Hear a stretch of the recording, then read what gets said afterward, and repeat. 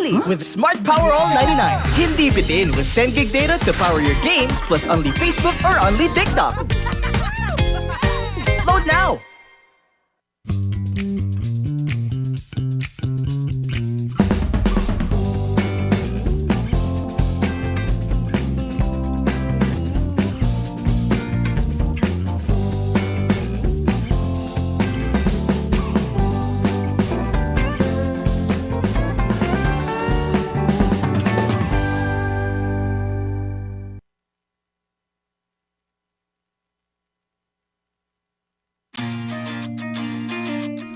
To go to a concert when you can own that stage with your friends. Enjoy a night of impromptu bowling tournament.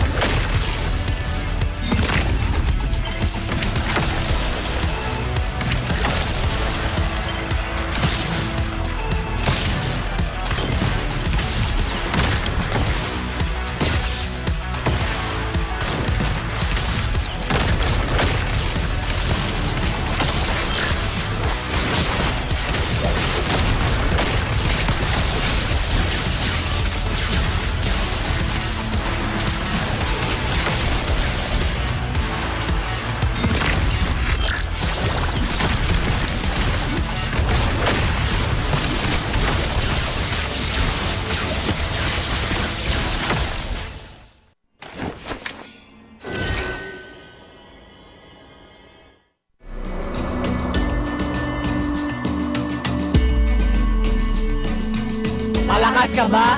Sali na!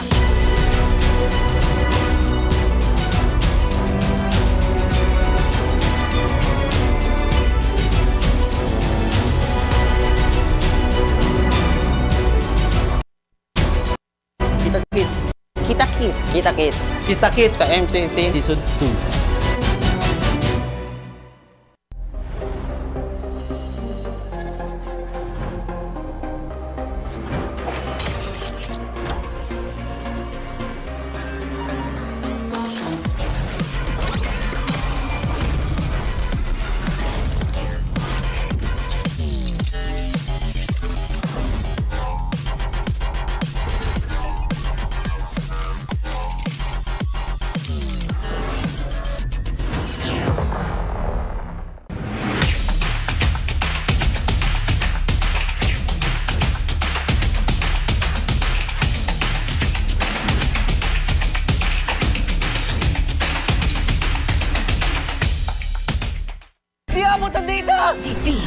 GG bro!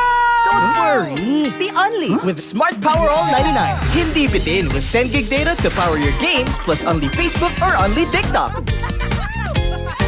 Load now!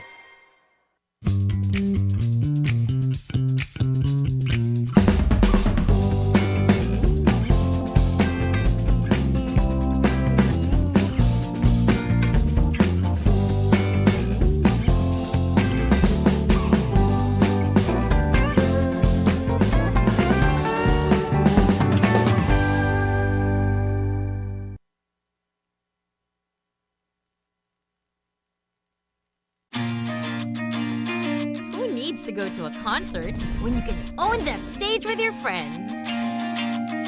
Enjoy a night of impromptu bowling tournament.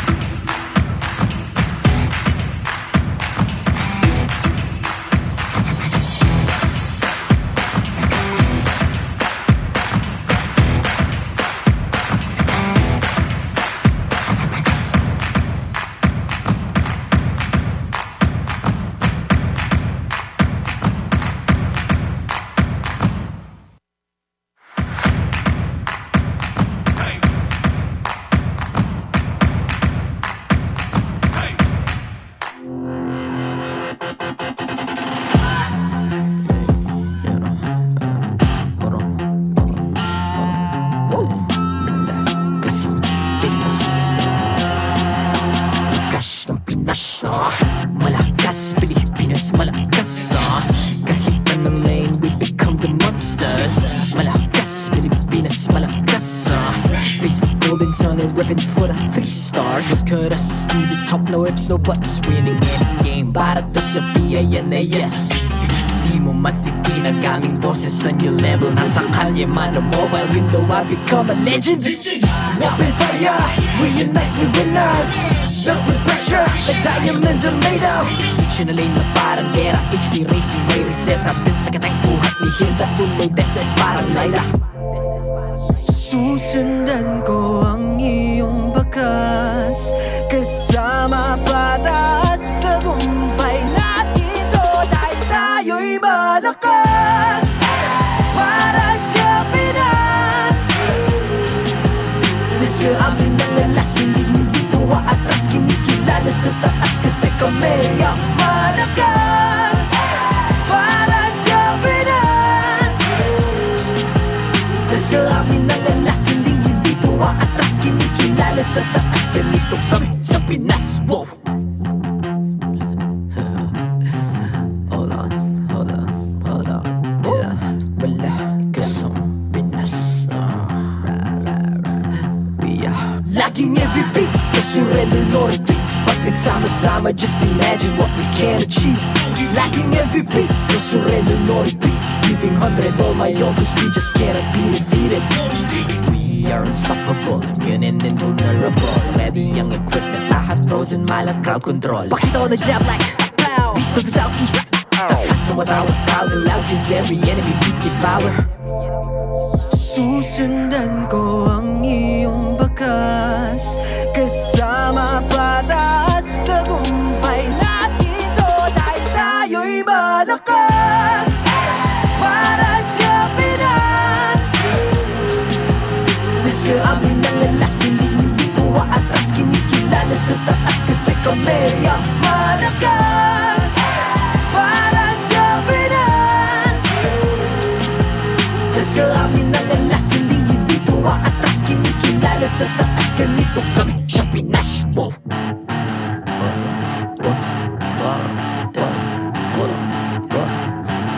Malakas, Pilipinas, malakas kahit anong lane, we become the monsters. Malakas, Pilipinas, malakas face the golden sun and reppin' for the 3 stars.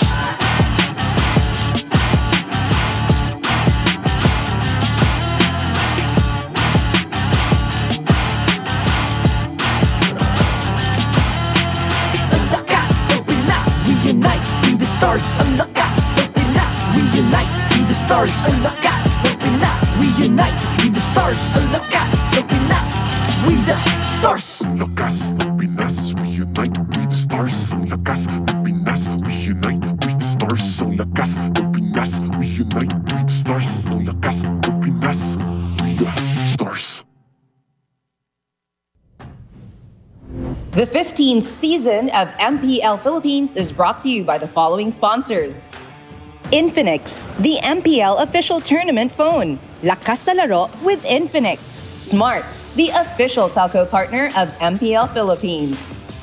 BPI, the official bank partner of MPL Philippines. Mas magandang bukas, buksan sa BPI. Our partner in esports, Time Zone. Join the fun at Time Zone. TT Racing, for those who dream, work, and play. TT Racing has your back. Don't miss any MPL action by following our official Facebook and subscribing to our YouTube channel. Follow MPLPH on TikTok for more content. Experience the Lakas ng Pinas of MPLPH Season 15 action live at Green Sun Hotel. Grab your tickets now via official MPLPH website. All the regular season tickets are now available at 200 pesos. MPL Philippines is monitored and supervised by the Games and Amusement Board.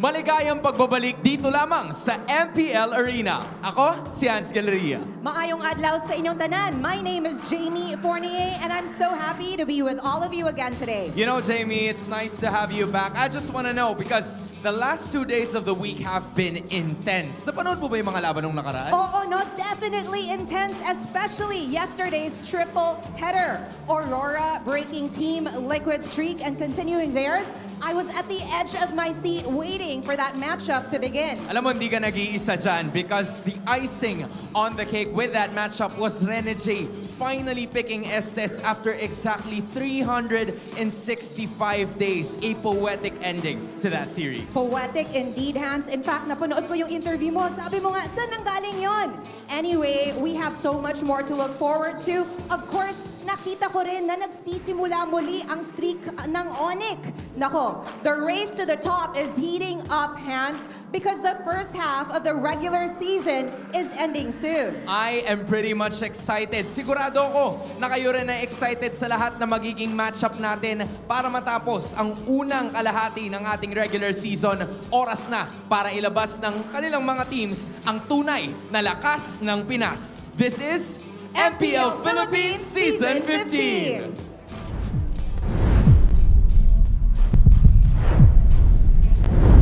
It is the last day here to round out the midway point of the regular season here in the MPL Philippines Season 15. What is up, guys? I'm Nice2, and it's us, the We Bear Bros. It's me, Leo, and Renmar. Yesterday was kind of a family day. Well, now it's a bear day. How are we doing? I am fresh off the mountains. You Came did, back yeah. From a hotel, from a holiday. That's very with my bear-like of you. folks. Thanks. And today, smack dab in the last day of week 4? Week 4, man. Week 4. In the wake of a new patch, wouldn't want to be anywhere else. Yeah, I'm very happy to be here with my fellow Bears, with you, wherever you are, watching from homes, or as I mentioned, wherever you are. Thank you for having us. You're welcome. What?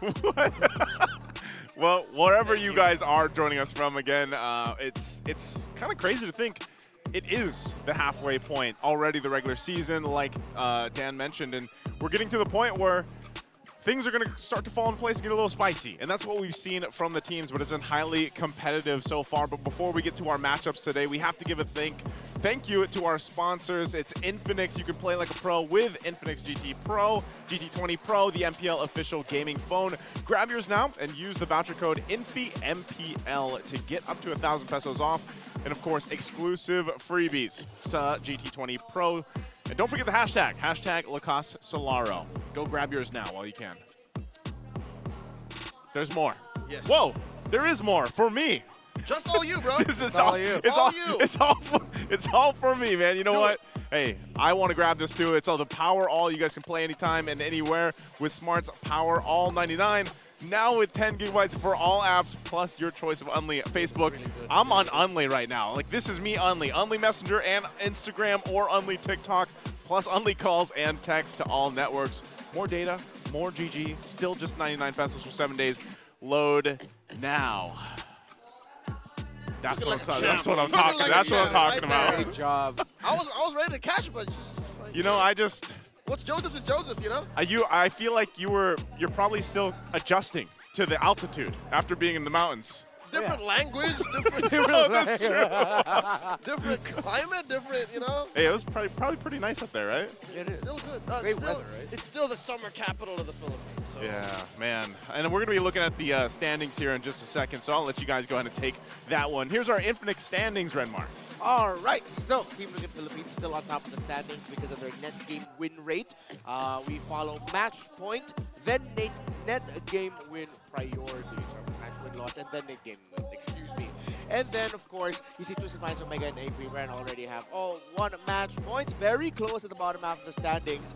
Still comfortable for Onic Philippines and TNC, but as it remains, Aurora is the only undefeated team in terms of series so far this season. I think the fact that RORA now remains the undefeated team, but also the team that took down TLPH, you know, gave them their first taste of a loss here, is going to speak volumes on their story so far. But you're looking at these standings, man, it's still anyone's ball game. You know, even at this point where we are at that midway point, anything can happen here. How perfect that at this point in Season 15, we have one of the undefeated teams suffer a loss. I think that's, again, as you mentioned, the spice of life. It's what makes MPL Philippines all the more a must-watch, given we are the strongest league in the world. I concur here. And this is today's schedule. Of course, we're kicking it off here for our first match of the day. It's Twisted Minds versus Onic Philippines, and then later on, we have Team Falcons versus RORA. So I expect it to be heated all throughout the day. There's been some good things that we have seen from Twisted Minds in the past. Obviously, Onic Philippines is back on, I would say, some people agree, like they're on momentum. You know, we even heard from the interviews, the All Access yesterday from Kelra, that they really wanted to bring back the connection. You know, that was what we were talking so much about before, that super fam, that connection that they have. It kind of felt like they lost it in a way in the beginning of the regular season, and then maybe now they're finding their footing here. I feel like what we saw from them is what professional analysts all over the world call the heebie-jeebies. Heebie-jeebies. Yeah, they came in there, a little bit of a pressure, you know, with everything that they achieved internationally, coming back into the region that's literally the toughest to win. Even if you're world champs, you're, what, middle of the standings in the Philippines? That there were times where it felt like they were playing to lose, but in the past 2 series, we saw them playing to win and dominating. Yeah, and with this is going to be the question here. Can a Twisted meta stop Onyx momentum? And it's funny because I remember we were actually at the desk here last week. Yep. You know, when we got the little info that Twisted Minds was going to shake things up, meta-wise, drafting-wise. Well, how do you think that's going to play a part now here, Leo, that there's a new patch involved? As it is, I think this benefits Twisted Minds, given that they've already shaken up the game pre-patch, right? Yep. Scored their first series win in all of Season 15, and now up against the defending league champions and world champions, who are still finding their footing. Again, clearly they have to reinforce King Kong, they have to reinforce that relationship between him and Kelra to get that KK connection going strong. That's why in my weekly forecast, I said I think it's going to be a 2-1. There might be a chance for Twisted Minds, you know, find their way through that crack, and maybe score one over Onic, and maybe even, you know, upset all of us, take the whole series. It's funny because wouldn't you say, like, in a way, they were the ones that started this, bringing this healing meta back out again. It was the Alice and the Angela. Them first. And then yesterday we saw the Estes come through. So is this a trend, Renmar, we might be seeing more of? I honestly hope so. The meta has gotten quite a bit stale with just trading of the power picks. I'm not even going to recite all of it. A lot of people have been quite vocal online about the heroes that we're used to seeing. So here comes MP the King coming in with an Alice paired up with an Angela, and it's going really well for Twisted Minds. And if it's not the Angela, it's also the Florin for Escalera. And I agree with what people have been starting to feel about the new meta, especially with the emblem changes, especially with changes to pull yourself together, inspire, and focusing mark. Those changes are actually quite good for lineups that want to play around utility jungle, tanks as the mid laner, and roamer healers. But, again, not just for MP the King, even King Kong yesterday, you all saw him rock the newly buffed Killing Spree. Yeah, I've tried it, hands-on. King Kong, hey, hold up. Speaking of. Who is this handsome devil here, the one to the right? Is that how I think it is? He's hiding now. He was sitting with us earlier. It's the beast with the beast. So yeah, yesterday, King Kong put Killing Spree on Suyo. Yeah, who you see right now is the beast of the streets right next to the beast in the sheets. Up to you which one that means. I'm talking about AG over there on the right. And yeah, the Suyo, hopefully he continues with the Killing Spree because it's just so perfect with this cleaner style play style. First off, AG does not exist. That's Wolf. That's Coach Wolf. AG right. has not been confirmed to exist in the MPL universe. But yes, Killing Spree allows for King Kong to even maybe cover up for some of his weaknesses. When he's on the Joy, when he's on the Hayabusa, even the few times he tried the Nolan, he's always so out of the fight. But with the new Killing Spree, he's able to stay in more and just hurt people who are under 50%, 30%, that threshold. Yeah, 30%. And heal up, and then come back in, score a kill, or just a kill, not an assist. Score a kill, refresh that heal. So this will allow King Kong to really just, you know, get back into form. Momentum is literally what I think when I see Killing Spree, because that's kind of how, like, if you remember the old Killing Spree, like, that's kind of what it was also meant to do too. Really kind of build up momentum, keep things going even when you get that kill. So it'll be interesting to see how the rest of the junglers go ahead and play around that. Now, question for our community out there, which support hero are you expecting for Coach Bonchan to pick versus Onic Philippines here? Is it A, Florin, B, Angela, C, Estes, or D, none? I mean, there's other support heroes out there too that could still come through. This is a trick question. This is. The community poll says, expecting for Coach Bonchan to pick. Consider the bans too. I think Onic are going to ban the Angela because it's the clear pick. That's the best pick you put on the Alice, right, to support it. And then second would be the Florin. So those would be two bans that Coach Wynot and Coach Hayes will take out. So I think that leaves C to be the correct answer. Yeah. Although, as much as I want to see Twisted Minds pick up the SS, and I really hope they've come up with a way to introduce it with their playstyle. We saw that Estes shines with range. It shines with Sicilian, it shines with Granger. I don't see Twisted Minds playing a Sicilian in the mid if they pick up an Estes. We'll see if they do that, but also we have to let you guys know there's something new in game right now. There's new battle emotes. As you can see from these gentlemen, they're now available until August 5th for 109 diamonds only. You can get the new emotes from RORA, TLPH, Twisted, and if you haven't gotten them yet, Onic, Omega, and TNC's battle emotes return. So show your support for your favorite MPL teams and make sure you guys go grab them in the game shop.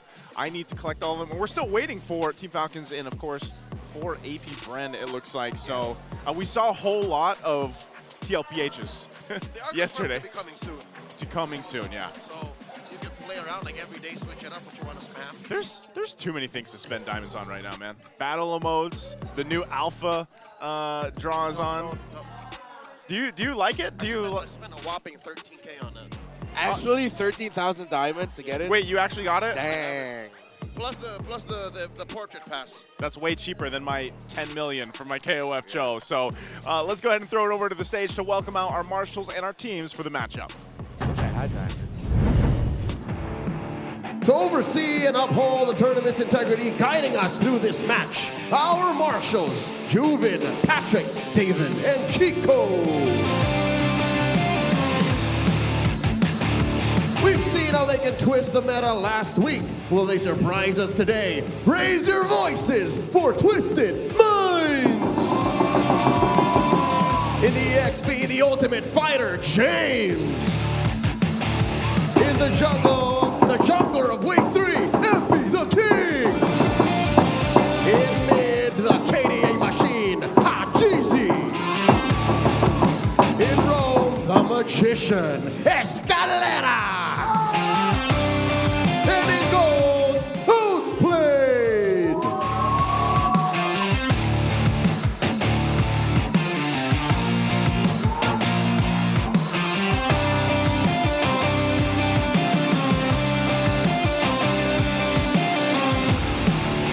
And their opponents, a rejuvenated super fam. Can they continue to be super? It's Sonic time for Onic Philippines! In EXP, the Kirkitect, the XP later of the week, Kirk! In the jungle, the Beast, King Kong! In mid, the Monster Mage, Super Friends! In Rome, the Bruiser, Brusco! And in gold, the gold standard, Calra!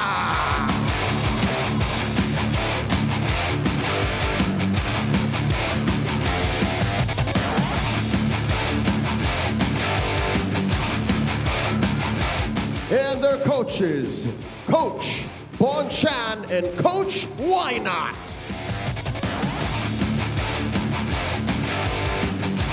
What surprises await us in the land of dawn? Another twist or a super series? All right, let's take a look here. It's going to be Twisted Minds first. Take us through the roster, Renmar. James, MP the King, Hajizi, Escalera, and Outplayed, who has been a little bit under the radar since the lineup of Twisted Minds has shifted focus towards the center of the map.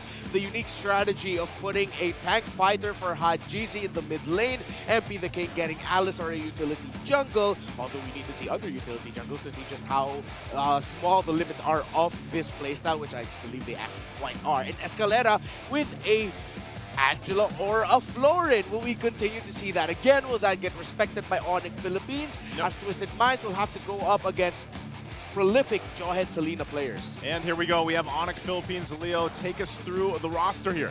Even with the patch on the horizon, nay, upon us, and of course the Twisted meta right in front of them, I think Onic PH, the fact that the past couple of weeks have been shaky is the best wake-up call for the Super Fam. Imagine walking up to this matchup today, being on a winning streak, and then suddenly dropping like flies. I think this is a great position for Onic PH to again reassert themselves as powerhouses in the league. And this is where they start to go ahead and climb up again. I feel like for a lot of the Sonics waiting and rooting for that rise up in the ranks. And part of it, I mean, even when we look at the breakdown of the statistics here, obviously it's going to be in favor. Even though they've struggled, right, Onic Philippines, they usually come out swinging in the games early on. Which is very impressive. The fact that their hero pool is on par as Twisted Minds, and Twisted has a Twisted meta.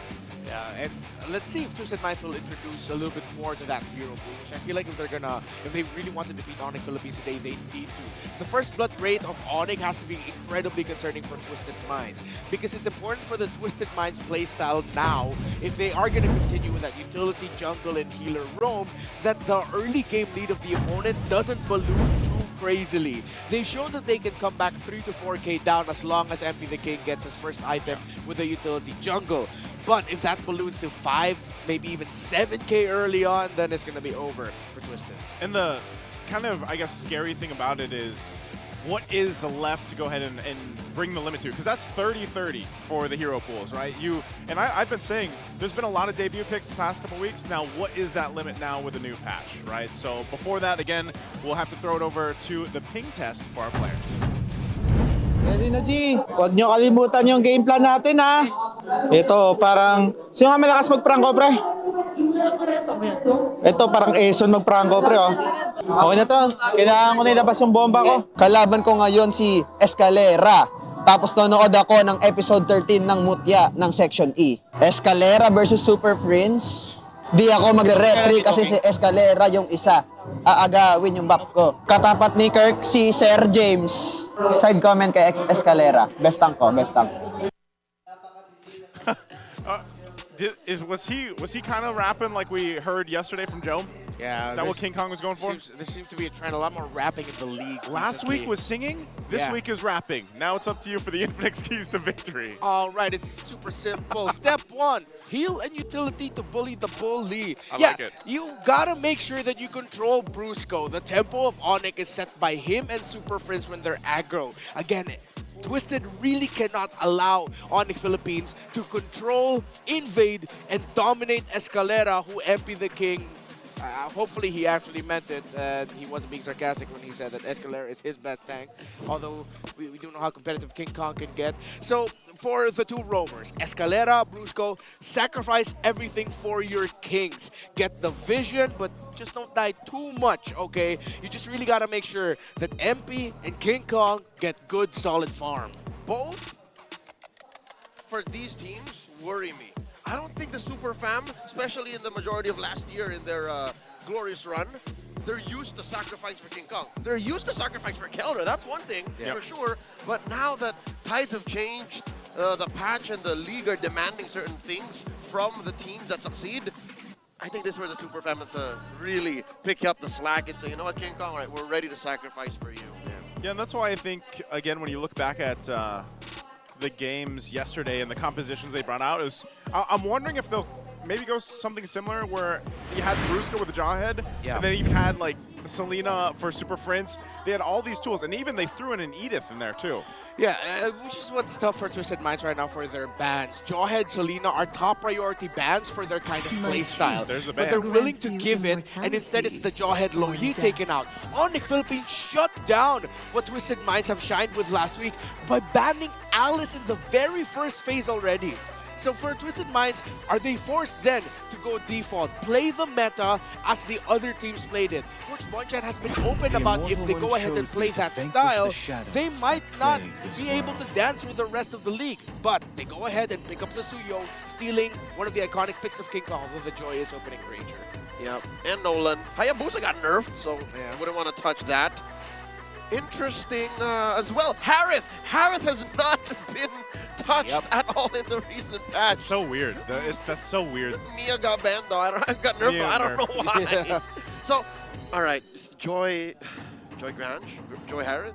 Joy Harith probably. Joy Granger's better. Joy Granger. There's the Harith. Oh, don't think the rest of Joy. Yeah, they can pick that Joy later on. Let's see what Twisted Minds will go ahead and do if they are willing to pick up the Phobius now, especially with the Harith there. Although in the back of Twisted Minds' head, they're thinking about the EXP trade between the Phobius CC and the Hilda. But I would want them to double down, just go ahead picking up the Phobius for James. It worked out well for them last week. And I wonder if they are still willing to try the whole Escalera healer type and then another fighter in the mid lane for Hajizi. Because again, they need to show us if that will work. They need to show themselves if that can work. I am not the only one. Well, there's the Granger, and like you mentioned, there's the Phobius, so it does come through. And this last pick, probably the Joy, right? For at least for the first phase for Onyx. It's gotta be. I don't see how the whole mid-lane fighter healer situation will work with a traditional assassin jungler like Suyo. They might just be forcing the twisted meta at that point. So I'd reckon Onyx have done a great job of, instead of dismantling the handle, you dismantle the blade. So Twisted Minds can't fight you on that front. This is a great move from Coach Wynot, Coach Hayes. Is Twisted Minds ready to fight Onyx where they're comfortable? A normal match of MLBB. With the Joy expectedly coming in now, see if we do get it. Unless he's surprised and go ahead and pick up. Time to drop the beat of the flash. Yep. Joy, as expected, so they're going to be trading for mid laners. Farsa should be the clear fourth pick for Onic Philippines, and Twisted Minds might actually look to banning that away. There's still a respectable pool of mid laners that they can go for. With the Loyi gone, we've shown that Sicilian is really good with the Harith. I think that's something Twisted Minds would want to consider banning out as well. And if that's the case, with Sicilian Farsa gone, you still have the whole trade with Vex, Valentina. So the mid lane is actually quite good. It's more of a pick your poison type ban now for both. Okay, so as we get through this, we expect those bans to be focused on that mid lane. I didn't As the Valentina comes I through, harness. eventually the Farsa too. So I don't know, man. I've been asking for this for a while. Where please open up mid lane a little bit. You know, there's been so many of these heroes that constantly get picked up, and maybe we're in a meta now that changes a little bit because even with these bans coming through, it's changed that. Joseph, you're asking the right team. It's Twisted Minds It is that Twisted actually Minds. opened up mid lane. They've made Cho, they've made Hilda work. Yep. Who knows?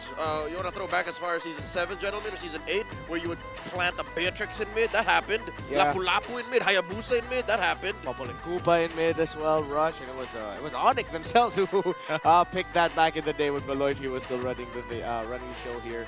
Faramis might actually get considered here by Onic Philippines with Valentina as their ban. That's a telegraph. Yeah, that's something that Twisted Minds now are thinking like, oh, are we gonna ban out or be ready for the Faramis? Because Onic is sort of like signaling to us that they're considering. Oh, no, they banned it. What the heck?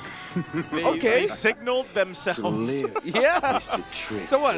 It's either that's a farce. It has to be. I would lose my mind if Tony looked at the camera and said, "Gotcha." Yeah. What now? The ultimate answer. All right. So we mentioned for the EXP lane trading earlier. So I think Edith, Farsa are looking like the last picks of Onic. Although that will make their lineup very magic damage heavy. They need some physical damage somewhere, and that might actually come from a Swerve if ever they consider the Lucas in here with the Valentina ban. They might actually go Lucas and Farsa. I was saying Lucas and Farsa for Super Friends. Because even then, even if they go heavy on the magic damage, like they'll play around that kind of early game potential, winning those objectives, trying to, and that's the thing too, especially when you have a Joy in there. Obviously, it's going to help the case if you do run more of a magic heavy lineup in comparison to what Twisted Minds does. When you gaze That into pick the is going to be Selena though, so he gets his hands on the Selena again for Super Friends. Okay. There's a world where there's still a switcheroo and that's not a mid Selena. It's still possible. Yeah. I'm just saying, like, what is that, 10, 15%? Yeah, let's see if Brusco will be ready to play the Selena. Historically, he never has. Yeah. But we'll never know, you know. That's BJ Potter you're talking about. Yeah. All right, Twisted, show us what you got. Are you gonna go traditional with the rest of the meta? There's a lot of dashes. If you're willing to consider Kufra, would actually be really good for your lineup. Farsa made it through. Yeah, the Farsa made it through here. But they do go Sicilian. As we mentioned, Estes? No way. Estes? My mission Oh, I was so ready for it, dude. It was already laid up for them. This is more so just standard. This is like pre-patch. Yeah. Composition that we see. Literally the week before the patch. Yeah. That's what a draft This looked is like. what it was.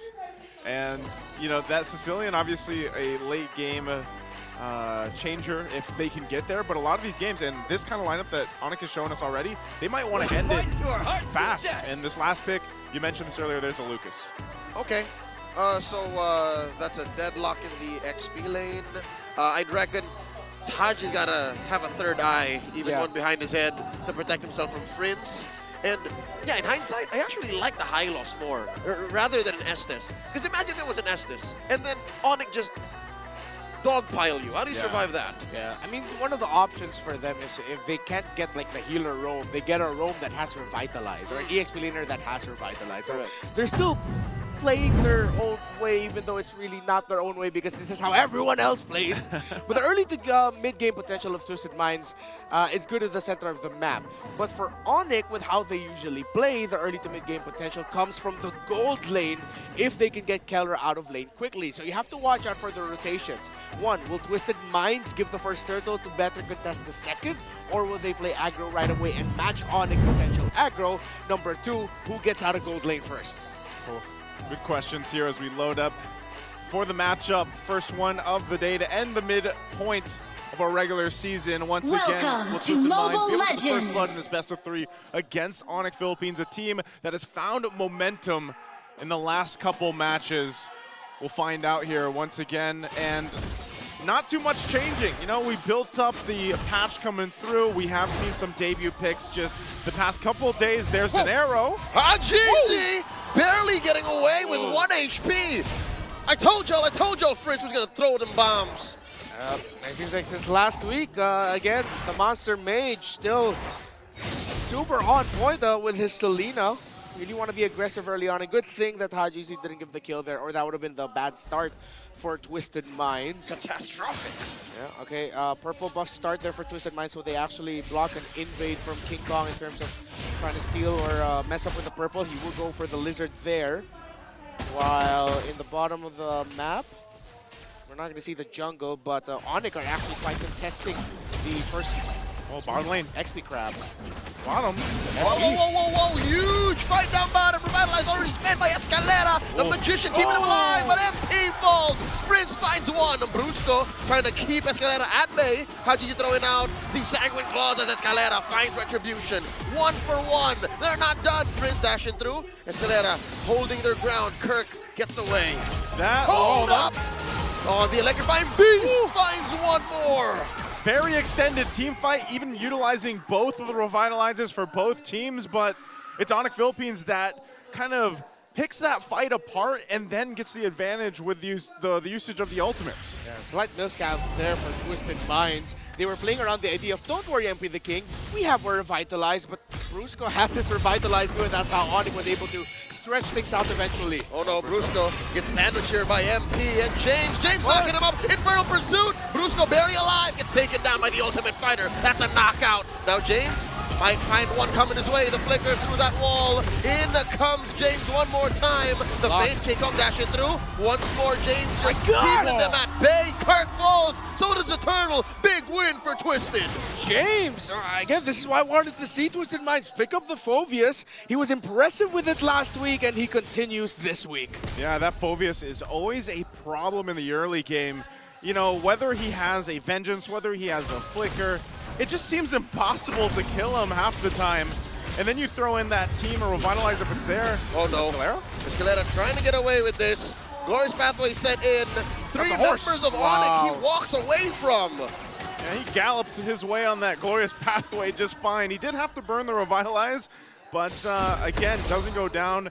We take a look here, the gold difference is building, especially in the XP lane, starting to get that lead again. When we saw this earlier, Kirk was actually bullied out of lane at the beginning of the game. Yeah. So now he's kind of catching up, you know, and it's really showcasing in those early skirmishes. Yeah, we talked about bullying the bully if you're Twisted Minds. Well, there's another bully on the side of Onic Philippines, it's Kirk. And if you can do what a lot of players actually have a struggle doing against Kirk, which is dominating him in lane to minimize what he can do in team fights close to him, then that's one step to whittling down Onic Philippines. I like that Twisted Minds are willing to play into the aggression that Onic PH is known for. They're not just passively rotating so that they can open up for MP the King. They're opening up aggressive options for the other members of Twisted as well. Oh, in comes Kirk and King Kong. MP finds Kirk. Down goes the Lucas. Didn't even get to make use of his transformation all this while. Yeah, it didn't even burn the flicker. I don't know if that was just a, yeah, I'm dead, or not enough reaction through that. Yeah, because, and that's the thing, Kirk is just going to fall further behind at this point. James already rotating up. This should just be an easy turtle now for Twisted Minds, unless Onic Philippines actually wants to try to contest it, but they've got to revitalize a beefy Escalera on this Hylos to deal with, and they're just going to be zoned out right now. Turtle number 2 getting blitzed here by Twisted Minds. MP secures despite Brusco jump in. First Pathway set in as well as the revitalize. Oh, look at that, they're all clumped up. Oh, please get thrown by King Kong. Double for the beast. Down goes MP, triple for Cyric, and they're not done. Kirk gets stopped once more by the Ultimate Fighter. Now Escalera almost goes down. Kelra gets another. 4 for James. 2 plus the turtle. And now it's James versus 2. Can Kelra and Prince do this? Oh, the Ultimate Fighter not gonna let him get him away! Big James! James looking for one more. Can he get it? Jump on him! James with another! This man is unstoppable! I doubted the Ultimate Fighter name, but he showed why he got that. Twisted Minds, toe-to-toe with Onic Philippines, but we cannot deny the fact that Onic Philippines look like they got out of that with a bigger win. They got more kills. They opened up the map just a little bit more. But I think the kill onto Kelra, actually, I'll have to revert quickly with what I just said.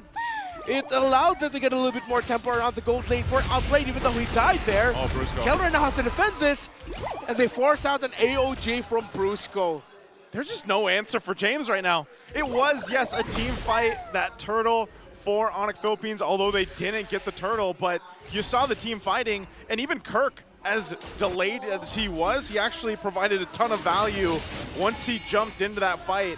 So that is something that Twisted Minds has to be careful of. The team fighting power of this composition could be something they have to deal with later on. There is no answer for James right now, and in the near future even, I don't think there's an answer for James. None of them deal that much of a physical damage. James has already built his Radiant armor. He can keep taking fights all day.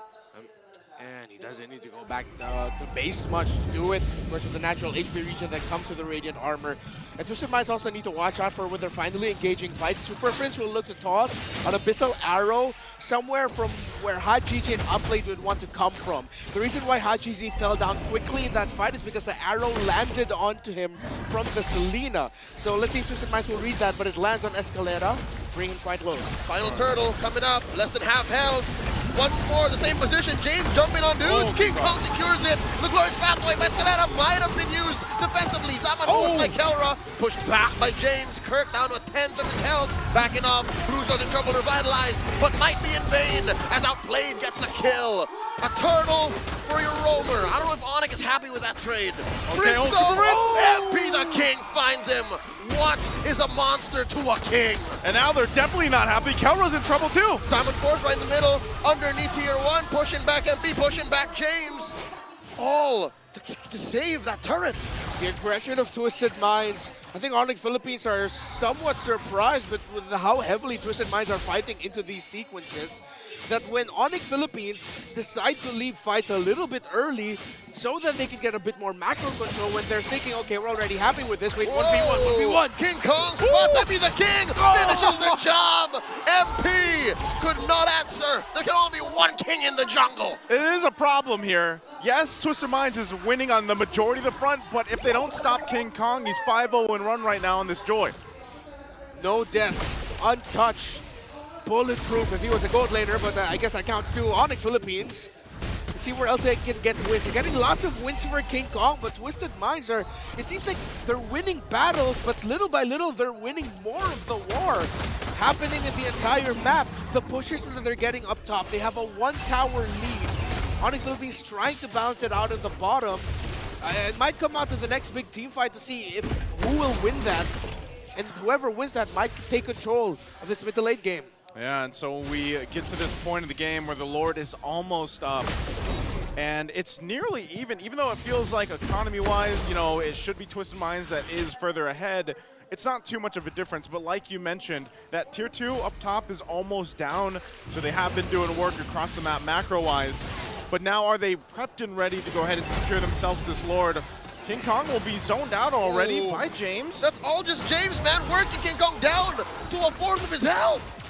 Okay, he's gonna go ahead and just AOG by Brusco, finding one. The jump man secures it onto KDA Machine. Now Escalera revitalize it. Brusco as well, goes pathway, counter Zaman Force, wailing away at Escalera, keeping up that revitalize, plus the heals. Now King Kong dancing around, James as well, looking for an engagement. Forcing back on it. I don't think they want to commit to this Lord, though. They're very hesitant because of the fact of just how much of a threat James and Escalera are up in the front line. Yeah, still some big ultimates available for Twisted Minds here. But Onic! They collapse onto the ultimate fighter. He gets knocked out. Fritz finally finds one. King Kong no blade. The beast is on the run. Can MP the King finish to the rescue? Backing the rest off. Twisted Minds thinking about the engagement. Sacrifice for the king, that's what Kirk wanted to do. He showed up with a flicker, not my king! And he was able to save King Kong just in time. Look at the items of the EXP leaders, a Thunder Belt for the Lucas, already up to a Dominance Ice for James. This Phobius will still continue to be a menace with his sustainability and the damage he can dish out. But in terms of damage, the 2 junglers already sealed in with 2 core items, both. Okay. Again, a very great team fight we just got to see. And it's up to Onic Philippines to really play around the arrows of Super Prince. But right now, it's Twisted Minds still playing up front with their 2 tankier heroes they have the options to. So they'll try to get the area around the Lord in their favor. They do pull it out. Now King Kong's going to make his way, and arrow's going to land. Thrown out, plus an AOG, and the King does surge through. The big knockup coming from the Lord, revitalized coming from both tanks, and now James Gets the back. looking to get in, taking down Kirk. King Kong holding this brush, another arrow thrown out. Lord gonna get secured here by Twisted Minds. Hajizi secures. Oh, another Zaman Force set in by Kelra. James dancing around, sacrificing himself. Secured a kill for King Kong. Onic Philippines were playing for safety, but if they heavily contested that, if they were there closer to it, King Kong actually could have stolen it because a lot of members of Twisted Minds was knocked up. But you can't fault them for not wanting to fight. That moment for Onic looked too shaky to heavily contest. So now Twisted Minds will march into their side of the river with the Lord, full members for Onic, but Twisted, they need to make sure that Hajizi and Outplayed are well protected. And they have to be careful for Super Princess and King Kong's entry. They need to protect their backline now. Let's take a look at this replay. Again, this is probably the longest I've seen the Lord held at this amount of health. There was arrows being thrown out from the side. King Kong was waiting, but just a little bit too late. And so they aren't able to actually go in for that fight. So a turret in the mid lane will go down. It looks like Lord's going to be cleared out here up top by Onic Philippines. And they'll hold on. It's limited damage from that first Lord take, but still, you know, Twisted Minds gets that minor advantage on across the map. You know what? I'm wondering, signs of hesitation, or did Onic agree on King Kong hiding to go for the turn instead of the steal? Yeah, I think it's that. They knew that they couldn't get wiped out, and purple buff actually stolen away by MP the King, so no purple for this Joy at this moment. And I think King Kong is also looking at one other factor is James. How low is James's health? When he's below 40%, that's when he decides to go in with the electrifying beats as a way to finish off the Phobias and see if they can take it down fast enough so that they continue more beats into the back line. Oh, look at the flank. King Kong's holding. Oh, Twisted Mind sniffed him out. Spotted out. Arrow's going to land, but they won't follow up. This is probably the most difficult thing for Onic Philippines, is actually trying to play against the range that is provided by Twisted Minds. Not only the range, but just that front line, which is James and Escalera. So that's why we see them taking the off angles in a lot of these fights or a lot of these skirmishes that they could break out. But right now, Twisted Minds is just doing a really good job at reading that and then adjusting on the fly. Yeah, they're not even, again, this isn't them going for the Twisted meta. This is just playing it how everyone else plays it, and they are dancing toe-to-toe with Onic Philippines, who we thought would continue their ride of momentum and coast through maybe Twisted Minds in this game #1, but James has been the ultimate fighter for Twisted. He's been doing so much. Every dark wave that he uses punishes Kirk, punishes Prince and Brusco. Homie is like Ip Man going 1v10. Yeah. At that point, that's why Phobias is always, whenever he pops up in the draft, you know exactly what kind of game plan they're playing around. You throw in a Hylos with it with a Revitalize, you can actually extend those fights quite a bit. Now, some of these later items that are being picked up now on Onic Philippines will actually solve some of the issue with that Phobias and that Hylos combo. It should. It has to. Because the beefy front line of Twisted Minds is one of the reasons why King Kong and Keller are delaying their entry and response, and why Kirk is getting punished quickly. Arrow will not land. Keller gets blasted by a few hits. This might be shaky for Onic. Okay, I'm not sure if they're going to commit to it yet. They do force Twisted Minds off a little bit, but again, playing around the arrows, there's the pathway. Pathway set in, Escalera putting up a wall. AOG coming through. Kirk with the steal. The Kirk attack finds the blueprints and secures a big one for the Super Fam. Now Kelra going 1v1 against James. Oh, wow. Rescue. James gonna knock him out. Down goes the gold standard. Securing a kill. MP the King, another one. 4 outplayed. Brusco down. This Lord might be in vain. Onic Philippines with that. Oh, James found Prince! James looking for the Monster Mage. King comes to the rescue, electrifying beats. Can only walk away. Wow. Down he goes, outplayed. Gets the kill. Oh, Twisted might be able to end it here. Glorious pathway into the base, and that's all she wrote. Twisted Minds takes game 1. And in a quick, decisive fight for the Lord, even though it goes in the hands of Onic Philippines, Twisted will take game 1. What is a super fam to an ultimate fighter? We said it heading into that. James makes the most out of the dark wave, the pressure he can apply with it. First, Onic Philippines got that Lord. It was concealed play. Brusco, Kelra, and King Kong together from behind the Lord pit. They were able to take it, though Kirk was able to get the last hit on that Lord. But yeah, it was just all in vain. That their formation crumbled quickly. James found Kelra with a Dark Wave, and then later on led the kill onto Super Prince by flickering into the shrub out of nowhere, using the Dark Wave again. And oh my goodness, the Phobius on James is too good. MVP's gotta be James. It's gotta be. It's He -3'd Onic. He forced answers from Super Prince. He compromised Kelra, and he made King Kong think twice about his entry. Thrice, 4 times. Ladies and gentlemen, your MVP, James Phobius Gloria. Oh. It's gotta be James. It's gotta be James. And 8. That's his middle name. Yeah, that's it. That's the full name. It's so blatant, just how impactful he was in this game. Again, we mentioned about Bully and the Bully, and James was the bully. He was the enforcer for Twisted Minds, and you appreciate Phobiuses like these. There's one other Phobius player that comes to mind, seeing how James played this. It's like Edward and his undefeated Phobius, the way he plays it. No fear, just frontlining, being aggressive, and I reckon that's one of the biggest reasons why, in the long run, actually, Twisted Minds were able to win this trade out. Yeah, not only that, but again, he started by winning the lane against Kirk. And that early portion of the game, then these early fights are really what snowballed his factor of just being that frontline guy. And it also alleviated some of the pressure from Escalera, because then Escalera could also, choose to use the Glorious Pathway a little bit different. If he had to pop the Revitalize, he did, and just the team fighting that they had because of this lineup ended up playing its part. And Onic Philippines found some moments where it's like, oh, they're actually winning some of these team fights.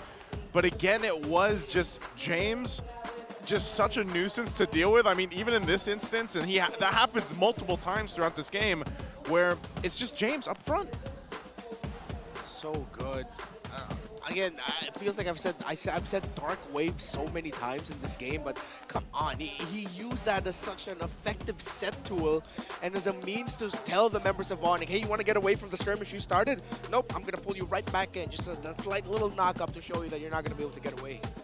Do we think this is a problem of, was a Selena the weak link here? Because you're just playing with the arrows? It's an overall issue, a weakness that Onic accepted to take as they drafted an all-magic lineup.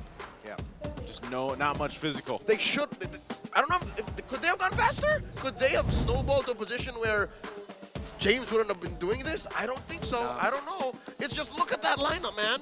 All you're looking at is, hey, Kirk, do something.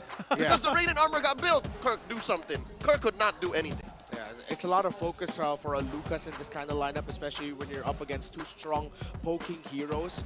It shuts down the Lucas, and if the other members of Onic aren't able to take down the other members of Twisted fast enough, their front line are going to crumble.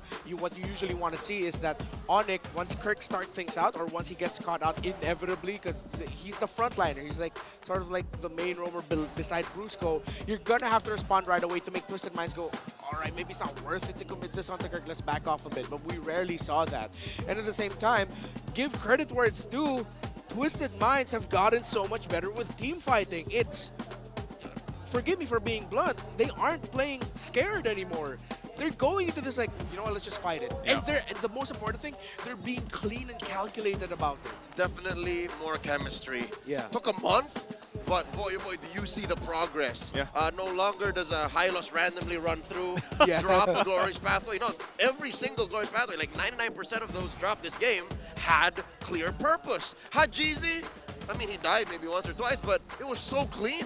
Everyone else got their job done for them because of the front line, because of the sandbag, because of the best wingman. Yeah. Yeah, and I think draft-wise, I think really there was very little Onic was doing to change that. They were.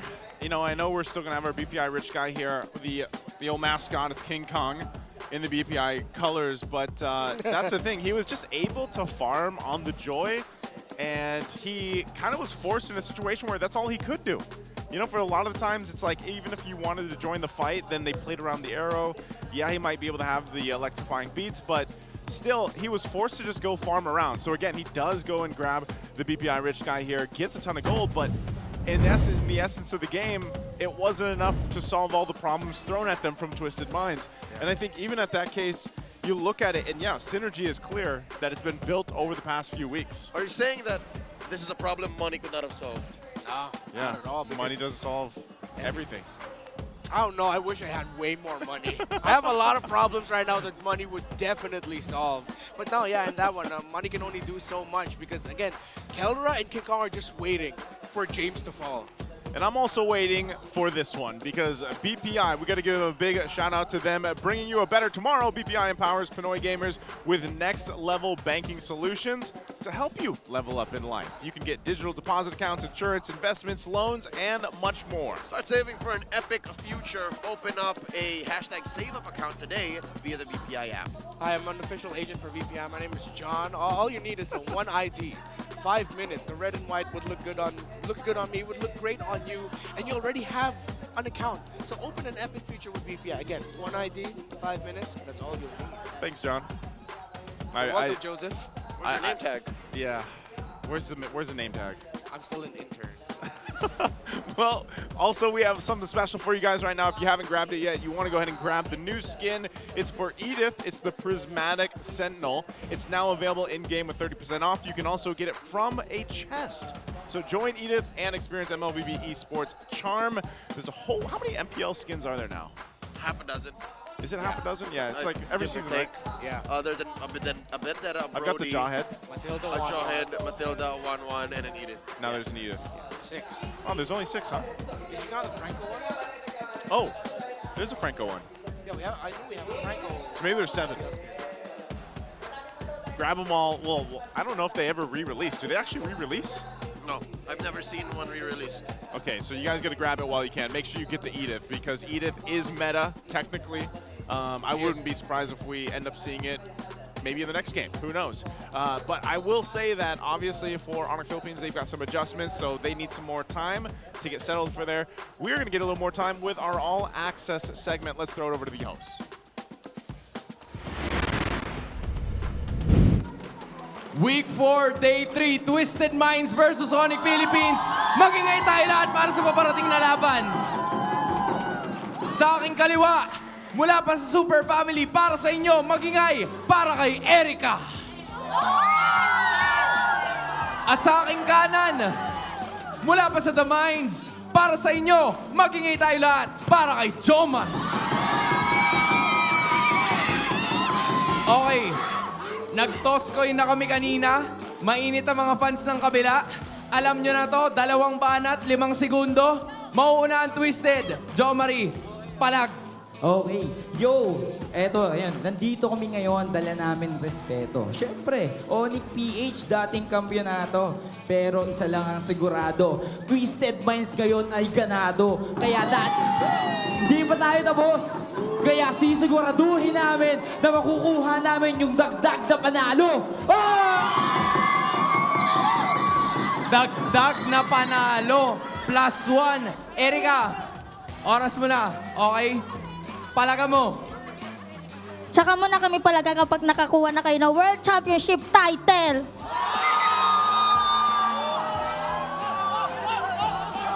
May nabilang sa kamay eh. Nabilang sa kamay eh. Asan yung kamay? Asan yung World Championship? Kunwari meron kasing sing. Nasaan? Yan. Lahat yan. Lahat yan. Men, ikaw nang bahala. Siyempre, usabang title sa bagong team, di pa iniisip yan. Mind lang yung ginagamit muna. Pero eto na nga, balita ko champion kayo last season, pero bakit ngayong season parang medyo kapos, nasa top 4 kayo? Pero wait lang! Pero okay lang yan. Kalmado lang, men. Kami nga top 8, nakangiti pa rin. Wait na!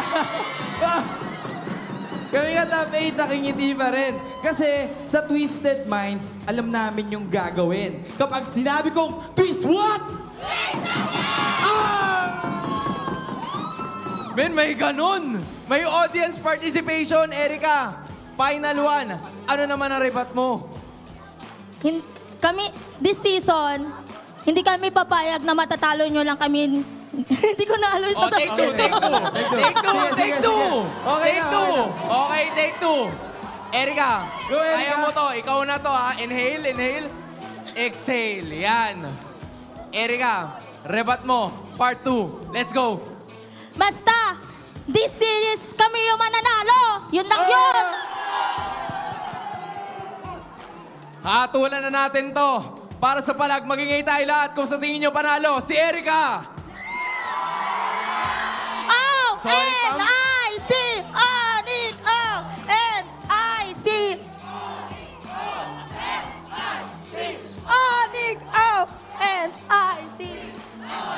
Okay, okay.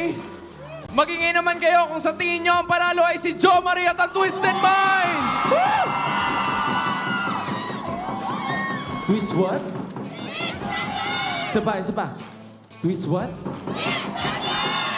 Ganun. What time is it?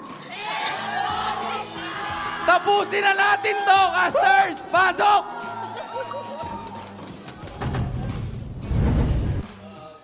Twist what? Twist what? Twist what? Twist what? I don't know. I Who was won? suggesting for them. No, for me, it's the guy on the Twisted Mind side. Joe Marie. He looked, Joe Marie looked a little bit more ready. Oh, he's always ready. Twist what? Hey, you guys can also now join the Superfan rap battle. Check out the official MPL page for more info. And It's a rap rumble. Yeah, rap rumble. What do we call that? How do we explain that to our international viewers? All right, so hip hop culture is very strong in the Philippines. So that's just them like spitting bars at each other. Spitting bars. Cipher. Yeah, it's a cipher. And technically, in that sense, Twisted Minds won. Twist Yeah. what? Twist what? Now I have a suggestion for them. Instead of going for Twist What, Twisted Mind, just go Twist What, Twisted. No, it's twist the game. They were saying twist what? Twist the game. Oh, twist the game. Why don't they just say twist what? Game. The game. The game. They need to workshop it. They need to workshop Joseph, they've been a team for 2 months. That's true. That's true. That's Yeah, true. the team is just starting to figure out, Themselves. the themselves. The fans, they just They'll go catch alongside up. the team. Exactly. Hey, they'll catch up, and we got Hajizi here. He's now ranked 5th in all-time MPL PH assists at 2,365, surpassing Hayes. Homie just dunked on the dude across the stage, drafting. Yes, he did. That's how long Hajizi has been here. Yeah, his former teammate Hayes. Oh yeah, when they were in Smart Omega. Yeah. His mid laner when he was a jungler. Yep. Well, here's a side selection update for you guys. Blue side for Onic Philippines. They do have that 66.67% win rate. We'll see how they approach, I guess, first pick priority, because that's been changing. Like, I mean, that's changed already this week. That's why I was screaming earlier, man. Pick the Granger when they were on red. Because what's left was the Joy. And they went Harith. I mean, I get it. You wanted to keep the Harith away from outplayed, but in hindsight, The old magic lineup. It doesn't always work. It was too Harry Potter. It was too Harry Potter for them. They, okay, well, this win rate's a little bit different. 80% for the blue side over here, but Coach, why not? The immortal one The bands come through. First pick, Suyo. This is still the blue yo. Yep. He's still the man to go with. Didn't get touched at all. Might have gotten an indirect nerf with the killing spree rework. So it's kind of buffed. Allow me to lead the answer is going to be the Hilda. Oh, is this maybe this is going to be a little flex again? Yeah. With what they've done in the past? Although they went for side lane priority, I'm 100% is going to be going to the side of into the hands of James. Yeah. With the Phoveus taken away from him, he needed the next best EXP laner in terms of doing what the Phoveus can do, and that's the Hilda early on. Just keep throwing bodies. Yep. Compromise the opponent's formation. Let's see if it's as good as the Phoveus, because again, his Phoveus is stellar. It would suck to have this be kind of mid. Yeah. And now with the Harith picked up on the other side, Granger 100% needs to be picked up now by Onic Philippines, so that Twisted Minds just goes ahead and does it and bans it. And then I want to see them pick up a Flex Roam EXP option so that they can go into the next phase with options for that. So they can go choke Granger here. Let's hear from the crowd. Or not. Make some noise for yours Go with the CC and the Sicilian. I think Onic are just as sure that that's a side lane Hilda. So they're like, yeah, just grab the CC. Grab it. We don't want to see no Luca situation as game 1. And now look at this. It's Twisted who are hedging on the all magic cores. Oh wait, hold up. What if they throw the Hilda in mid? Yeah. That's what I was saying. It's still, for them, like, the only team to do it, they could put the Hilda in mid. Mr. number 5 in all-time assists. Okay. So they're shutting that down. I think we might see both an Angela and Florin ban then. just so Onic Philippines says, Twisted Minds, you are not going to be able to flex that into the mid lane. We're going to mess up the strategy that you want to do. Oh, who's this? Oh, sorry, I don't know all the ninjutsus, man. Is that a character from the newly released SF? No, it's not. No, it's from Boruto's dad. Isn't this always the same guy? Is that Jiraiya? Oh, is that Jiraiya? No, or Choji? No, I'm pretty sure that's Ichigo Kurosaki. Well, I wish I watched Naruto. No, I'm hungry. I wish I finished watching, I should say. Well, going back to the draft, last couple bans, the Angelo was taken out. Yep, another roamer. I reckon. Probably cover those bases. Experience There, they take out the Granger. Suffering. Hold up. Oh. Yep. Yeah. I mean, Onic. But then again, perplexing. Let's make the whole world green and Angelo blue. Florin. Are Onic just going to put the Irithel or the Moskov onto Keldra? I was thinking Irithel. Yeah. Onic may have gotten so tilted by the fact that they had no good damage spread from game 1 that they picked the Sicilian first. Yeah. So they're like, we got physical here, and then we got magic over here. There's way too many dashes and backline entry that the Beatrix for Keldra might actually be risky. Because your main options now are, if you want damage, go Beatrix. I mean, you do have the Sicilian with you. You got Moskov too? Moskov, yeah. For the anti-control, it's Moskov, Irithel because she's not the easiest to catch. I don't think they'll consider Brody even though the backswing was increased. What about a Bruno? Yeah, I've seen that pop up a couple times. I would not want the Bruno for Twisted Minds. Especially now with the Hylos cross. Yeah. Hylos, Joy, Harithil, the Bruno is going to feel so slow. I'm thinking Irithel here. It just so that you can at least have some more mobility. Yeah. Because this is a fast lineup that will be in your face coming out from Twisted Minds. I mean, even the Hilda, right? Like Hilda, Joy, Hylos. It's going to be tough for them to deal with that kind of pressure. Yeah, what are they going to pick up now for Bruce Guard? They're just going to go with Tigreal at this point. Although you don't see the Valentina yet from Twisted Minds, and I think that's what Onic are considering.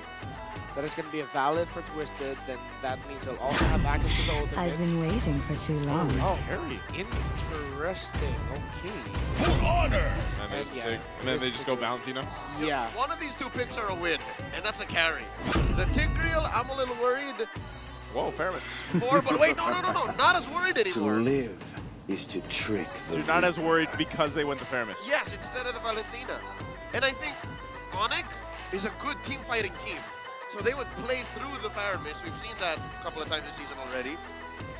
But I might just be optimistic here. It's still possible that Twisted Minds sweep. Yeah. It's a very good lineup they drafted. I was going to say, after seeing game 1, the way that they played that. So if they bring that same synergy that we saw them play in game 1 into this one, there is a potential for them to go ahead and sweep Onic Philippines, the current world champions, our previous champions here for the MPL Philippines. Taking a look one last time at the lineups here for both teams. Again, it's Twisted Minds. They have so much utility, man. They have so much with the Nether Realm, plus a Revitalize again from Escalera and the Hylos. But they have very little physical damage. They do. Let the Hilda do it. Yeah. Just go ahead and pressure the Hilda on being the main source of damage. I think Twisted Minds are gonna want to play this very quickly. Welcome to Mobile Legends. Sicilian is all trumps a lot of what opposing teams want to do against it. In the late game, Sicilian and carry together means Keldra is just gonna be happy if he plays very well around Super Prince's use of the Bats Feast. So Twisted Minds need to play for speed, while Onic can play a little bit more reserved and counter punching. Okay, we'll see if that happens here. Again, with this some early pressure going around, but also, again, it's King Kong with that Killing Spree emblem. We'll take a closer look at the emblems here in just a second, too. Whole lot of Purifies, though, for Twisted Minds. So even if they get caught a little bit from this lineup, they're going to go ahead and rely on being able to Purify out of it and play from that point. Okay. So it's a tough boost rush for MP the King. A Master Assassin for Keldra in lane. Killing Spree for King Kong Assassin. And, since they need a little bit extra tankiness, I like that there's actually a tenacity on Kirk instead of the usual Festival of Blood that CC's wanted to go for. He decided to go for more sustainability.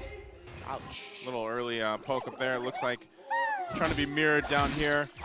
I'm wondering, too, with this, You know, for CalROP for the carry, because we've only seen it picked up, I think it was 4 times so far through the season.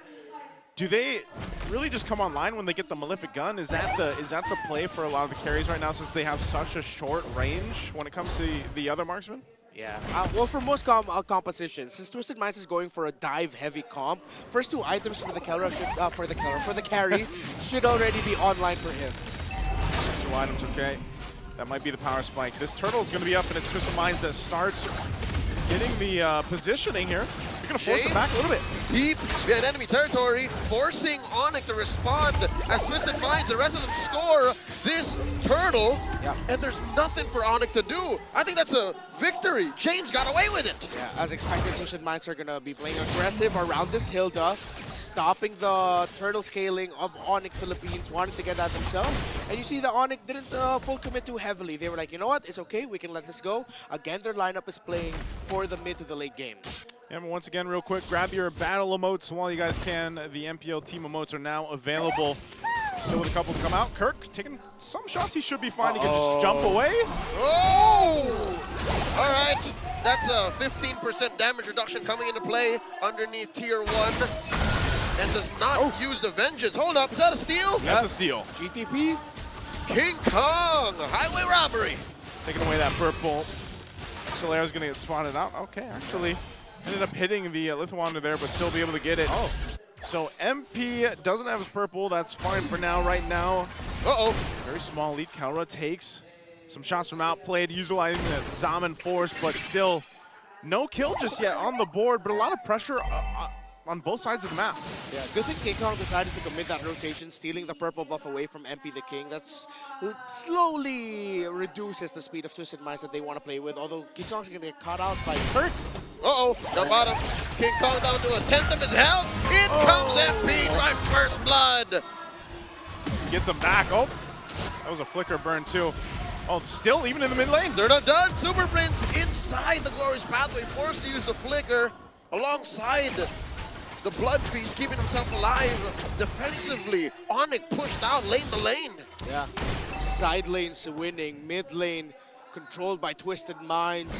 Again, as expected, it's early to mid for Twisted, but with how much James has just been beating Kirk, not only in this game, but in the entire series, James has been mint.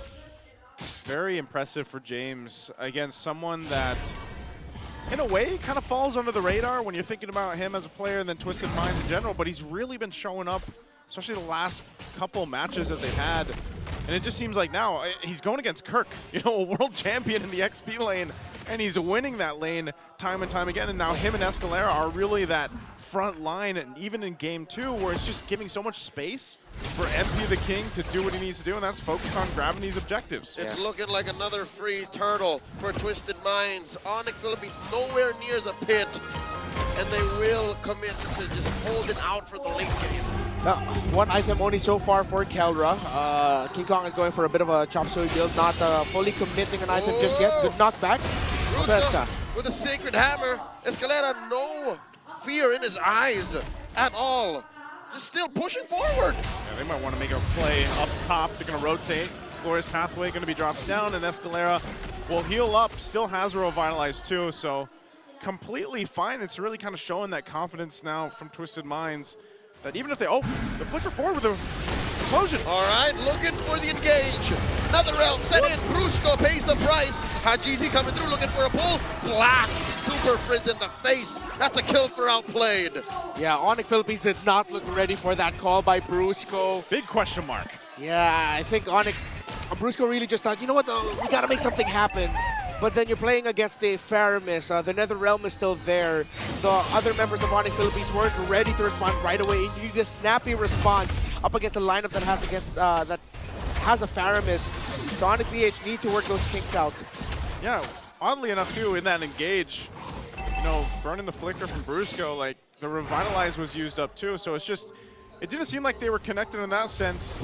Maybe still Onic Philippines looking to build that connection back up. Because right now they're going to lose turrets. They already lost the tier 1 in the top. Now the bottom, it's Twisted Minds gaining this advantage now across the map to plan to. They might just be able to go 3 for 3 in the turtle department. while King Kong is still trying to catch up here against his jungle. Yeah, level 9. MP the King reached level 11 before 7 minutes. I don't think he'll be able to reach level 15 before 10. But King Kong's rotation here has been slowed down Dear to God. a crawl. King Kong gonna get away by the skin of his teeth. Did not get spotted by Outplayed or Escalera there. I think he was able to...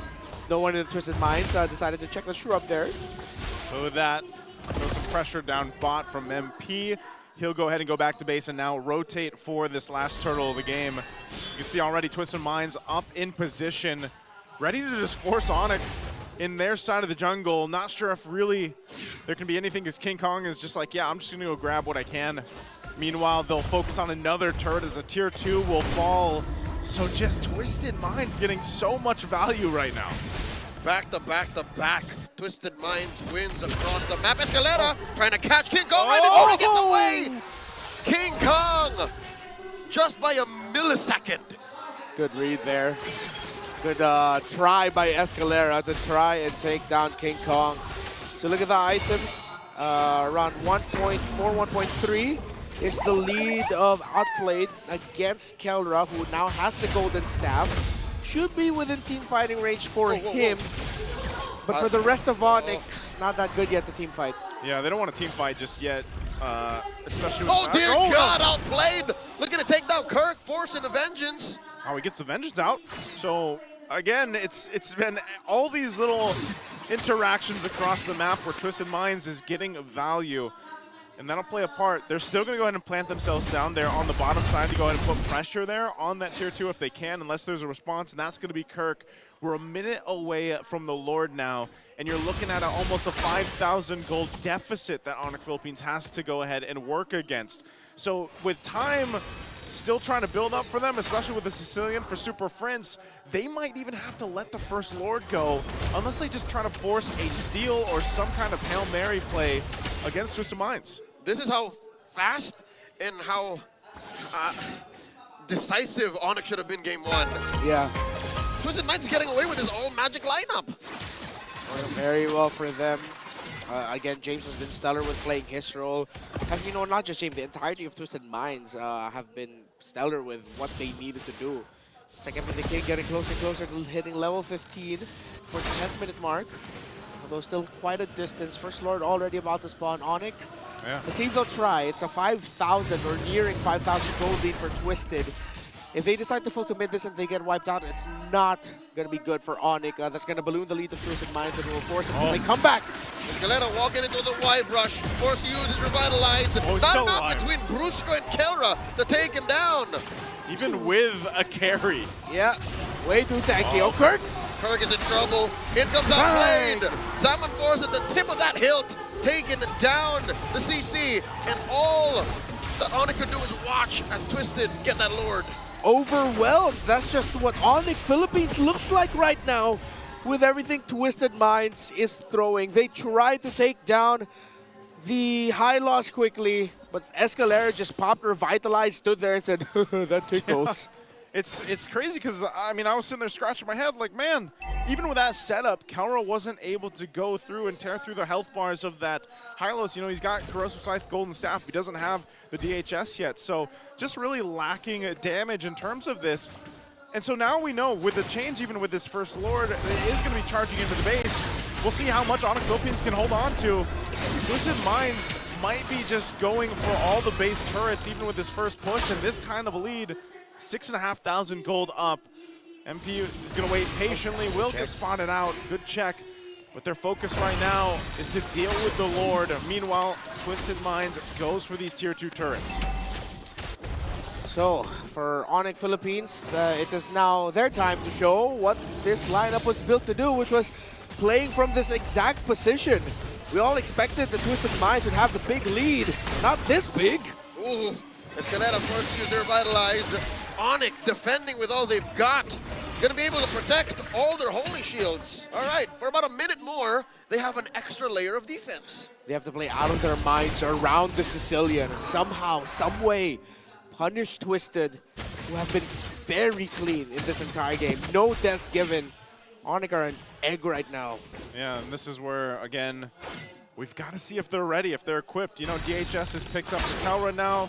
We really haven't seen too much from him. And so even if that means on the back foot, you have to just defend. Maybe they make some crazy defense to turn things around, because I really think if they go and try to contest the next Lord, which is a minute away, they're going to get destroyed, honestly, from Twisted Minds' lineup and what is available to them. Because you got to remember, not only do they have to work against a very tanky front line with the Revitalize, but then the 2 Purifies plus the Netherrealm all stacked up. In my humble opinion, as a man staring at a screen where these athletes are playing for hundreds and millions of people all around the world, I don't think Onic should contest. Onic should just let this happen. Just let it go. Yeah, if ever you're going to softly contest it, either just Brusco or Kirk falling, and then make sure everyone else just gets away safely. See if you can get a trade, sure, but you're not going to be winning a team fight. Outplayed already has the concentrated energy. An item pickup for Onic Philippines that might help them as they get to this portion of the game is that the Magic Lantern was already built up for the Sicilian. DHS already locked in for Kelra. 3 core items up to a Malefic Roar for King Kong. Again, to see Onic Philippines winning a fight means that Twisted Minds messed up somewhere, somehow. Yeah, and that's what I'm saying. Even if it's going to be Twisted Minds to mess up, they have so many fail safes to work with, especially a Netherrealm, for example, the 2 Purifies. There's so much they can do to extend a fight where it gives them enough time to actually adjust on the fly and respond. So Onic Philippines might just have to watch this one taken. It looks like that's going to be the case as the Lord is just blitzed down by Twisted Minds. As that's secured, now an objective. And we'll have to see if once again at 13 minutes into this game, if Onic Philippines can actually defend against this. But I expect the shields to just be worked on and maybe the turrets to go down. Just to put this into context, speaking of turrets, there's nothing on the board for Onic. Not a single turtle. Nor a kill. In addition to the whole positioning and map presence, the fact that there's almost 10,000 on the lead makes Onic all the more decide we shouldn't contest. Yeah, and now with MP the King just building up the Blood Wings, it's going to be even tougher for Onic to defend this because Twisted Minds can throw bodies in this next one. Just make sure they don't get wiped out. At least 2 alive. You can lose 3 to make sure that you can get a lot of inhibitors. Okay, look at these. Everything lined up and ready to go. They're going to go ahead and approach down in the mid lane with the Lord here as Twisted Minds goes for the base. Escalera with the glorious pathway, compromising Onic's range. In comes MP the King, finding Super Prince. Super Prince with a blast, putting MP at half health. The Lord has taken down mid lane inhibitor, and Onic successfully defend. Good discipline by Twisted Minds. Another wave coming in. Let's see if they're going to try to make a play for either of the top or bottom turret. By the way, Twisted have been playing the map incredibly well. They're not trading. They're straight up dominating. Yeah, look at this Hanjizi going over, checking things out, but the wave is cleared out quickly too. So they're having a little bit of time to deal with. Onic Philippines ultimately, after the second Lord, will actually just lose 1 base turret. Just between Hajizi and Outplayed's pokes, Prince has put down 1/3 of his health. That's exactly what Onic are dealing with right now. That is what they have to protect Super Prince from, and I don't know if there's enough time to defend. And to get farm is Calera, dropping the glorious pathway here. Prince wailing away. Oh, trying to get caught here by MP the King, collapsing. The rest of Twisted Minds in the Netherrealm. Down goes MP the King. Calera finds 1. Onic's first kill on the board as they try their darndest to defend. They threw everything at that bottom turret, and Twisted Minds wasn't able to capitalize on it, and they lose MP the King. Although it was a trade, Brusco goes down, but ultimately, Onic Philippines accomplished what they wanted to. Yeah, just a little bit of breathing room right now for Onic Philippines, but not that much. I thought Hajiji was able to get away with a really clutch save onto MP the King. It's a good thing for Onic Philippines that Keller was able to get an attack off onto MP, that even though he was able to dash away, it followed him and landed. Let's see where they're at. Still on the way to the BOD is King Kong, already up to a Malefic Gun for the carry, building into the Rose Gold Meteor. It's getting closer and closer to, well, Onic time, actually. Yeah. Twisted Minds seem to be sharp with their next takes. And I think Onic Philippines might be willing to heavily contest this one. But with how well Twisted Minds have been taking care of the minion waves, it might be tough. they need to watch that mid lane or bottom lane. Yeah, they don't want to get caught in a bad area around the jungle too. Again, one of the advantages here of having that Hylos is just cutting people off with the ultimate, that glorious pathway. And that's why they go ahead and they post up. They want to go ahead and stand their ground here, it looks like, or at least get some information to see if they can contest it or not, but it's already at half health. Call me a coward, but I don't think Onic should contest. Lord down to a fourth, a quarter. Kirk pushing them away, throws out the curtain call. James finds him into the wide rush, way on the way, looking for the power of wildness. Escalera collapsing with the rest of Twisted Minds. Down goes the Kirkitek, not a chance for him to vengeance. Yep, well, now they can't contest this. Quirk a little bit too eager to show himself, used the curtain call super early to try and poke, and now Twisted Minds get the third turtle of the game without a problem. With Super Prince building the Lightning Trojan, Onic has all the tools they can. Oh no, he's gonna get caught! King Kong! Full combo!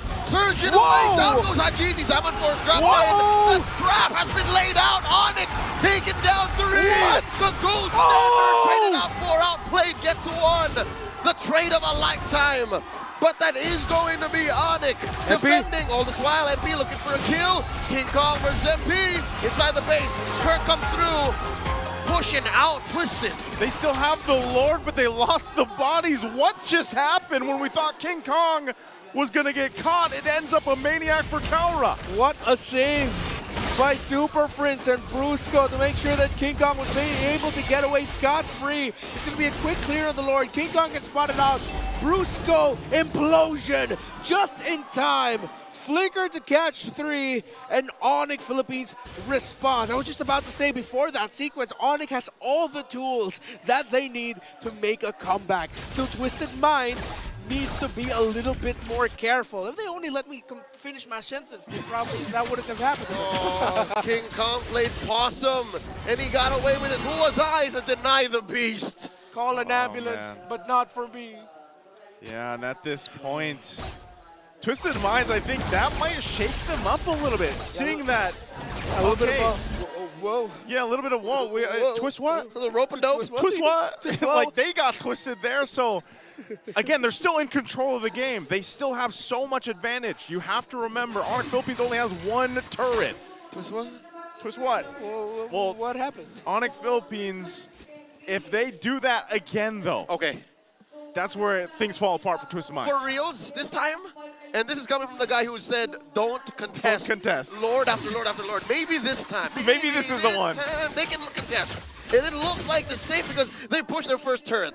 Top lane. And top lane is the long lane. Yep. If they can take care of that one more time, then maybe this Lord in 40 should be as 50-50 as it gets. Yeah, open up the map a little bit more. And Twisted Minds are reading the tendencies of Onic PH very well by hugging the top. So that if ever Onic decided to, usually it's King Kong +1 to clear that, Twisted Minds could have punished them. But Onic Philippines will try and manage slowly with a slow push down bottom. But they're going to stick together. They're not going to... They're going to try to play this through brute force team fighting. They're denying the long lane push because that's a prerequisite for a good Lord dance. Oh, this is tough, though, too. They have to be really careful on how they scout these bushes out, especially on this side of the map, because of what Twisted Minds is doing to set things up. You know, you've got that immortality, at least for Brusco, but really everybody else relying on just being able to escape and get away from Twisted Minds. So this Lord is up now. It's evolved.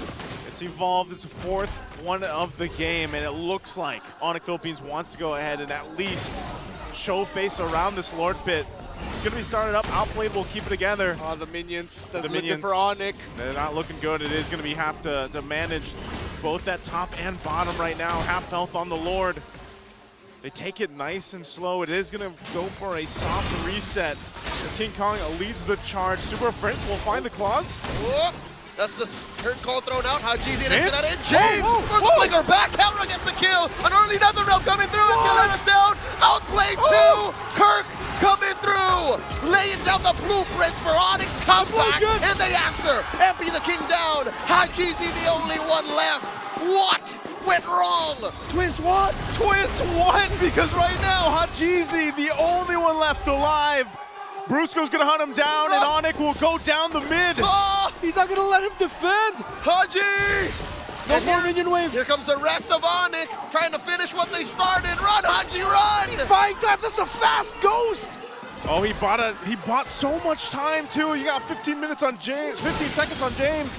But this is a Lord, and it's the evolved one for Onic Philippines. Deny infinite wisdom of the KDA machine, keeping Twisted Minds in the game. It's going to be a full man defense for Twisted Minds. But we laid it out at the beginning, at the end of the draft. Twisted will play to control majority of the game, while Onic has the lineup better for the comeback. Now let's see how the lineup built to dominate will be able to play with a big defense, with an evolved Lord marching in. Ooh, this is a tough one. We haven't seen too many evolved Lords just yet since the patch throughout the weekend. So this is going to be the work cut out for Twisted Minds.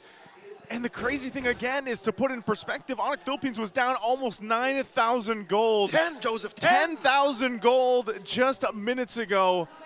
And so with this advantage, with this Lord on their side, will they be able to take it to game 3 already, or will Twisted Minds be able to defend? It's a fresh of breath air for Onic right now. Their first time to get out of their base. Oh! Prince with the flicker out. Outplayed, looking to finish the job. Zaman Force and all thrown out. And all this while the Beast was working bot. Yeah, Super Prince built the Guardian helmet just now so that he doesn't need to go to base. They want to end this, or at least build a big lead out of this. It might be their only chance, Renmar, as Hajizi gets hit with a ball. Down goes James. Flourish pathway side in. Down goes Epi, the king. Zaman Force by outplay, trying to survive. Down goes Prince. They're trying to darkness. Triple kill for the gold standard. And we're going to game 3. And the Super Fam turns it around at 10,000 gold behind. And they find the victory in game 2. It was the inevitable with the lineup that they had.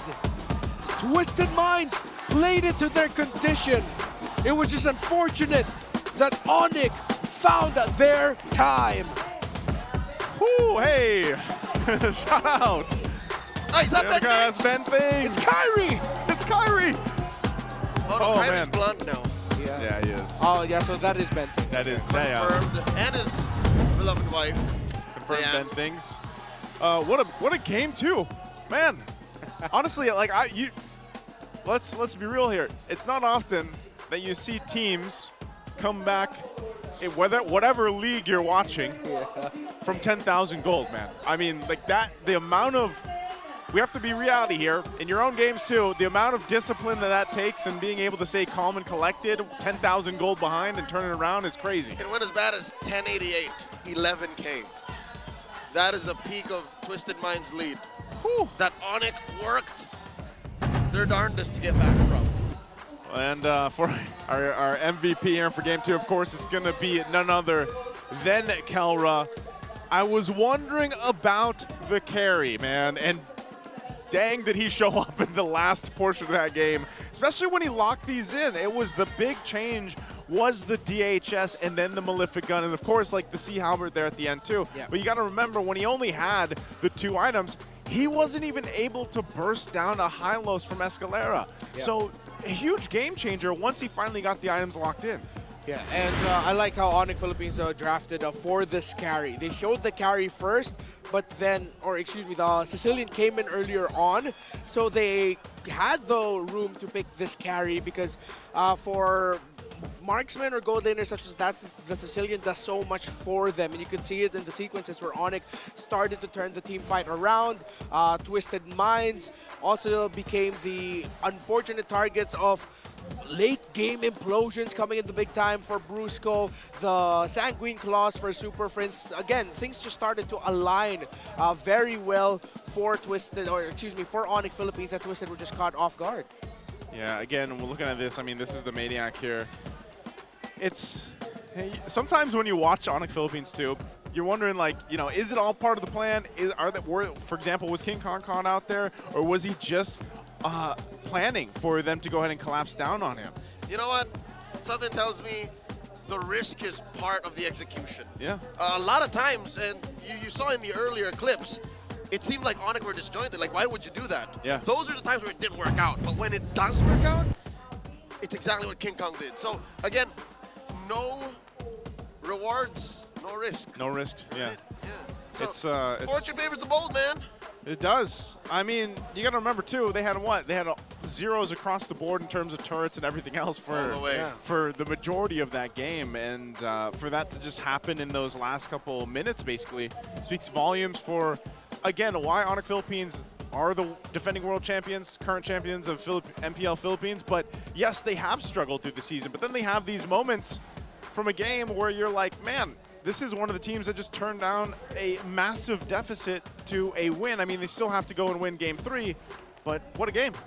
Which is, again, the nature of the beast, and I'm not talking about King Kong. Their draft is very late game centric. Yeah. Their draft has to put gold and XP on both a Sicilian and a carry. So I was not expecting anything from them past before the 12-13 minute mark. Yeah, I reckon Onic Philippines after the draft, hopefully we can confirm that maybe with media interviews at the end of the day, that Coach Hayes were telling the boys, guys, this could be a long one. We're going to be playing from the back here. And we mentioned it at the end of the draft. Twisted Minds will play fast. They want to play fast because Onic Philippines can afford to be counter-punchy here. Buckle in. Yeah, buckle up.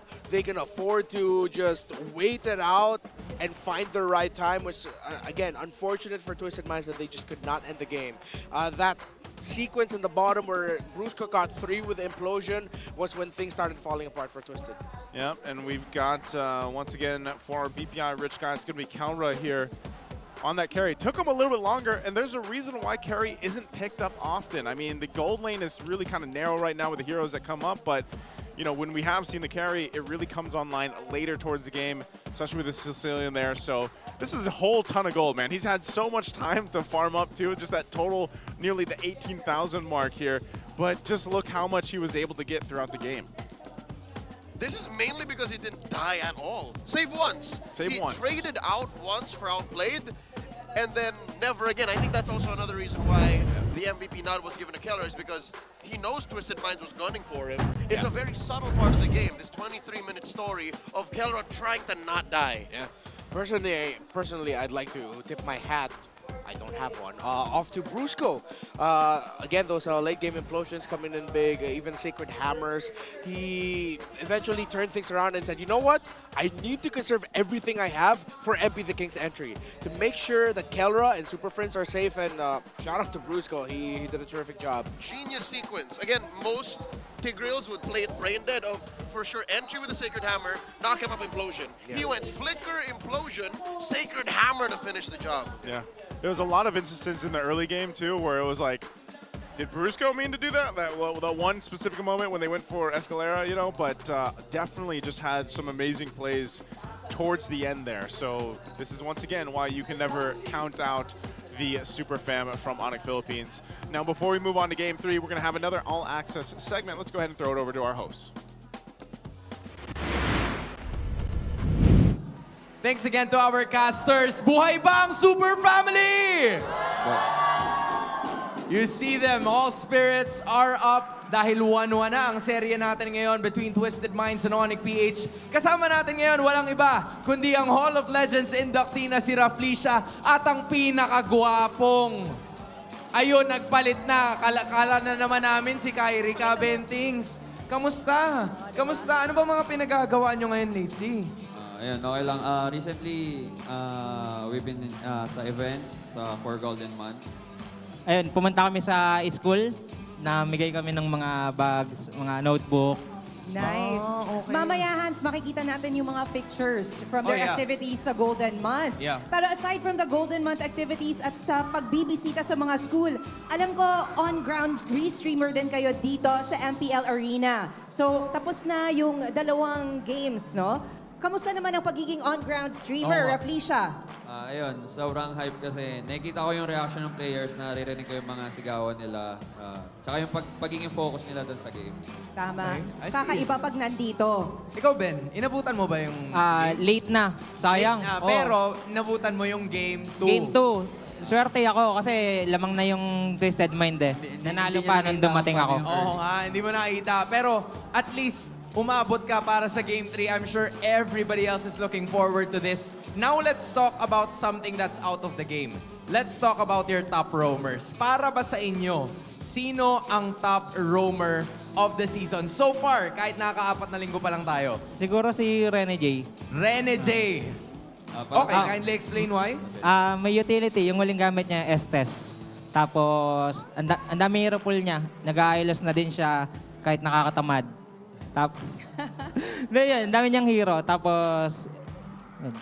Okay. So, Rene J. Rene J, Okay, para Rene kay J. Bentings. What about Raflesia? Top roamer mo. Si Rene J din. Oh, Nakita ko okay. na yung improvements niya eh. Tsaka magaling din siya sumayaw. So yun. Yun eh. Kasama Yung na sa sayaw. basis yun. Kasama na sa basis. Yun talaga yung pinakatinutukan ko yung pagsayaw. Okay. Sige. Pero ito, Hans, gusto ko malaman, which team are you rooting for? Oy, Unahin natin. Kailangan Pwede bang oo. tanungin yun? Pwedeng itanong. Oo. Kailangan lumabas ni Mang Kepweng. Raflesia, kailangan lumabas si Mang Kepweng. Okay, talikod ka muna. Bigyan mo kami. In 3, 2, 1. Para sa akin, ang nararamdaman ko ngayong season is sa form ng teams, siguro ang pupusuan ko yung Liquid PH. Yung series muna na to, Mang Kepweng. Yung series Sorry. muna. Sa series na to, feeling ko Onic na to. Onic na Kasi to. Parang first Okay, game, Onic na to. yung first game parang ginawa nila ng check ping eh. Parang nag-warm up sila. So Okay. medyo nagising-gising na sila ngayon and tingin ko moment na nila to. So tuloy-tuloy na to sa Game 3. Tingnan natin. What about you, Bentings? Bawal ako mag-twisted mind. Nasa likod ko yung mga Onic. Delikado. Oo, delikado tayo ito. Pero hindi, Onic din ako. Momentum base eh. Tsaka si King Kong, ang gwapo. Okay. Sa sayaw at kagwapuhan pala, Sige, Hans. magtitiwala tayo sa kagwapuhan nyo. Pero speaking of which, di ba napakita nyo yung kagwapuhan nyo dun sa Golden Month? Dun sa mga activities na parang ginawa nyo. Ano ba yung meron tayo as we showcase some of the photos na ipapakita namin sa inyo ngayon? Bentings, talk us through it. Ano ba yung mga ginawa nyo during that time? Ako yun Oo, let's look at the pictures on the screen here. Anong nangyayari dyan, Ben? Things. Ayun, may mga meet and greet kami sa school sa St. Peregrine. Namigay kami ng libro, notebook yun. Tapos mga bag, ayan, tapos picturean. Ayan. Diamonds, mga ganun, mga freebies. Nag-5v5 din kami doon, masaya. Okay. May games din. How does it feel like going with students na nakakasama niyo sila? Kasi, di ba, most of the time, hindi natin sila nakakasama dito sa MPL Arena. Anong pakiramdam na tayo naman yung nagpunta doon, representing the MLBB Golden Month? Ako nakakatuwa, natutuwa ako para sa kanila. Kasi pangarap ko dati yun yung parang makilala yung e-sports sa school. Pero ngayon na na siya, nadidiscover na. May mga na rin tayo, na tournament sa school. I'm sure the students were so happy then kasi diba the legends were with them. Imagine Bentings and Raflesia. Si Kyrie, kasi sabi ni Hate si Kyrie daw eh. Si Yung mga Kyrie, sumisigaw eh. narinig ko yun galing sa Sumisigaw kampo eh. ng Diba? Onic. Ano naman ang feeling mo? I wanna know your thoughts as well with that Golden Month. Nakita ko yung excitement ng mga students. Kasi same before sa akin, student ako, sobrang excited ako pag may mga ganong event. Nakita ko sa nila na sobrang saya nila nung nagkaroon ng mga bisita ng mga former players, gano'n. So, nakita ko na hype talaga yung mga students. And again, they are so happy na kasama nila kayo doon. And masaya rin kami na nandito kayo. So for everybody's information, si Raflesia ang match 1 on-ground streamer. Tapos makikita nyo si Bentings mamaya. So Bentings, uupo ka na doon. Kita-kits tayo mamaya. Falcon Bren. Oo, Falcon tsaka Aurora. Yan, Yes. Falcon tsaka Aurora. Sabi na eh. Sabi na eh. Di ba? Nakuha mo na. Nakuha mo na. But at the same time, yung binabanggit nyo kanina na the best roamer ay makikita nyo rin bukas because you can catch Rene J as our MLBB Golden Month live streamer at may chance pa kayo na makakuha ng napakaraming exciting prizes. So, tutok lang kayo doon at huwag nyo yung miss out. Again, Raflesia, Bentings, maraming salamat in behalf of me and Jamie. I'm sure everybody's ready for Game 3. Handa na ba ang lahat para sa Game number 3? All is alive and well. Balik na tayo sa ating mga casters. Thank you so much, gentlemen, and great to have Jamie there as well. Raflesia and Ben Things, or sorry, Kyrie, but he did change his hair. You got it Actually, right. Ben Things, yeah. It is Ben Things because he changed his hair. Yeah, Confirmed. you know. He'll be restreaming later on as well. So if you guys do follow Ben Things, you can check it out later. I'm sure he'll be live over on his pages. Now, going back to it. Game 3 upon us. I personally predicted a 2-1 here solely because Chantel's over there. Like that's literally it. I do not count for who's on board.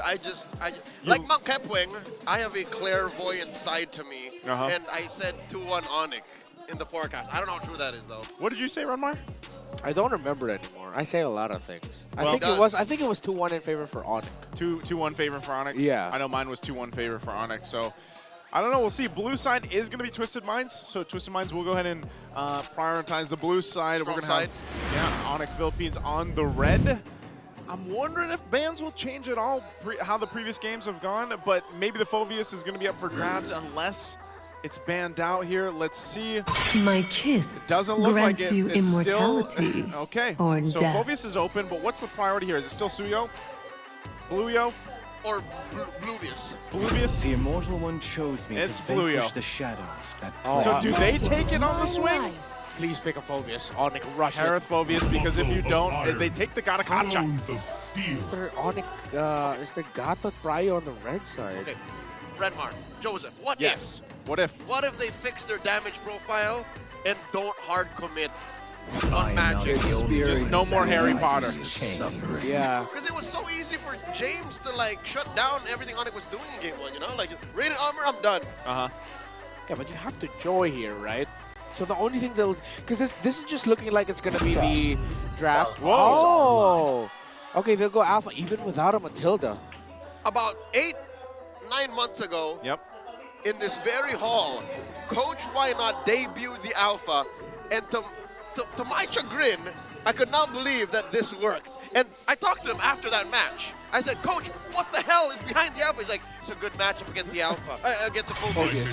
Phobius. So, protect lives. The alpha EXP lane. Is This what you're talking also about, fixes the damage profile. That was the issue. it's true. Yeah. It's not physical, it's true. It's true. So, I don't know. Let's hear from the crowd. Maybe Make it's power some noise the for yours truly. new skin that came out too. maybe we'll get to see it in play here. Y'all think it's gonna go into the hands of Kirk? No. Is there a world where that happens? It shouldn't go into the hands of Kirk, right? Right? Right? It shouldn't. Unless Onic are setting up for potentially playing a Hayabusa. Who got nerfed, by the way. Yeah. Didn't we see a Hayabusa win yesterday though? I think we. Yeah, but I'm trying to remember. I know it was nerfed, but I think it's not as bad a nerf. Not as could still work. Might see that flexed. Last couple bans out here for both sides. Still gonna go focus. Finally taking out the Sicilian. See, they're answering everything that happened in game 1. Yeah. But I don't know if the alpha is the right call, especially in slot 3 here. This early on, like first phase. I like the Cecil ban. Yeah. Those two in red, those two last ones, yeah? Although I thought Fight for the Onic would ultimate consider answer. putting the Sicilian 4th pick so they can pair it up with the Harith, and that makes things so much easier for the Alpha actually if ever it was going to go into the jungle. I was say they just go Farsa. I feel like Super Prince, you know, he's been having a series too where he's just like, man, I just want to play one of my signatures that I'm able to do the most damage on, especially early on. So this is already pretty good distribution of damage, especially with these first 4 picks for Onic Philippines. Now Twisted Minds, what are they going to pick up for that roam and the mid? What does a Magician play? How does Jomi drive Twisted Minds to a winning position like he did with the high loss in game 1?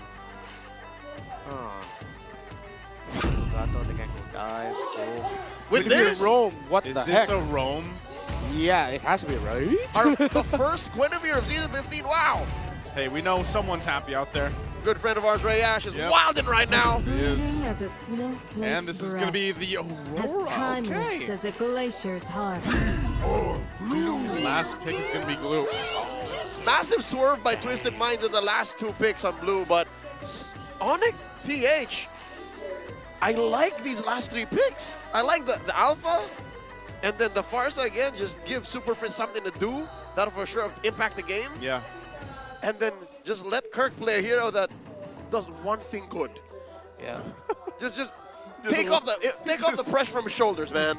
Yeah. Takes off the pressure from King Kong to frontline or show himself.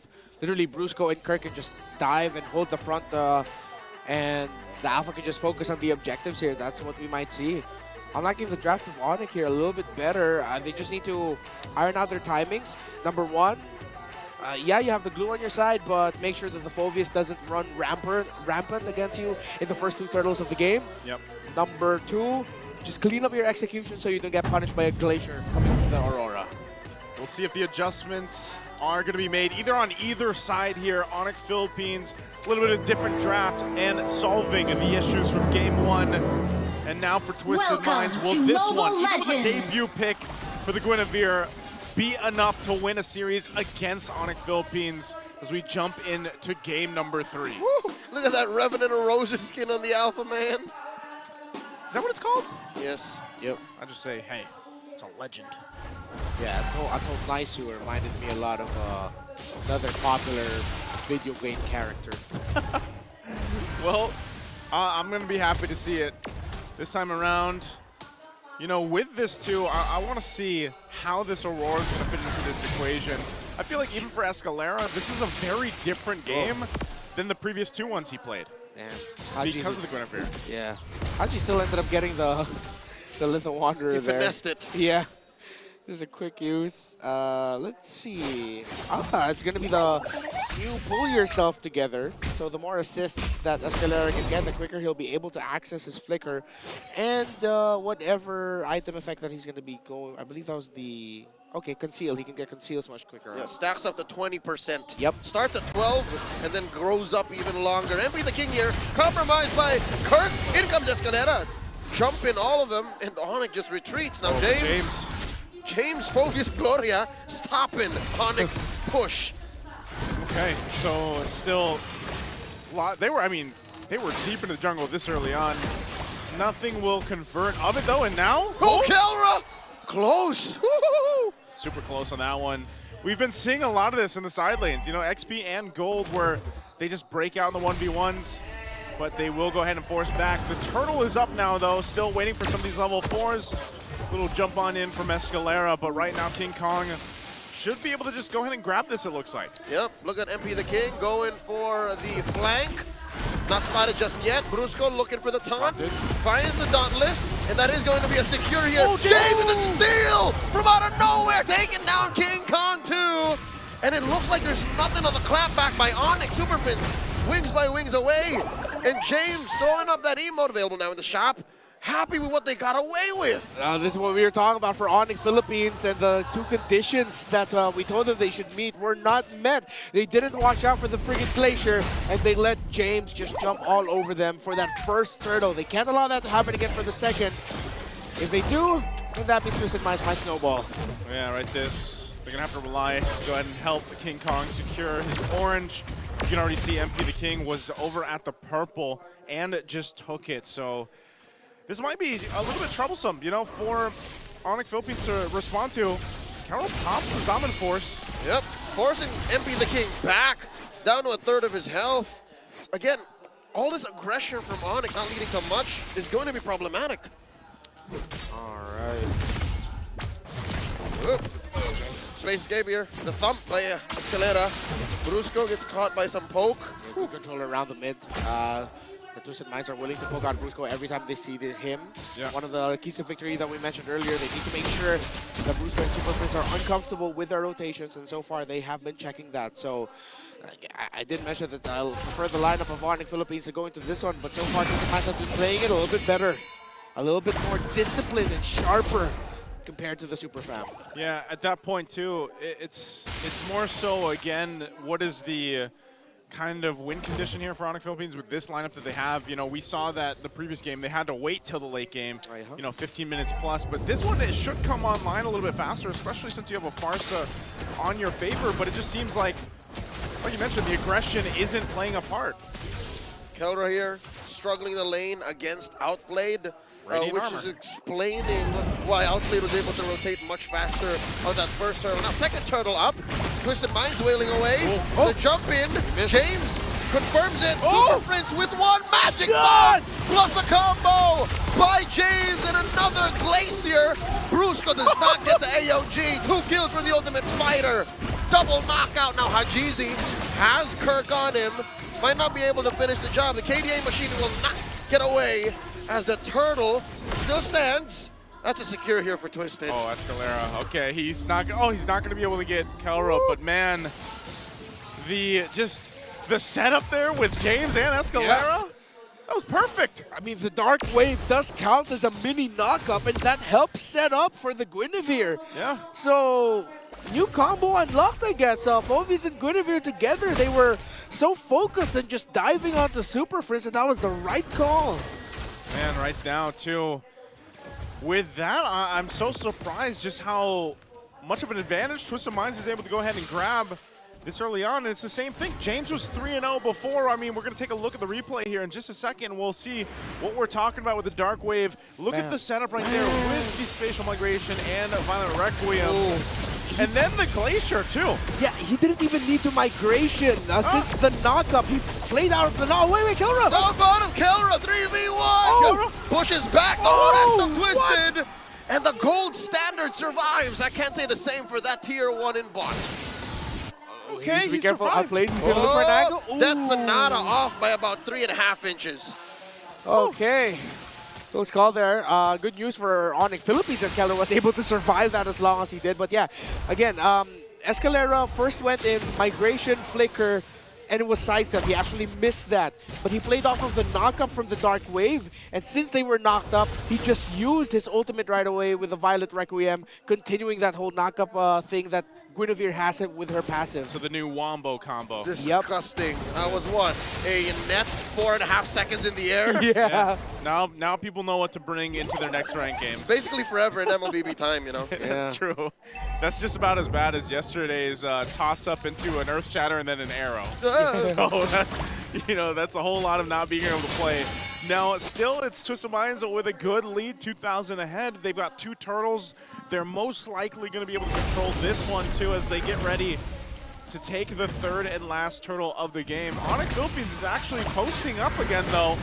James will jump in with the Infernal Pursuit. That's 3 members of Onic bearing down on the Ultimate Fighter, and Super Prince struggling to hold his ground. AOG spent by Brusco already, and that's another turtle scored. Safe with Twisted. And just like that, Onic are scrambling. James is an absolute menace with this Phoveus. Super Prince can't get into position, and it's ruining the team fighting formation of Onic Philippines. They're forced to respond to the Phoveus, and they can't contest objectives. Yeah, almost feels like this one might come in the hands of a late game again, especially for Kalra to get online. Super Friends hasn't been able to get the positioning like you mentioned, Renmar. And, 1v1. All right, King Kong versus MP. Up top, MP looking for the engagement. In comes James, the Ultimate Fighter. Suddenly it's a 2v1. King Kong saying, hey, that's not fair. I thought we were going mano-a-mano. And the beast gets slain. He chose that fight. In mid, though, Escalera tries to find Super Prince. Kelra to the rescue. And that is going to be a trade. 1-for-1. Can this turret stand? The Salmon Force fades away. So does the Wave. Twisted Minds unable to push just yet. Yeah, can't push just yet. They do still hold on to that top tier 1 turret, but King Kong's going to not only lose his life, but lose the orange too. Grand Theft Orange. Not able to get the buff. His purple's up, but now it looks like Twisted Minds wants to take this mid tier 1 turret. They'll go elsewhere here. So still maintaining that lead, building up the gold lead as well a little bit more. Jump. Oh, Brusco finds the tail end of the model on Aurora, and Kelra takes down Hajizi. Clean pickoff for Onic.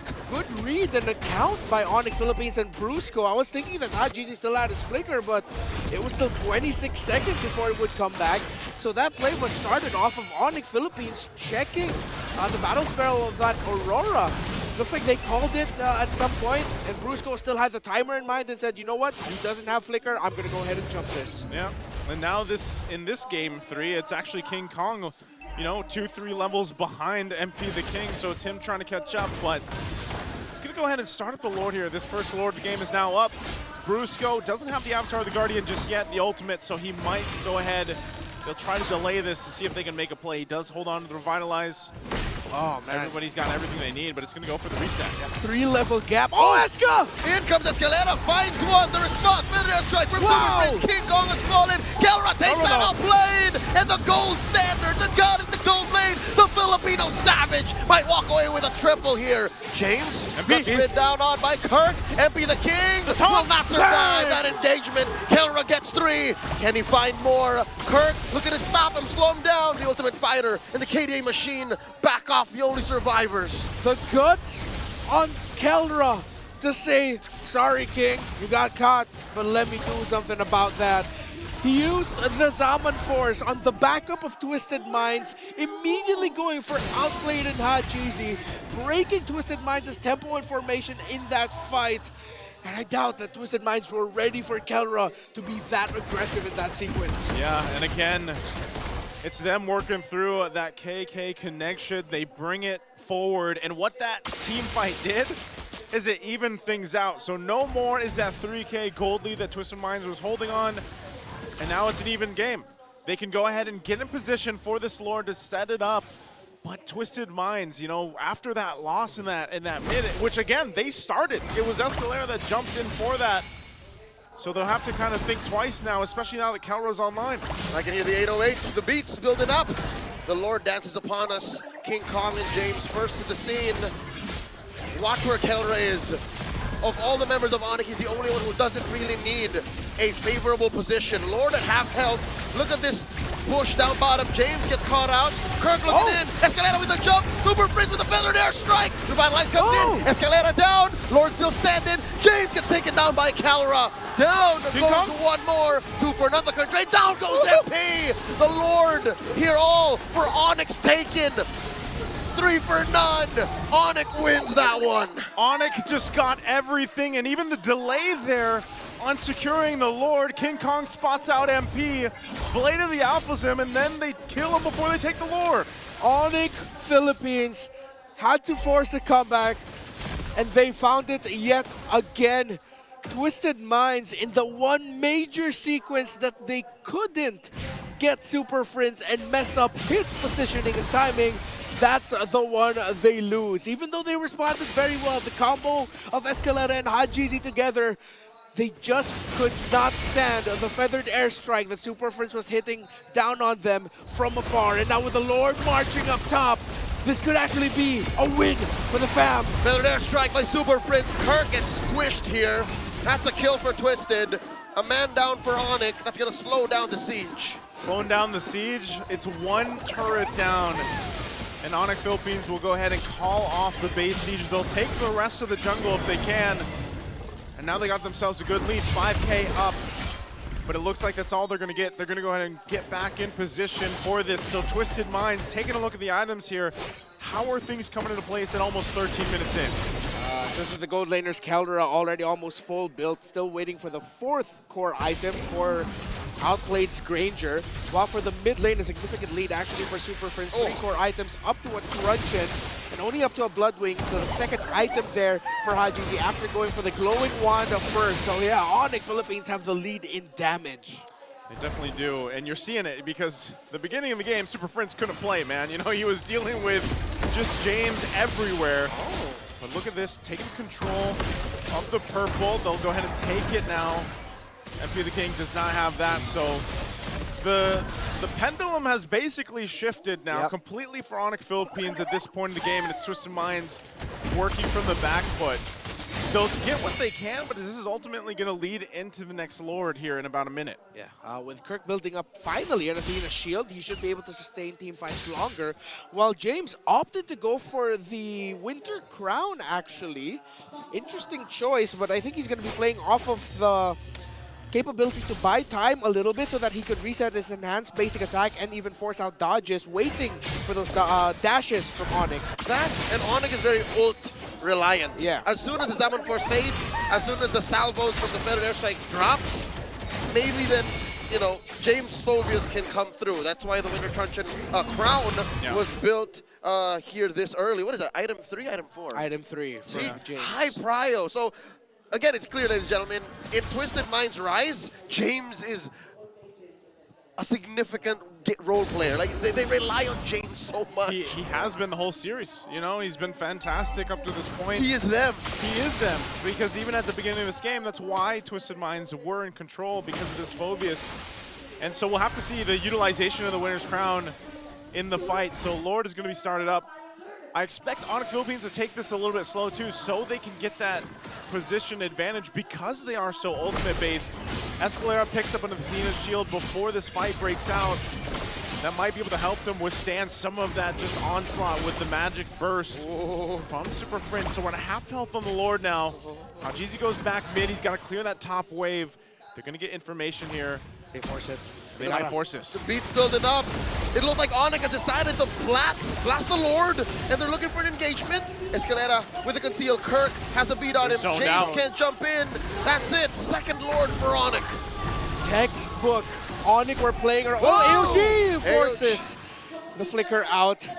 Yeah, Onic Philippines were looking at their minion waves up top and in the mid. The moment it was crashing into the base of Twisted Minds, they said it's go time. Good zone out by Kirk, Prince, and Brusco to make sure that Onic will get that Lord without a problem. And this is going to be a difficult defense for Twisted Minds. But maybe that Winter Crown will come in big for James to set something up for the Minds. Hey, if Onic Philippines did in the previous game, game 2, you can't count out Twisted Minds. Even with a lineup like this, they're built to be able to pull up a great setup with that wombo combo we've been talking about.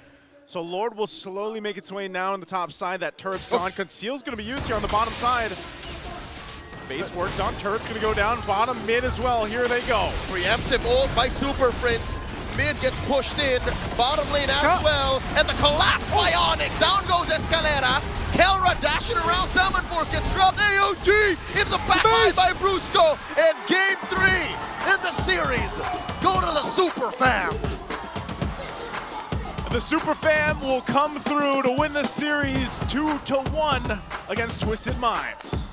They had to crawl through a lot, but eventually they make it out alive. Twisted Minds look damn good in this series, but Onic Philippines still got the better of them. Looks like they're, again, they've been slowly building up here. And, I mean, you can even see with Onic Philippines, it feels like sometimes they're trying to make that adjustment on the fly, even amongst themselves, you know. Of course, they're going to go ahead and give the high fives here to Twisted Minds. It was a hard-fought series, though. Prior, nigh unbeatable. Prior, immortal. I could swear I heard Onic go, phew, we got away with it. Yeah. A huge sigh of relief, but Twisted Minds, even though they didn't get the win here, I feel like this game from them was like a warning shot to the rest of the league. Like, look out for us. It isn't all just about cheese strats. It isn't all just about healers. We can play the game like how you guys have been playing with it. This is like play standard. Yeah. You know, that's kind of what it seemed like. And they played a hell of a series, man. And you got to remember, too, yes, Onic Philippines has struggled throughout the regular season, but they are still the team that won Worlds. They're still the team that won the last season's MPL Philippines. And this is just showcasing how, again, how highly competitive this season is right now with all the teams here. So, again, great job there. We're going to throw it over on stage with the host and Onic Philippines. On their third match winning streak, your winners, Onic Philippines! Gentlemen, congratulations. Pangatlong sunod na to. And you still won it even though it's 3 games, right? You know, Hans, we started off this day saying, nakikita talaga natin na nagsisimula na ang streak ng Onic Philippines muli. King Kong, give us an insight naman. You're ending the 4th week with a win, with a streak. So, ano yung pinag-uusapan nyo sa bootcamp nyo para lalong gumanda ang laro nyo this week and in the coming weeks? Ang sinasabi lagi sa amin ni Coach Tony na everyday, laging pwede kaming may matutunan ganon or everyday dapat may mag-improve sa amin. Galing. every day, laging may natututunan. Oh yeah, for sure. I mean, yung pagbawi nyo for this one, right? This moment, nagawa nyo siya kasi nagkaroon kayo ng win streak na dire-diretso. Paano ba nangyari yon? What was the mindset moving forward? Kasi nagkaroon kayo ng losing streak and then afterwards, may win streak. Ano ba yung naging importanteng improvement na kailangan nyong gawin aside dun sa mga learnings na nakuha nyo na? Mga importanteng na-improve namin, siguro yung connection namin, mas na-improve namin lalo. Tapos sa pagkatalo namin siguro, realization sa mga pagkukulang namin sa team, yun. You know, you're talking this time about some of those losses. So tatanungin ko naman si Kelra. Kelra, you hear them, right? Nandito pa rin sila at sumusuporta pa rin sa'yo. I wanna know, honestly, ngayon na tapos na yung first half ng Onic Philippines, sinong team ang gusto mong makaharap for the second time at gusto mong bawian? Sa amin, para sa akin, lahat gusto namin bawian, lahat. Lahat? Kahit lahat talaga. Wow. Lahat ng team. Okay. What do you think is missing? Yun na lang. Kung gusto nyo na bawian lahat, ano sa tingin mo yung dapat i-expect ng fans na hindi nyo nagawa nung first round pero makikita natin the second round? Siguro yung... Ano ba? Ano bang pabaon nyo, Kelra? Oo nga, Coach. Ano bang pabaon? That we can expect from you guys. Coach, assist naman dyan. Yung pagiging family. Pagiging family. We Pagiging keep it that short. You know what, Coach? You can... sige, do you want to say something else? Pagmamahalan. Pagmamahalan at pagiging family. Okay, I like that. Coach, why not? You can keep that mic because I'm gonna ask you the question this time. All right? From the scale of 1 to 10, kasi nagkaroon tayo ng recent patch, right? How comfortable is this squad already with the patch that we've had? Siguro pagpalagay natin mga 7. Kasi kumaga, yun nga every week, every day pwedeng mag-iba pwedeng mag-change. So, it's up to us para mabasa yon on a daily basis kasi dahil mo nakakalaro dahil mo nakaka-scream. So, it's still a work in progress. So, let's see this week. Let's see this week. And next week, no? So 7 out of 10, Coach. Talagang nagbabago every day, Coach?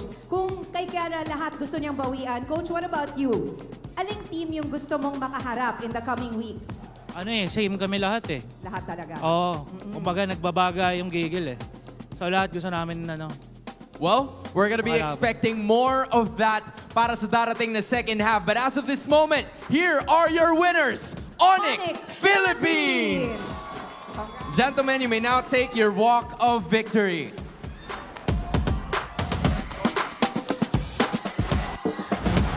The Super Fam with their third straight win. You may now take your bow.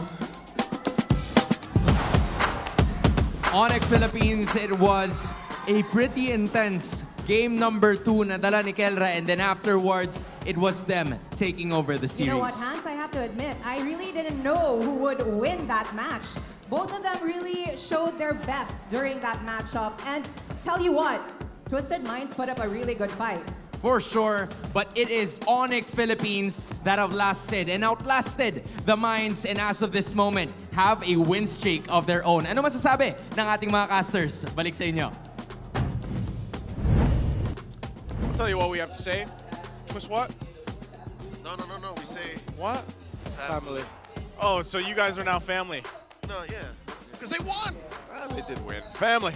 Well, again, great to hear from Onic Philippines there on their victory against Twisted Minds. And it's crazy. Once again, Twisted Minds, they have vastly improved, I would say. It took them a month, like we mentioned over here on the desk, but they got it done now for Onic Philippines. Still building on the momentum. This is our MVP, Kelra, for Game 3, 7-0-4. Did not die on this Harith pick. And it was a performance that you would expect, obviously, from Kelra, but it was really built around the team and the composition that they had here in Game 3. Yeah, it was a big turnaround moment. I'm pretty sure we're gonna see that in the highlights where Escalera was able to catch off King Kong very well with a flicker spatial migration. Yet Kelra decided to commit the Zaman Force straight into the response team of Twisted Minds then, which was outplayed and had Jeezy. But let's look back at what Twisted Minds were doing right in this game. They were pressuring the right points, This was also one of the beginnings of the turnaround for Onic Philippines, with Keller being able to hold. But Twisted Minds were playing around the high pickoff style of the Guinevere very well. MP the King was rotating on. Of course, James doing James things as the Phobius. But when this happened, this is where things started to fall apart for Twisted Minds, and Onic Philippines got to ready themselves a little bit better. Again, Twisted Minds were stopping Super Friends from being able to position well and laying down the feathered airstrike, a big component of the team fighting of Onic Philippines. So, when Super Friends found this perfect angle to bring down his feathered airstrike at the Twisted Minds engagement, that is when things really started to get terrible for Twisted, as Onic Philippines would just continue their momentum, continue playing aggressive, and they did not let go.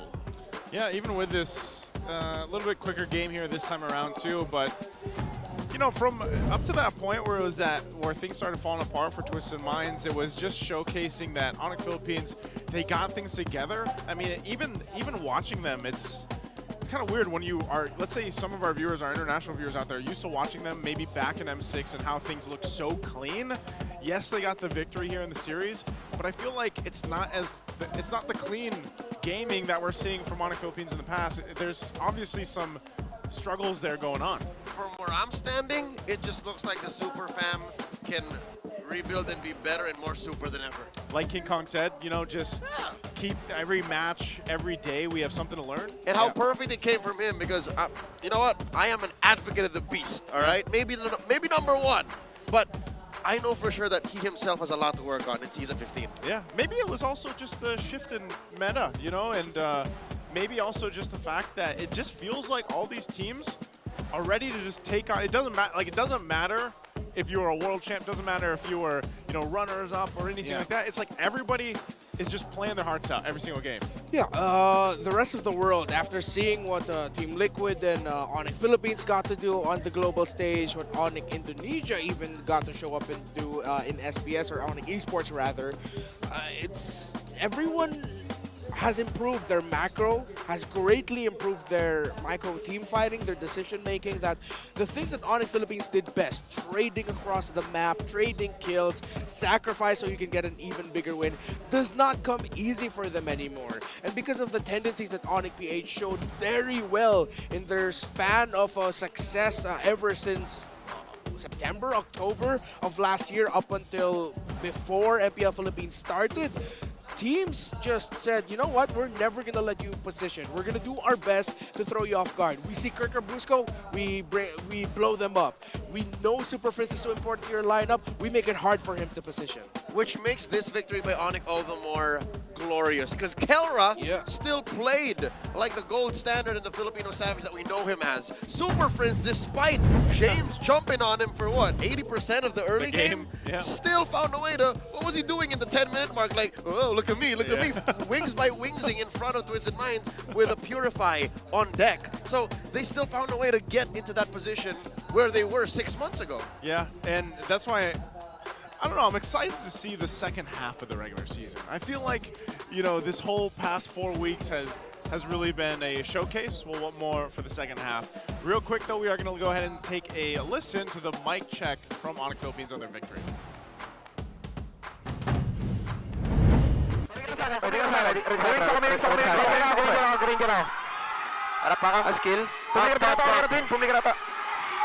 Hindi, may ano ko. Wala skill suyo, wala long short suyo, long short suyo. Tamalo na sa akin, tamalo na green. Tom ko, pra. Ayun, di pa ako, boy. So we got a little peek there to hear how Onic Philippines sounds when they're giving the shot calls, of course.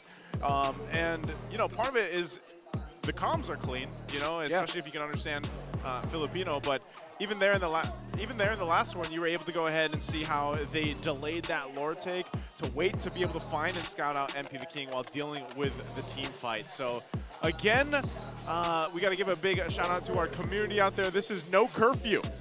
This is MPLPH. No team is safe. He's right. Family.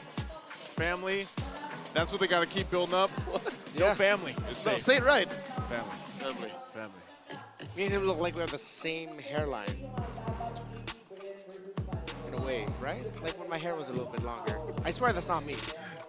You Sure. just leaving comments in the community or what? Sure. That's family right there. Switch account, no curfew. Yeah. No curfew. What a name. I remember back when there was a curfew, man. It feels so long ago. It was long ago, dude. It was 4 or 5 years ago. That's quite long. Quite some time. That is our next matchup. This one is not far away, though, because this one's, he's excited.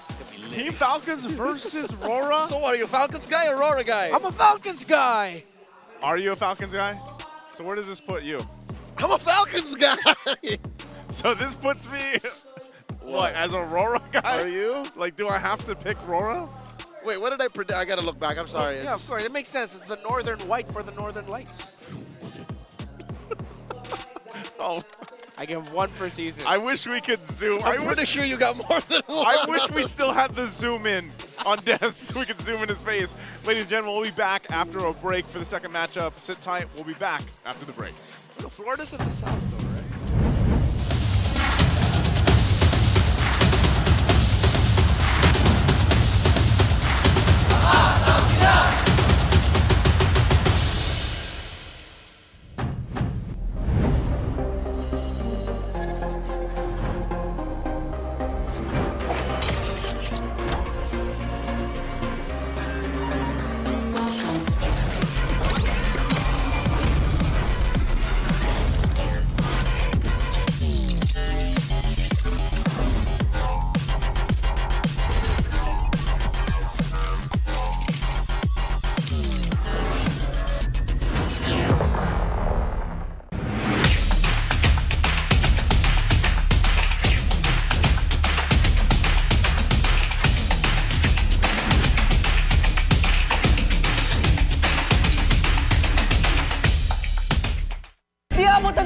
Defeat.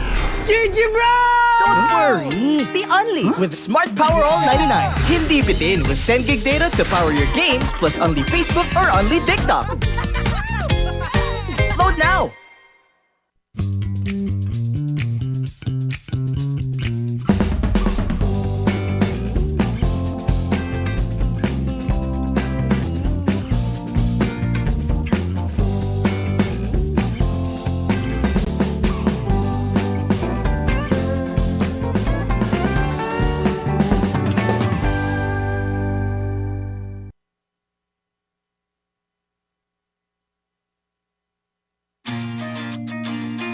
Who needs to go to a concert when you can own that stage with your friends? Enjoy a night of impromptu bowling tournament.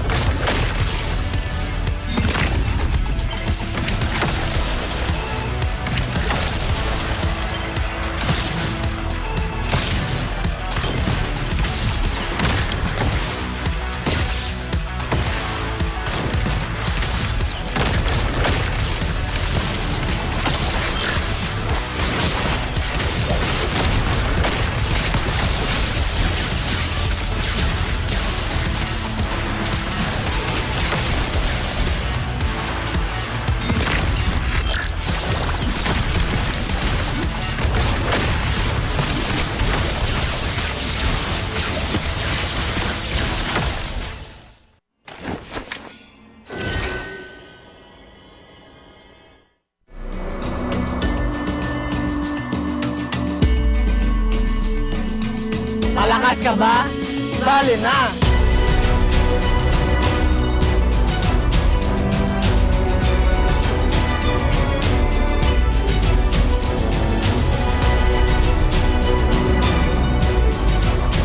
Kita Kids. Kita Kids. Kita Kids. Kita Kids. Sa MCC Season 2.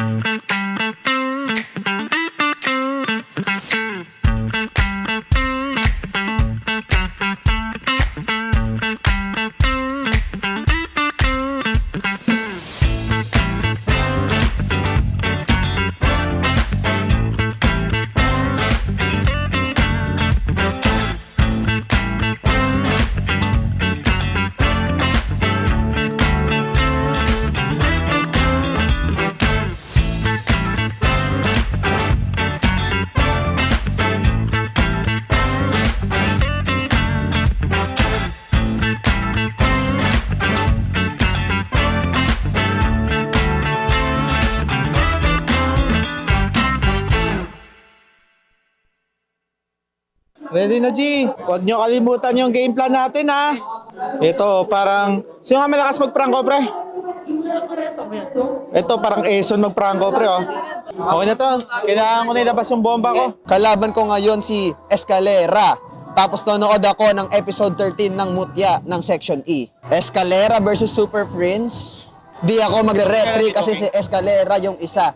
Aagawin yung back ko. Katapat ni Kirk si Sir James. Side comment kay Escalera. Best tank ko, best tank.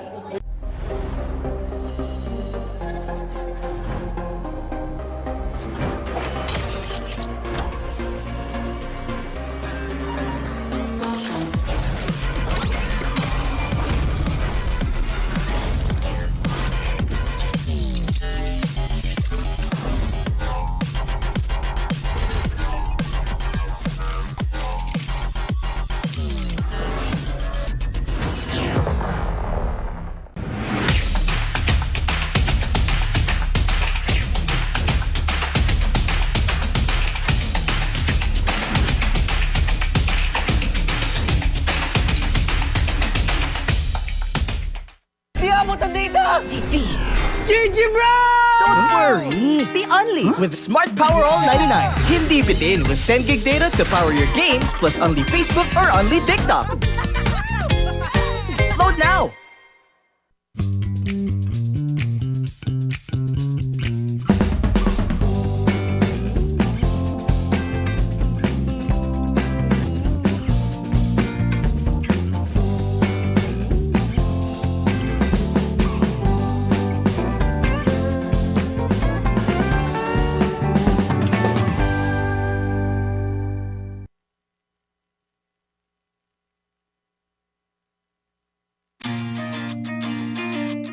To go to a concert when you can own that stage with your friends.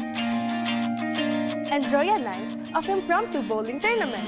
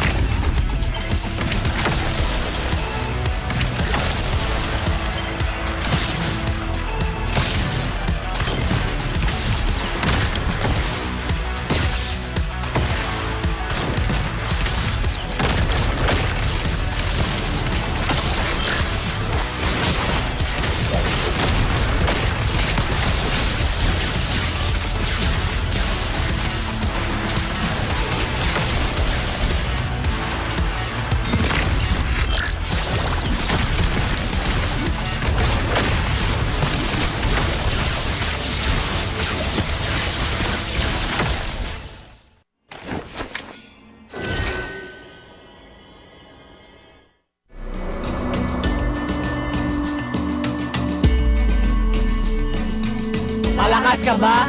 Sali na!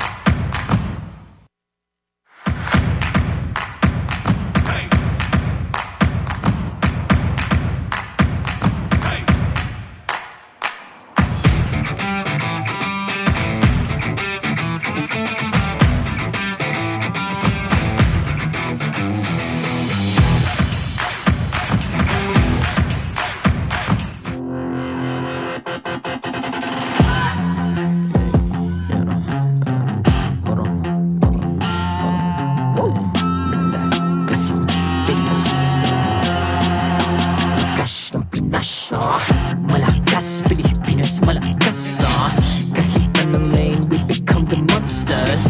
Malakas, Pilipinas malakas, face the golden sun and reppin' for the 3 stars. Look at us to the top, no ifs, no buts, winning any game para to sa PINAS. Di mo matitin ang aming boses sa new level. Nasa kalye man o mobile, you know I become a legend. Open fire, we unite, we winners. Built with pressure, the diamonds are made of. Switch in a lane na parang gera, HP racing, way reset up. Built agad ang buhat ni Hilda, full load SS parang Lyra. Susundan ko ang iyong bakas, kasama pataas, tagumpay natin to dahil tayo'y malakas para sa Pinas. Nasa amin ang alas, hindi tuwa atras, kinikilala sa taas kasi kami ang malakas para sa Pinas. Nasa amin ang alas, hindi tuwa atras, kinikilala sa taas, ganito kami sa Pinas. Wow!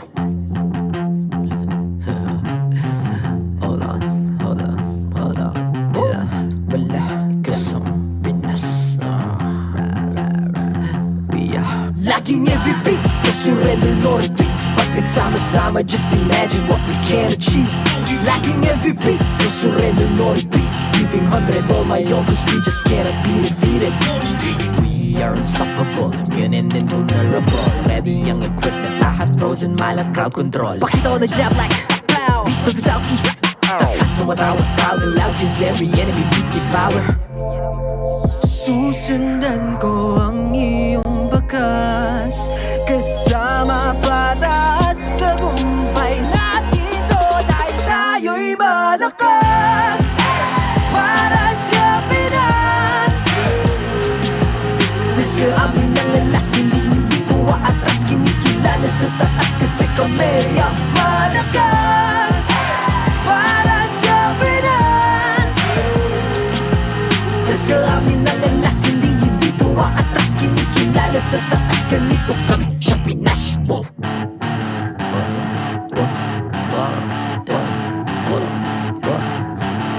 Malakas, Pilipinas malakas, kahit anong lane we become the monsters. Malakas, Pilipinas malakas, face the golden sun and reppin' for the 3 stars.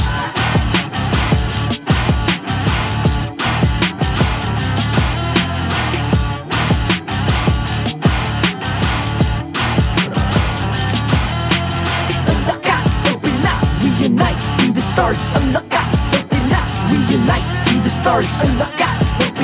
we unite, be the stars. Ang lakas ng Pinas, we the stars. Ang lakas ng Pinas, we unite, we the stars. Ang lakas ng Pinas, we unite, we the stars. Ang lakas ng Pinas, we unite, we the stars. Ang lakas ng Pinas, we the stars.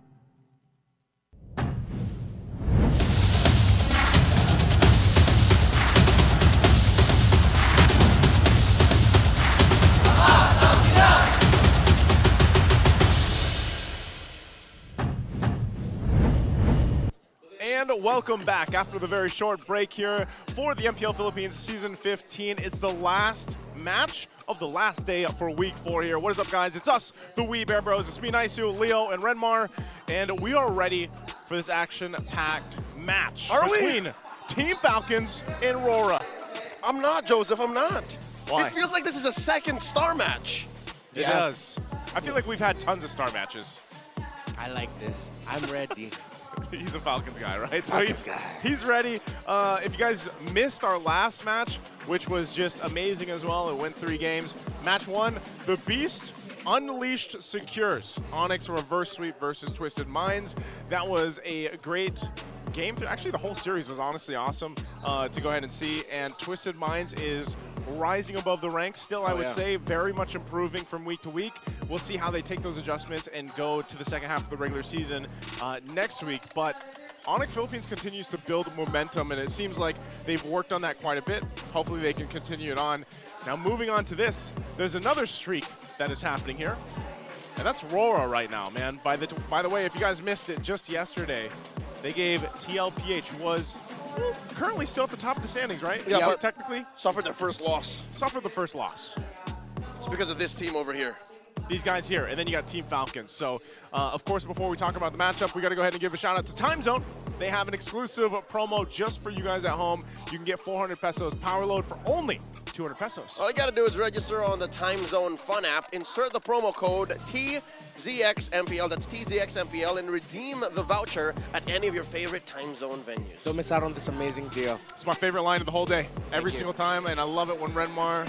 5 words. He's memorized it at this point. I am so impressed. Thank you. I'm so impressed that I'm also going to give you guys a 2,000 peso discount, not me, but you, on your next purchase by using the TT Racing X MPL Philippines exclusive voucher code MPL 2000 over at ttracing.ph. First off, thank you, Naisu. And welcome. also, you don't want to miss out on exciting TT Racing Gaming Share giveaways during MPL Philippines. Stay tuned for more info. Don't miss out on this amazing deal. And just remember, for those who dream, work, and play, TT Racing has your back. It's not even on the thing.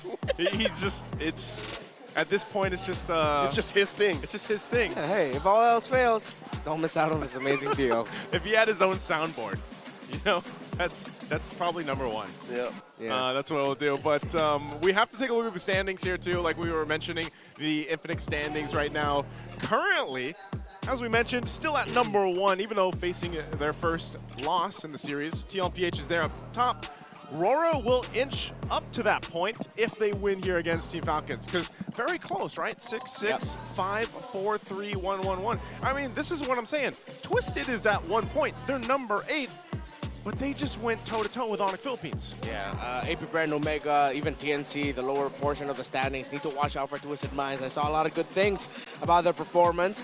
Well, again, to remind everyone, our hierarchy for the standings is match point first, then net game win, after which you look at match head-to-head.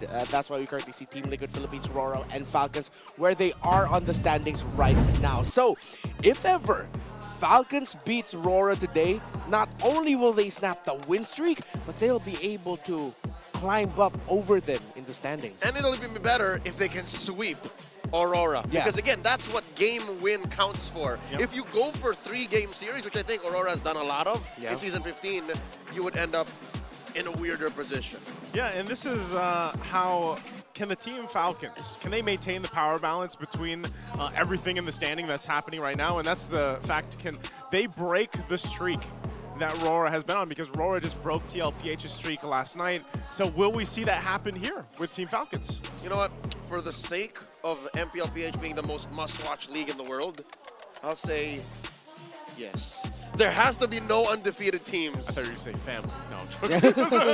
We're over that. Twisted I don't know, that gets me, man. The moment I heard that, my brain just went, what again? Your mind got twisted. Yeah. By the way, John Marie. even though Aurora, yes, undefeated streak so far, people have questioned their inconsistency, but they've been consistently winning. The Falcons have been winning as well. After getting swept by Team Liquid Philippines in their opening match for Season 15, they've gone through 5 other teams so far, and now they meet their 6th. So Falcons have been in a 5-series win streak, something that's been quite overlooked actually. And here, the community says, "Oh, Falcons are done for. They should re-roster. It's over. They're getting old." And what was that? 5 teams they ran through. Yeah, 5 teams. Arguably with much younger players. Yeah, and that's soaring past, basically, is what they've been doing. Will they be able to soar past the Northern Lights? You guys can let us know what you think, of course, in the comment section. But that's the thing, man. I got to say, both teams have just looked really good at times. I will say right now, though, personally, as much as I love Team Falcons, you know, I know you guys are both Falcons guys, but I will say that RORA has looked the cleanest so far. They have given us the most exciting matches, I feel like, up to this point of the season so far. Yeah, you know, they brought back Estes, dude. They did. They did. Oh, there. Oh, On cue. there we go. On cue, the glorious pose. Wow, Chrome flap. They've gotten older. They have, man. Oh, Flap wow. versus Edward. Yeah, that's glow up. Those are babies. And they're world champions. two-time world champion for Hall Flap. of Legends. Yeah, They have Hall of so Legends. much accolades across them. They want Edward to do it, by the way. Everybody wants Edward. To have his own pose. To do a flex pose. Come on. Just trying to outflex Flap, but I love how Flap's been very consistent with this. Again, both of them Hall of Legends. They both have finals MVPs. Two-time world champion for Flap TZ. He's flexing his nose, too. One world championship for Edward. Oh, that's the Flap right there, actually. Yeah. Oh, that's where the flap comes from. The nose. They're both iconic Paquitos. Benedetta, 58 games with the Benedetta. Damn, man. And a 64% win rate. Yeah, they're both pretty monsters on the Phobius. Just for a little bit of throwback, that's Phobius old skin. And then, of course, Cho as well, flexed by these two. Wow. Flap TZ a little bit more Uranus, man. Yeah, 80% win rate on the Eura. That's actually pretty crazy. Did he suffer a majority of those losses in SBS? I feel like he did. I feel like it, I feel like yeah. a lot of people were screaming, not the Uranus pick. And Stop! Stop it. But again, very decorated players. Oh, you yeah. know, obviously huge cornerstones and anchors to their lineups and their teams, and they're going to be playing a big part. Because I would say XP lane's pretty fun right now. There's a lot of things that can go on there, a lot of heroes that fit right now. But we got to ask our community out there, will RORA finish the first half of the regular season undefeated? Do you guys think so? Will they seize the win? Is it A or is it B? The Falcons are here. Let me share a quick stat to just contextualize things. Flap TZ is the AXP laner with the least deaths. That's 27, while Edward is right after that, but at 42. That's quite a gap. Yeah, although Flap TZ and Team Falcons have played 3 games less compared to RORA. Yeah. I'd still say those are significant numbers. Yeah. 3 games, you're still skewing by that much? Yeah. Edward, however, actually leads EXP laners in terms of assists. So if you want to use that in your vote there that we showed earlier, up to you. Are we taking into consideration Edward's run as a mid laner in the early seasons of his No, career? I'm talking about the stats here now. Oh, just now? Yeah, Oh, for this just for season. this season? Yeah, just for this season. Season 15. Season 15 has been pretty crazy, I would say. You know, like if you think about the last 4 weeks, I would have said by last season, at least the midway point, we were all like, all right, we can kind of start to see where the teams are going to fall into place, the ones that maybe won't make it to playoffs. But now I don't know, man. For the first time in maybe 2 or 3 years. It's been a minute. It's been exciting. It's been hot. Unpredictable, some would say. Yeah. Yet here I am trying to predict week in, week out. Yeah, and like... God's work. Has it been pretty bad? I'm fine. I'm doing it. All right. Yeah, predicting match results has gotten harder, even though the meta is so focused. Drafting too! Drafting for some reason can be quite difficult to predict as well. There was a time we were wondering, why is everyone rush picking Joy in the first 2 picks? And this time last season, we didn't have as much 3-game series, like Yeah, that's total true. to the maximum. Like, this is the most, one of the I feel most like 3 exciting and games. competitive in 3 games that we've had. That's why exactly me and Renmar have chose to do different content after the weeks. Yeah. We both. Props to you, man. You're still doing your predictions. I'm doing great, by the way. My predictions would have been far out of the water at this point because so far with this whole season, I think that has been the trend. It's been highly competitive. There obviously is some teams that are like locked in really hard on their rosters and they're able to pull it off, and then there's other teams that took some time to figure it out, but they all have done that now. So speaking of the teams, let's go ahead and welcome out our marshals and teams to the stage.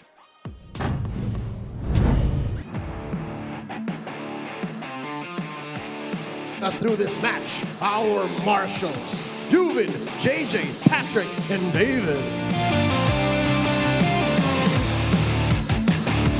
The soaring Falcons with the heart of veteran champions. Will they be the ones to break the streak? It's Team Falcons. In the EXP, the Filipino cannon, Flap TZ. In the jungle, the young phenom, Kyle TZ. In mid, idol ng mga kids, in role, the master, Ugwin.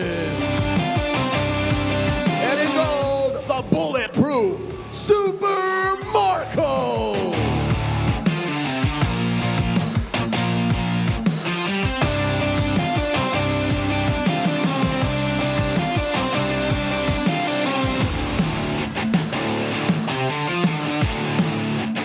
shines the brightest in the MPL arena? Can they end the regular season with an unbeatable record? Here's Aurora! In EXP, Mr. Consistent Edward. In the jungle, the smiling demon, Demon Kai. In mid, say it with me, in Rome, the Hitman, our roamer of the week, Renegade. And in gold, the next standard player of the week, Domenkai.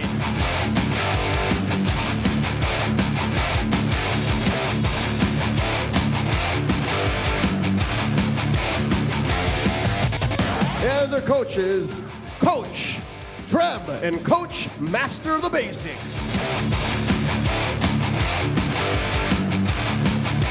How far will the Falcons soar and how long can Aurora's light shine? This is the battle that will end the first half of the regular season. And here we go. Let's go ahead and take a look at the lineup for Team Falcons. Let's introduce them. Renmar. After getting swept by Team Liquid Philippines, Team Falcons, people were saying they're washed, they're old, few. Just go have kids, man. You were the idol of many. Just go have your own. Make one. But no, they showed up and told the world we are still some of the rawest, pure athletes in the game today. What they've done against all their opponents in their 5-series win streak, though they were tested yesterday against APBR, they did not allow the kids to make them their kids. They are still that damn good. Sharp as they were in their peak, maybe not, but they are still a force to be reckoned with. You know what? I don't think Team Falcons will put money on this squad if they Yeah. didn't see anything in them. Yeah, that's true. You know, and across from them this time is going to be Aurora Gaming. They have been on that streak up to this point. Leo, what do you have to say about them? Anything that I have to say has already been said, all right? Look at that damn leaderboard and look which team has no losses. I know. I predicted they would lose tonight against Falcon in a 3-game slobber knocker, but as I saw them walk in, I saw it in their eyes, man. They're locked and they're focused. They're roll per roll, man. Sure, they may be lacking accolades compared to Falcons, right? Yeah. But the numbers don't lie. The numbers don't lie. Here they are on the screen. But also, I think yesterday is going to have an effect here today. They're riding on a momentum on beating TLPH. Yeah. We saw how intense the after game of that was, too. Oh, yeah. And the pregame.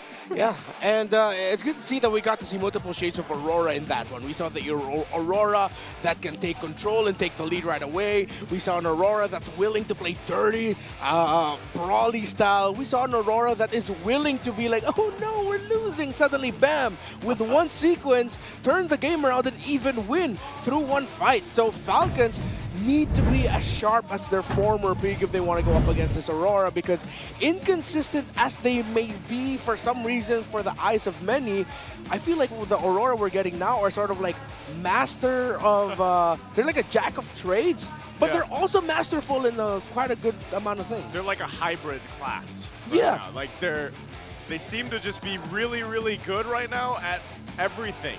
And it seems to be working with them. I don't even know if we can still say that. Like the people around the world can still say like they're inconsistent, because right now they're on the streak. They beat the team that was at the top of the standing, or currently still is. And maybe if they end up winning here tonight, what does that have to say about the first half of our regular season already and our teams here? Now, for Team Falcons, I think that can be the same thing. A lot of people would look at their match yesterday about APBR and have a lot to say about it. But nonetheless, these are the players that have just done so much for the MPL Philippines in general, you know, across the world. So I can't wait to see them battle it out. But first, we're going to have to see how they handled the ping test before the match. Kunin ko nga itong Alpha. Dut, dut, dut, dut. Max Verstappen. Dut, dut, dut, dut. Max Verstappen. Oo, so. Alpis Katis. Uy, lumilipad, pre, oh. Boom! May iba pa yan sa retry, man. Di mo ko mariretry pag ganito gamit ko. Okay na to? Tama na to? Okay na to. Tanggalin ko na to. Tak-tak dugo, tagak-tak bungo. Pero di ito tokhang na nagmamaang-maangan. Paano man lalaban ang walang kalaban-laban? Okay lang kahit wala ako sa top 5 na mga top 5 nyo. Kasi nasa top 100 ako ng top 100 nyo. Oh! Even he's laughing He's at laughing himself. at himself. What was he saying? What were some of the stuff he was saying there for our international viewers? A lot of things. It's hard for me to translate. Oh, no. His first verse was pretty profound. Just the second one was, what? What? Well, take us through the Infinix keys to victory here, Redmar. Flap TZ, be the Filipino cannonball. If you can, play around Flap TZ's aggression. Edward, if he gets his hand on his Phobius, that might not be easy to do, but make sure Flap TZ, similar to the last series that we saw, gets an EXP laner that allows him to, well, increase his chance to beating Edward in lane. Be consistent in taking up space. Edward, dude, just keep it up. You have been so sharp in terms of like controlling where you need to control and giving Falcons a lot of difficulty, so do not let that go. Meanwhile, just carry on the winning strat for both of you. If you get momentum, don't slip. Hold on to it, continue being aggressive. Yep, we'll see that, and if they're able to pull through. We got blue side being picked up for Team Falcons here, where they've got pretty good win rate too, you know, at that point, and we've already seen some of the trends throughout this week, how that might have changed at blue side especially. I think with these teams here though, maybe we see a little bit different bans. I'm wondering too, we talked about this yesterday, the Hitman Renegade, so many different names. Hitman, Heelman, Horseman, everything. He's the man. Jumpman. Jumpman. What kind of man is he going to be here against Sir, Team Falcons? what's your command? They might consider that in some of the bans. We got the Matilda, Granger being banned out here, Jushin, and the Fanny. The immortal one There goes the chose me to Suyo. vanquish the shadows So, that plague what are we this thinking here? Are they world. going to prile the Joy if it's open? Coach Trevor, what are you up to? Huh. Either gonna, they're eyeing on already getting the Joy.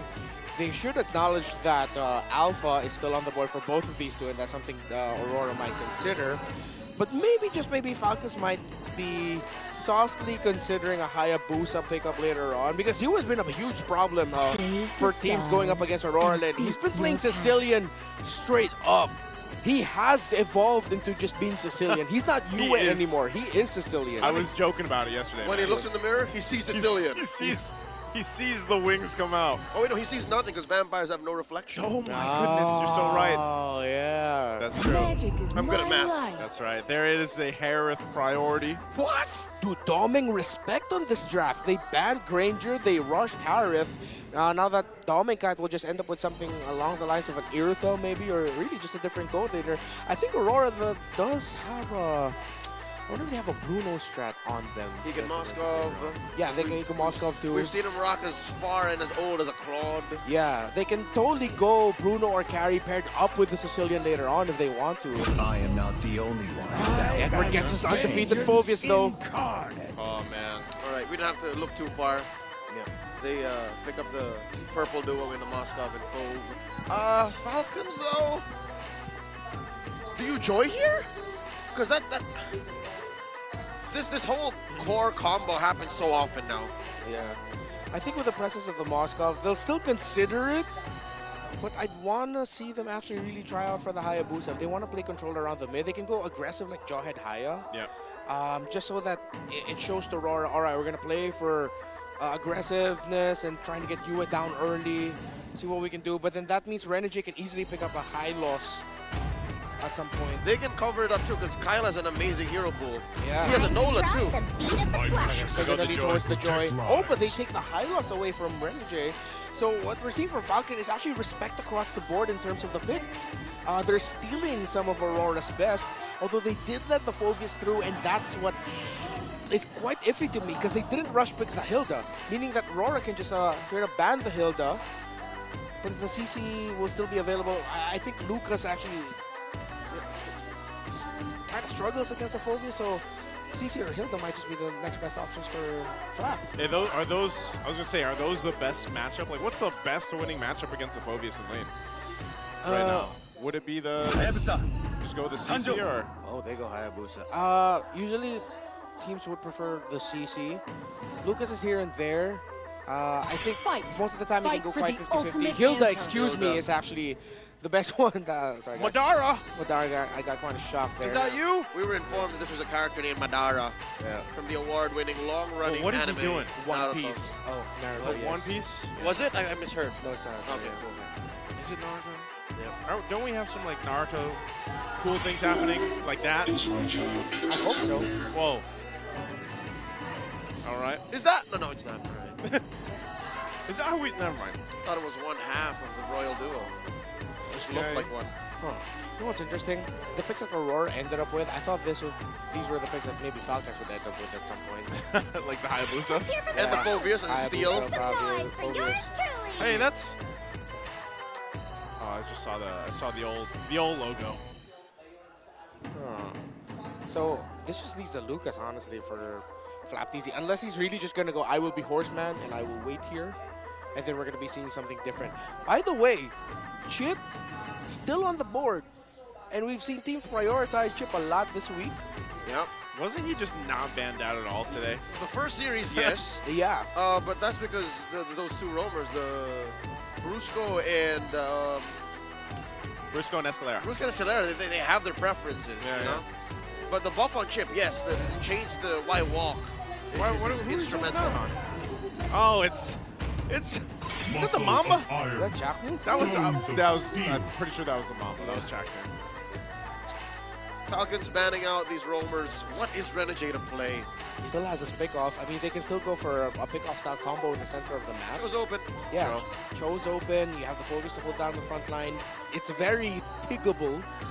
But then if you pick up the Tig, that's a Valentina easy for Power of Pegasus! No, it's a Batang. Whoa. We got Punch Man. Yep. The Punch Man. One. Multiple Hitman. Yeah.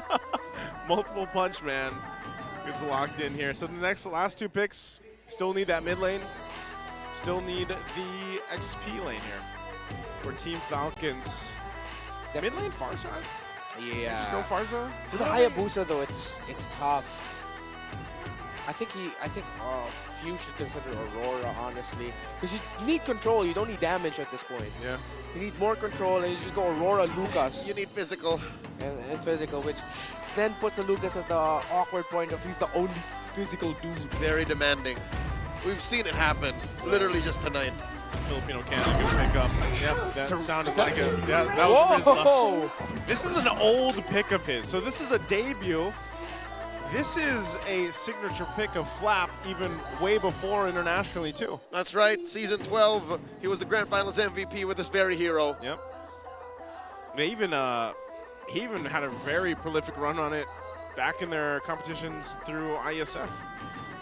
He loved this Terizla pick, and then they get the Angela. This is a World Tour pick right here. It's a World Tour pick, yeah.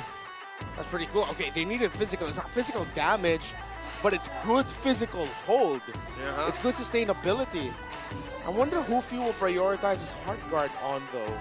Would either be Flap or Kyle Teasy early on before it eventually becomes like a thing for Super Marco, maybe. What a thing, what nice one baby would be brought back by Falcons, man.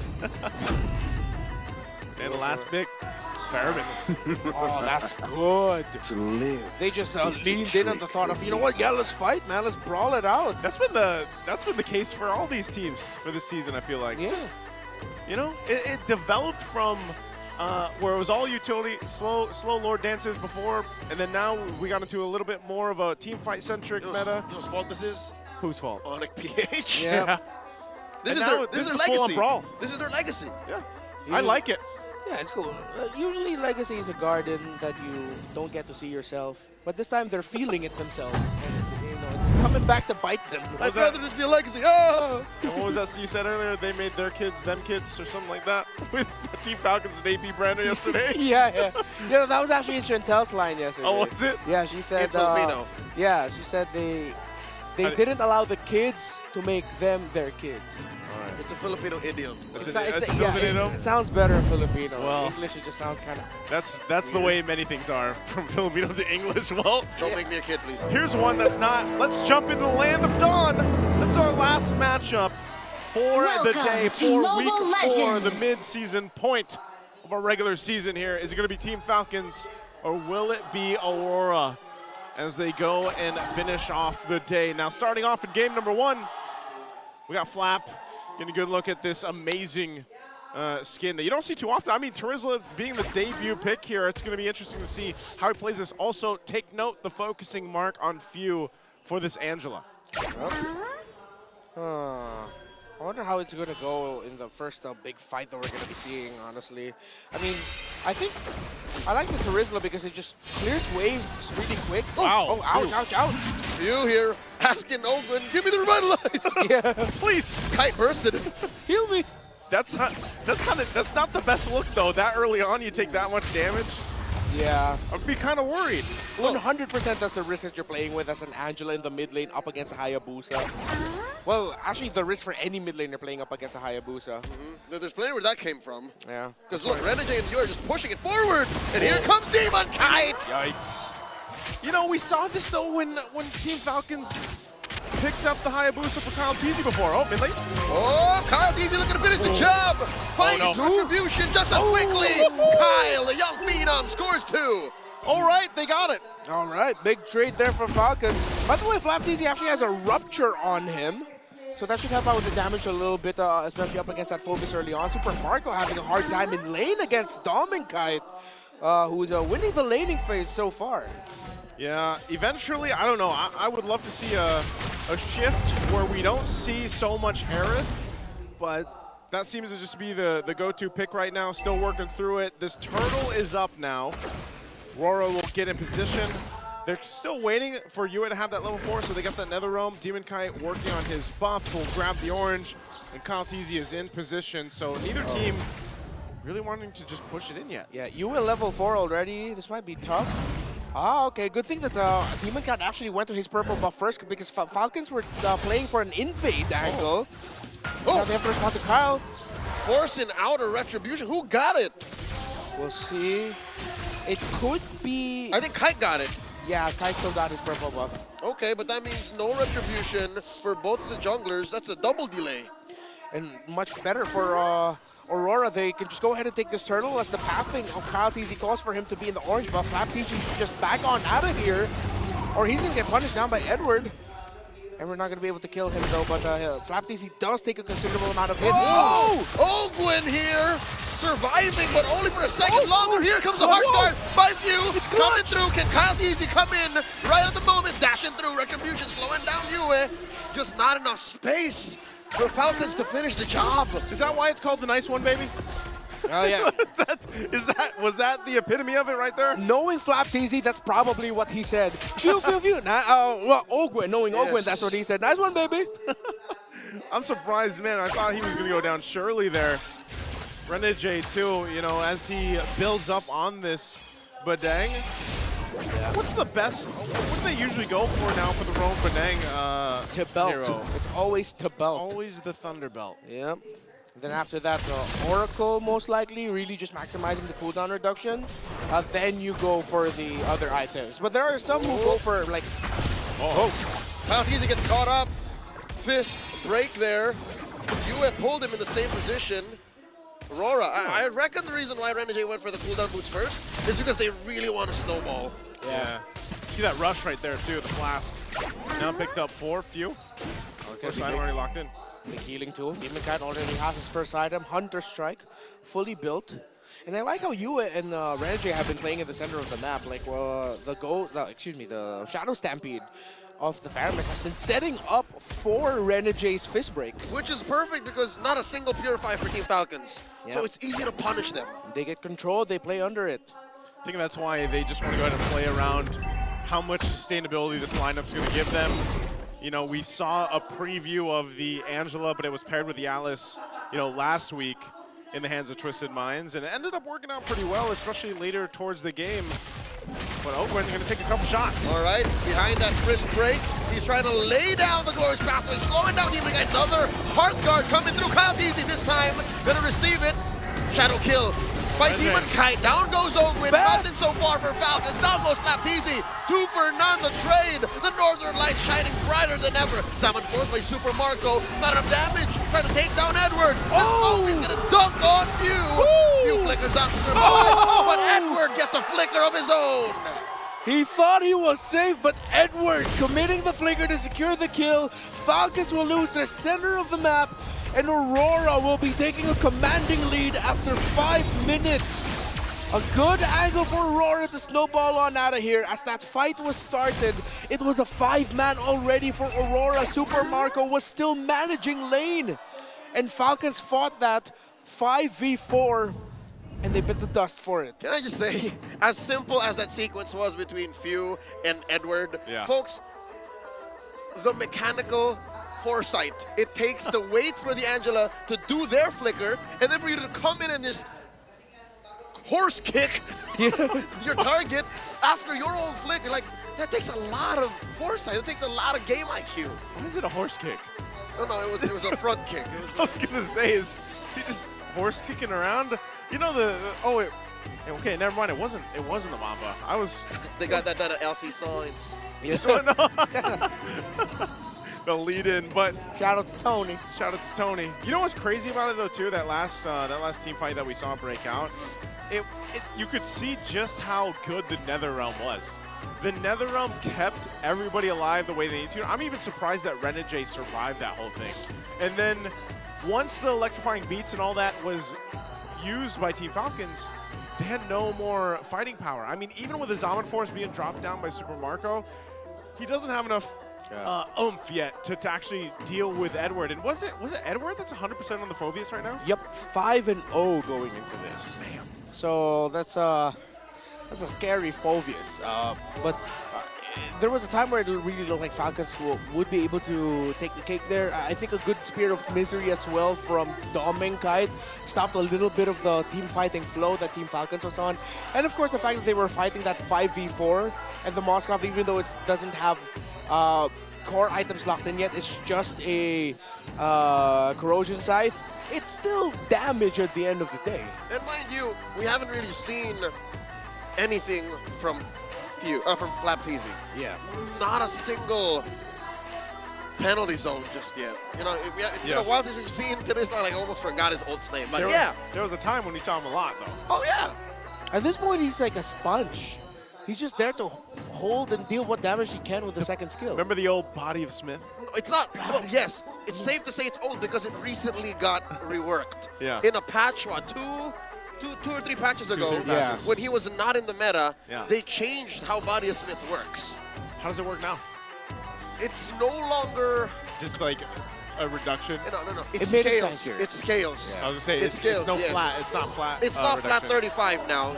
You have to level up, but per level, it provides better base damage reduction. Yeah, it's not flat teasy.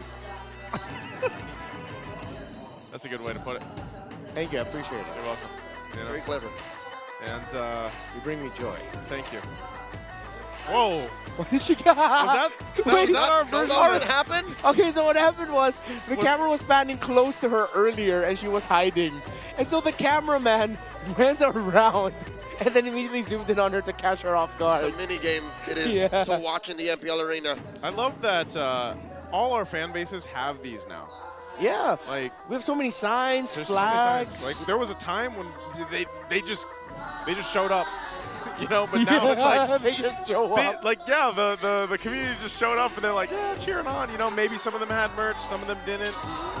But now it seems like everybody's got something, a sign to hold up. Shout out to Tapiru family, Mama Lynn, Papa Randy, Randy, and Asher. Oh, yo, Asher? Yo, That's Asher, dude. I don't know. Asher was they were related. To the Tapira family. Yeah. Born to soar, built to win. Look at that cake. Happy birthday. Happy birthday. Go Aurora. Go Aurora. 2-0. She thinks it's going to be sweet. All right, that's her prediction. Respect. Hey, respect. A familiar person in the crowd. Yeah, that's my lady right there. That's your lady. Too bad you couldn't bring the boys. The boys just got groomed yesterday. Oh, did they? They're clean. Can't wait to cuddle. Oh. You got a picture with the Filipino cannon earlier today. Look at that. Today. Oh, no, that's not yesterday. That was a week ago.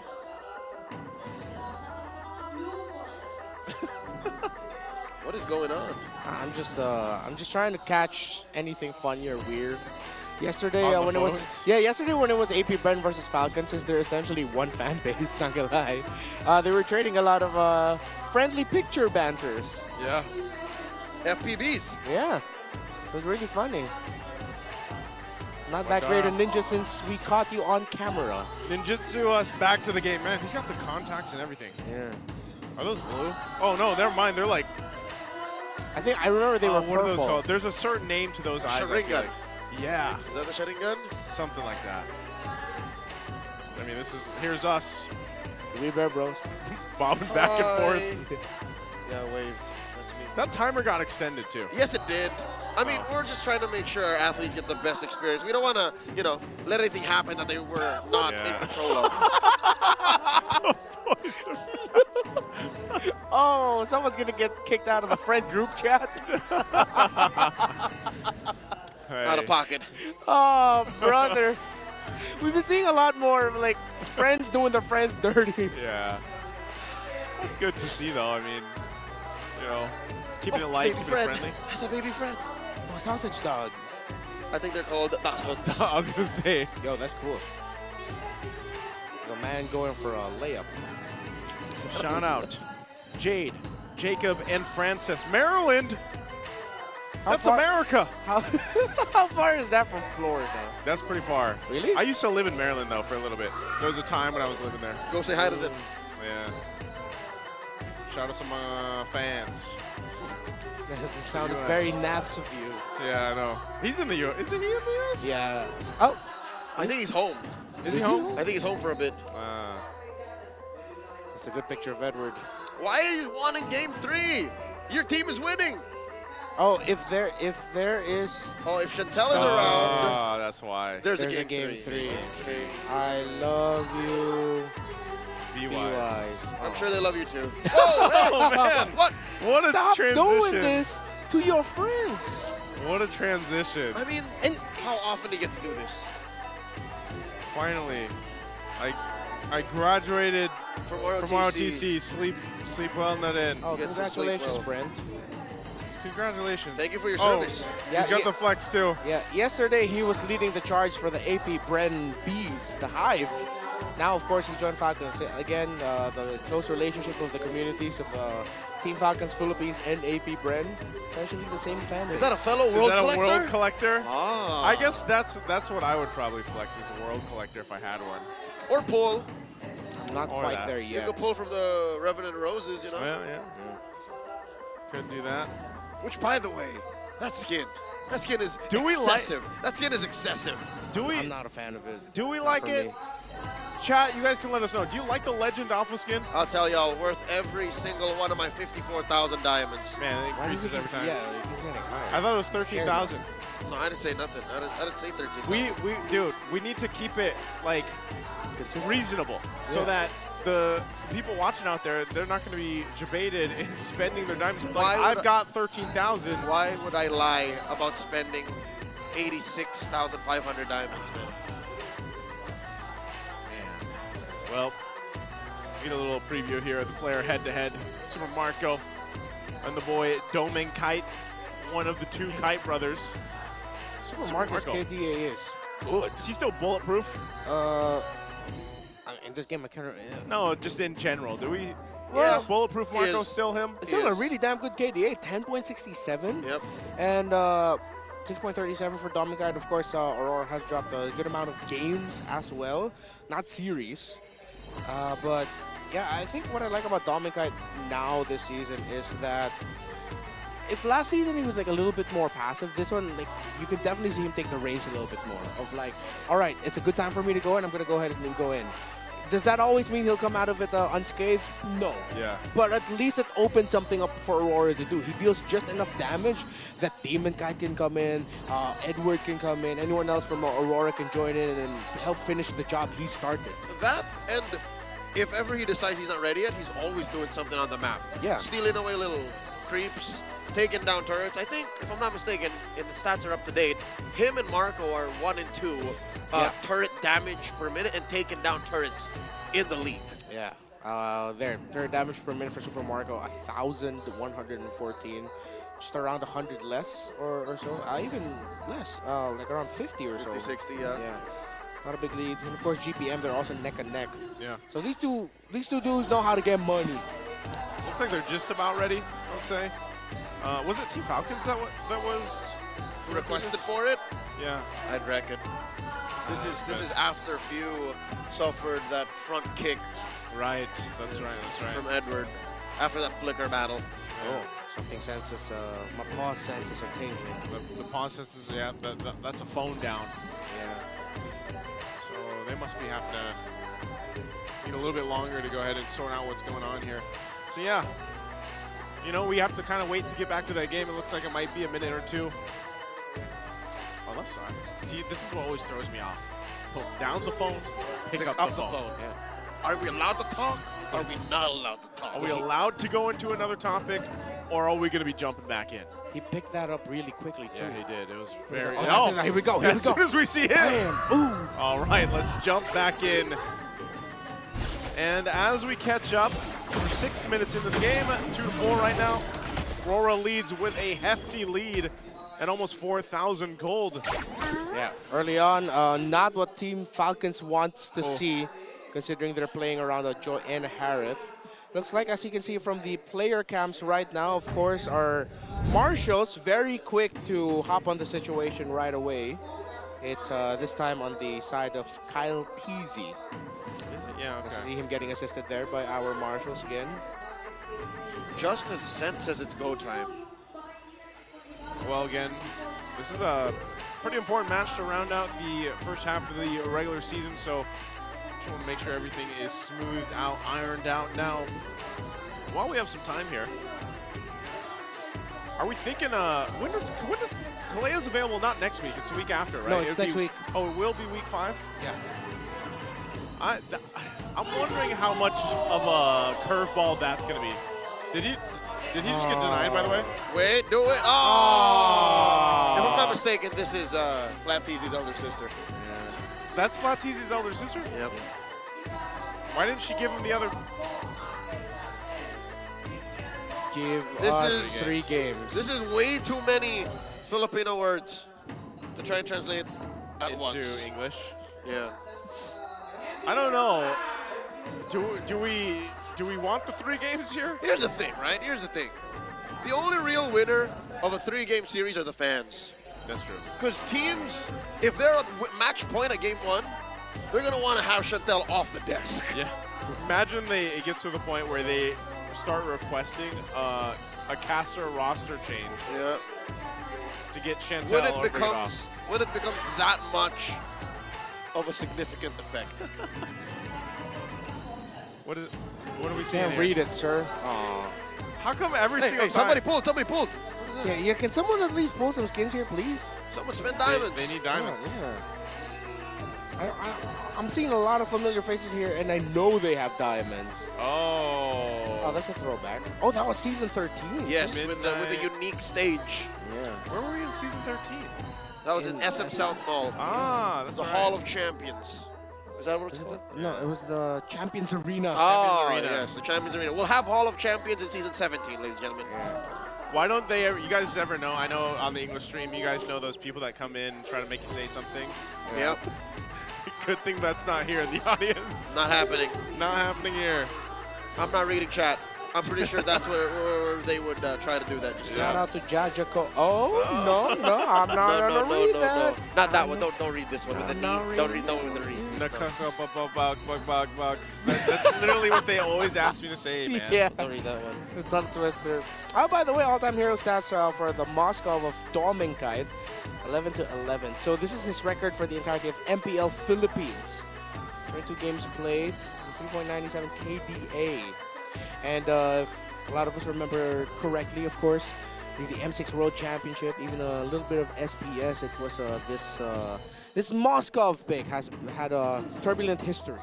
Hey, for read Aurora. your chat, Ben Thinks. Ben Thinks. Read your chat.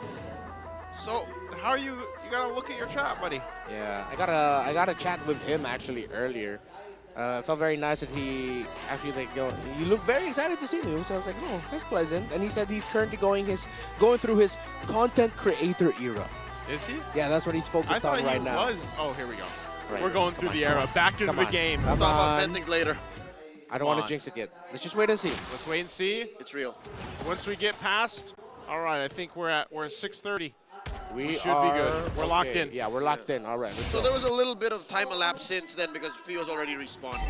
Yeah. When we got back in earlier, it was at 6, and now Flap's in trouble. Oh no, that's 3 members of Aurora looking to sandwich him. Gets pushed back into the wall, forced to use the penalty zone, into the fist break.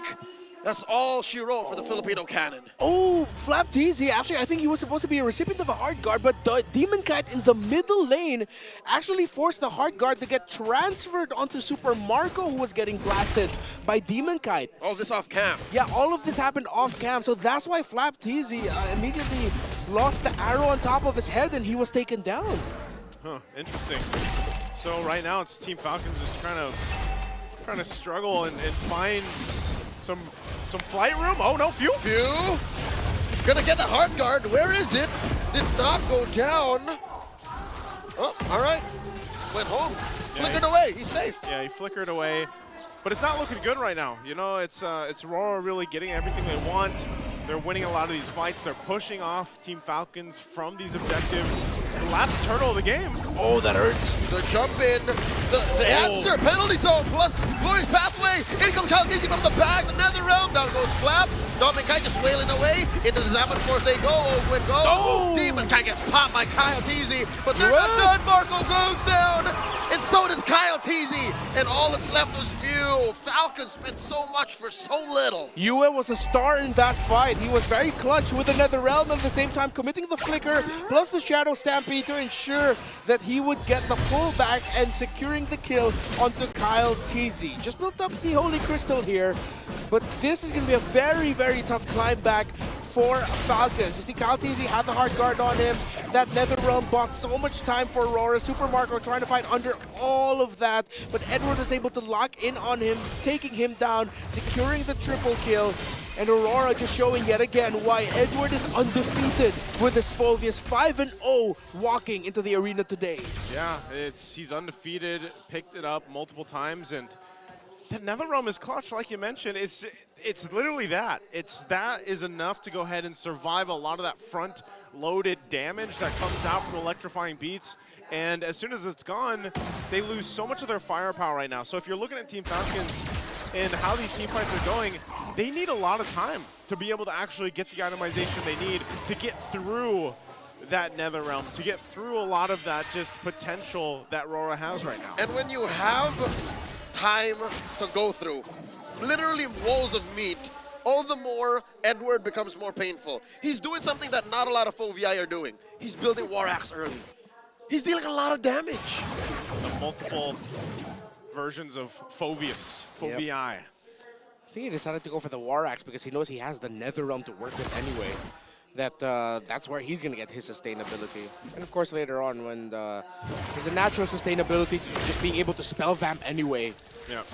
So hurt them so that he stays alive. That's what he's working with. And Aurora just are going to be playing with this Moskov around the map. It's going to be Angela managing the far wave push, while Falcons will just see and hope that they can win a team fight, because that's their main condition, win a team fight. Now they're just going to give the go on the Lord now. Dark Wave's going to be pushed in. Edward. Forcing an answer. Look at this. Oakland drops the Glorious Pathway. Kyle Teasy with a hard guard on him. They're going to take down Edward. They won't make it, and they do. The shutdown by Kyle Teasy. Demon Guy takes on Flap Teasy. Lord still standing. Renegade backing off. Oh, the spear. No one home for the spear. Kyle Teasy going through. Down goes Yue. Look at the back line. Demon Guy taking down Kyle. 2 for 1. The current trade. Way too much. The Hitman with the punches. Compromising Falcons once more. And that's a 4 for 1. Oh, the punch man comes through. Renegade able to find the right placement, and that'll give them the green light to go ahead and secure the Lord now. That was violent. That was aggravated assault, man. The flicker, fist break, fist crack, everything to lead to this. First Lord goes to RORA. Great team fight there, and it looked good too for Team Falcons. I was rather surprised, you know, they were able to get rid of Edward rather quickly, but then the rest of the team fight broke out, and RORA played really well around being able to go ahead and push and pull. We're going to take a look at the replay here to see exactly what happened. Buff secured though there, so this is what we're talking about. They already took out Edward here. The spear is used. That was big. Yeah, and they just go in and for this, and they disengage, but then they come back because they see Dominkite could be in trouble too, and there it is, the perfect combo from Renegade. He held onto that the entire sequence. Yeah. He saved that up. And again, the SOD for Dominkite landing and him deciding to go in actually messed up the team fight. The Falcons there a little bit. Although I feel like Aurora still would have won that even if it didn't hit. Okay, Lord should go down here. It looks like they're going to keep their turret. So even though the shield went down earlier, this now on the top side will go down. Oh, they still hold together. Another wave's going to be pushing in. So this should be one base turret going down. North bad play by Ogwin. Helping defend. The conceal by Renegade. Zaman Force dropped in by Super Marco. Heart Guard coming up. Netherrealm the answer. Penalty zone by Flap into the back line, forcing them to reconsider the engage. Down goes Flap. Down goes Ogwin. And Dominkite inside the base, taking down bodies. The turret's still standing. It was not the right angle for Kyle TZ to go in, even though he had the hard guard on him. Decided not to commit the electrifying beast as the fight had gone way too in favor for Aurora quickly for Kyle TZ to enter. Flap TZ finally able to land a big penalty zone. Just unfortunate. The Super Marco was also brought low, and Dominkite had the right angle to send him back. So maybe there's these little signs of brilliance where this composition's going to work for Team Falcons, but man, they're behind. It's a 10,000 gold deficit for them, and RORA clearly riding on this momentum will be able to go ahead and push into the rest of the base if they want to. They can take the discipline route, wait for this next Lord. So there's a lot of catching up that needs to happen here. I mean, even especially for Flap, when he's able to get that multiple penalty zone off, it's got to have the follow through. It's got to have that follow up. This is a big item pickup though, at least for Super Marco. Gets the Holy Crystal now, but they still need plenty of time to catch up here. The Oracle might help, considering that Ogwin is playing around the Revitalize. We need to be able to just soak up a little, significantly, not a little, significantly more damage, honestly. Blade Armor picked up actually by Flap TZ, so should help against the Moskov somewhat. But there are... Man, look at the damage dealt. There's already a Malefic Roar for Demonkite. So if Demonkite decides to use the Shadow Kill onto him, it's actually going to hurt significantly more. And yeah, the Kite Brothers on top of the damage leaderboards. Winning a team fight at this point for Team Falcons is going to be so difficult. Yeah, I mean, we saw this earlier, you know, where Onic Philippines came back with a 10K gold deficit, or almost 11,000. So we'll see if Team Falcons can do it this time. But this is just going to be a Lord started up by Aurora. Demonkite will hold it together. Edward does pick up a Winter Crown, so he can play around having that ability to go ahead and buy a little more time now on the Phobius. Demonkite playing with range, pushing back, Flap TZ. Lord gets fully reset. Surprised they reset it there too. Let's just go ahead and scout out what they can. They're still finding Ogwin here. And Edwards do the job. Here comes Kyle TZ though. Coming in with the Heart Guard into the back line. Ogwin with the glorious pathway. It's a big knockup. Netherrealm set in. So does the Summon Force. Look at this. That's a lot of damage into the back line. Down goes Edward. Kyle TZ gets a kill. Down goes Yue. The rest of Aurora backing off Lord. They hold on. Hey. Flap TZ, man. He landed a big penalty zone. And the Lord gets secured by the Hitman Renegade. What? Aurora with a steal of a lifetime. The Hitman indeed turns into the Lord Secured Man right now. Kyle TZ did not have his retribution. He used it during the team fight, but Falcons continue to march forward to see if they can reduce the damage of the upcoming push somewhat. I believe that was just the first skill used by Renegade to secure that. The most perfect punch. That's the fist wind? In the smallest the fist wind. of windows. The fist window. The fist window. Fist window, and grabs it with that. That's almost in the sense of, I'm just going to throw this out there and see what happens. Just maybe. Saw the opportunity and threw the fist. Okay, Lord's going to be worked on really quickly though, but they can make a play here. Spear! SOD, Dominkite does click it. Ogwin here gets pulled back. Does stay the course. Defending, keeping that tier 3 up top. Bottom does crumble. And Falcons only have one turret left. They got that one turret left. This might go though, because it looks like they're going to crowd up here. Renegade conceals. Has an immortality too. Is going to be making a play under the turret. Close bad play by Ogwin, slowing the push of Aurora. They do have one siege minion, so that is going to be the final turret taken down. Falcons have to deal with a bare base. Aurora will just have to play around the minion waves. manage it well enough, allow Falcons to exit so they can have a chance to pick off and punish as they will continue riding this lead. Full item locked in for Demon Kite. Still waiting on the very last one there for Kyle TZ. For the gold laners, one more item as well on the wings for Super Marco, who already does have a Divine Glaive. So item isn't actually that big of an issue for Super Marco. But smartly enough, Dominic had actually built the Athena Shield as his last item. He will allow him to survive the onslaught of damage coming from Kyle and Super Marco. Oh, we gotta watch out too. Earlier in that Lord fight, it was a really good penalty zone again from Flap. Yeah. And it was enough to actually just cut off the rest of RORA from following through, and that's why Edward went down. So if he's capable of doing that again by the next Lord fight, that's something that RORA wants to be careful of. Because remember, even that last time, they had a massive lead. It was 10,000 up to that point. It obviously went down. Now they've built it back up. So yeah, itemization is getting to a point where some of the items are being fully locked in, but still, it's Team Falcons trying to catch up. There's a Divine Glaive now for Kyle TZ. So this could also be pretty troublesome for RORA, especially the way that Hard Guard was used last time. So that's why they're taking their time. Every time that Lord is up, even when you have a lead like this, RORA is very careful on how they approach it. And Aurora are protecting this massive lead they have. Again, prior it was 10K, now at 8. Again, that's what proves that what Renegade did, the Fist Man, was barely a half step forward for Falcons. So luckily, Falcons have the tools to deal with this, right? They have the Angela, so they can play with the long lane, they can play with the short lane. But here's the thing, the damage profile doesn't spell well for Falcons. It's all magic. Yeah, and then with this, you can see Domin Kite waiting over on that side sneaky of the map. We've seen this time and time again whenever the Moscovs are picked up.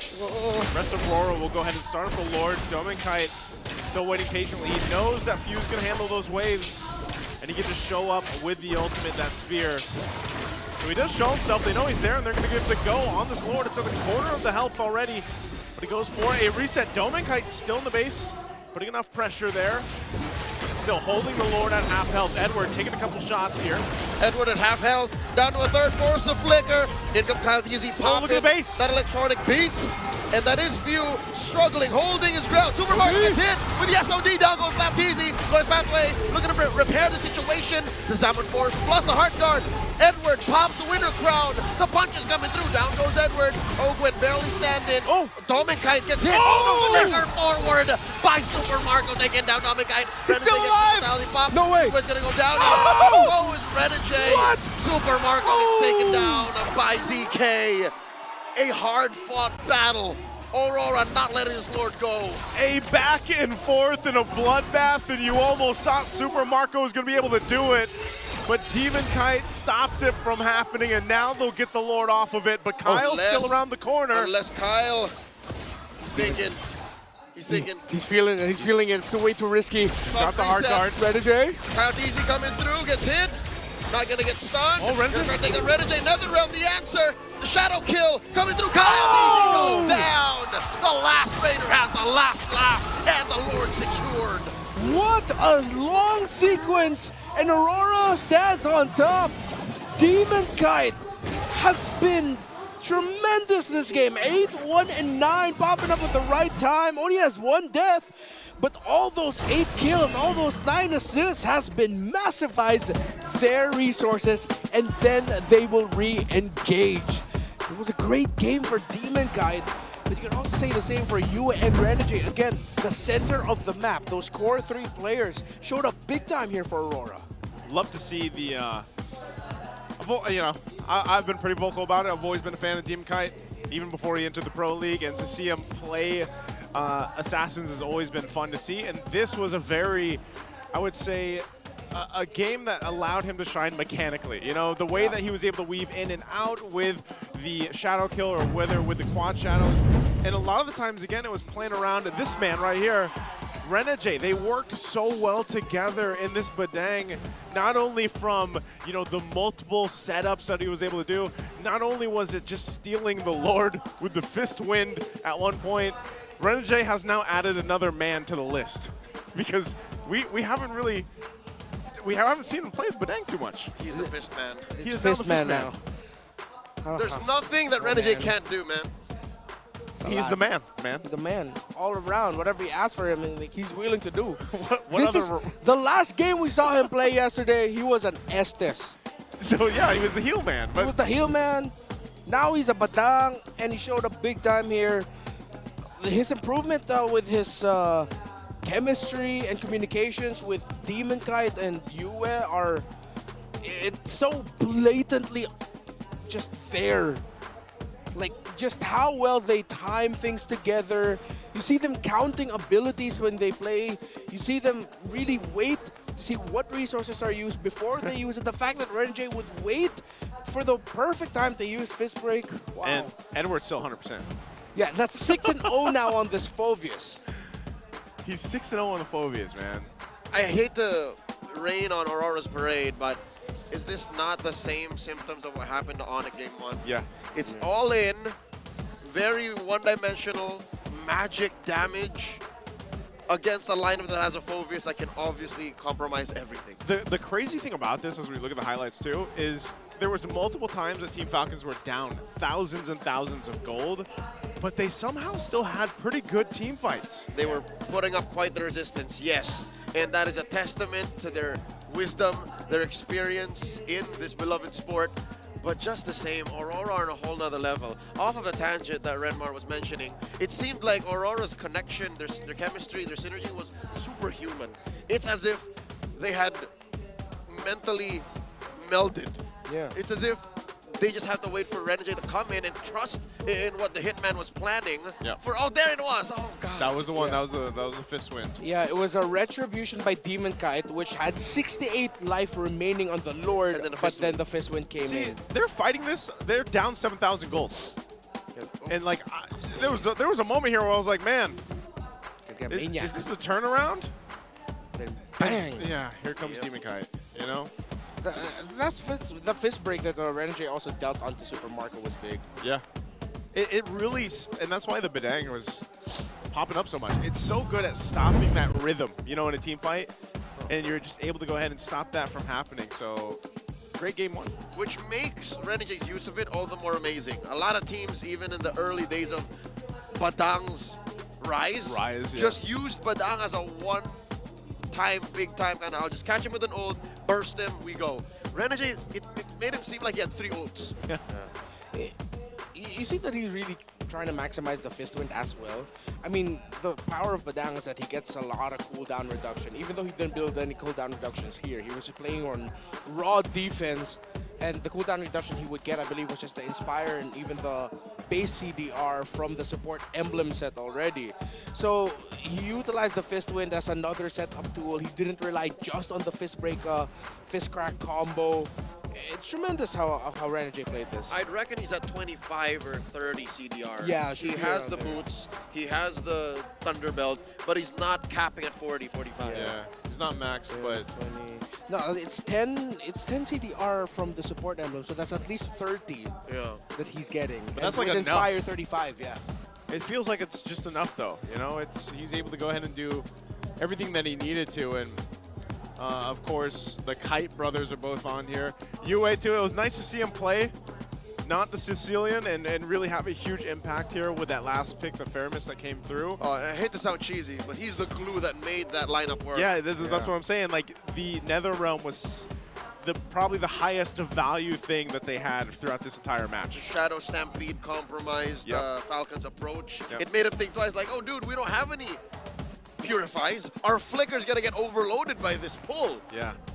And the BPI rich guy at 4 came on other than Demon Kite, almost a 17,000 total gold, 811 GPM. He was everywhere on this Hayabusa and very proactive on it. So again, impressive from Demon Kite to be able to do this and also just rely on the team to go ahead and help him succeed like that on a pick like that has, you know, seen his highs and lows, I would say, just as a hero in general. So, but really what's made RORA so impressive is just how everyone seems to kind of rely and click together, and the synergy that we talked about up to this point, because we all know what was all said about them before the season started. And I would say if you look at them now, man, they're damn near consistent, you know, in every single game they play. Yeah, I don't want to call them inconsistent anymore, honestly. Yeah. They're consistently winning. In the end, that's what matters. And yeah, with what you mentioned about Haya, you see the lows, but we definitely got a Hayabusa in that one. Get it? I like it. I'll show myself out. Well, You have to stay till the series. We're going though. 3 games, buddy. Yep, okay. If that's the case, I'm telling you. I'm pretty sure we're going to throw it in an interview after this. I need to go to little boy's room. Well, you'll get your chance here, Redmar. Let's go ahead and throw it over on stage with our host.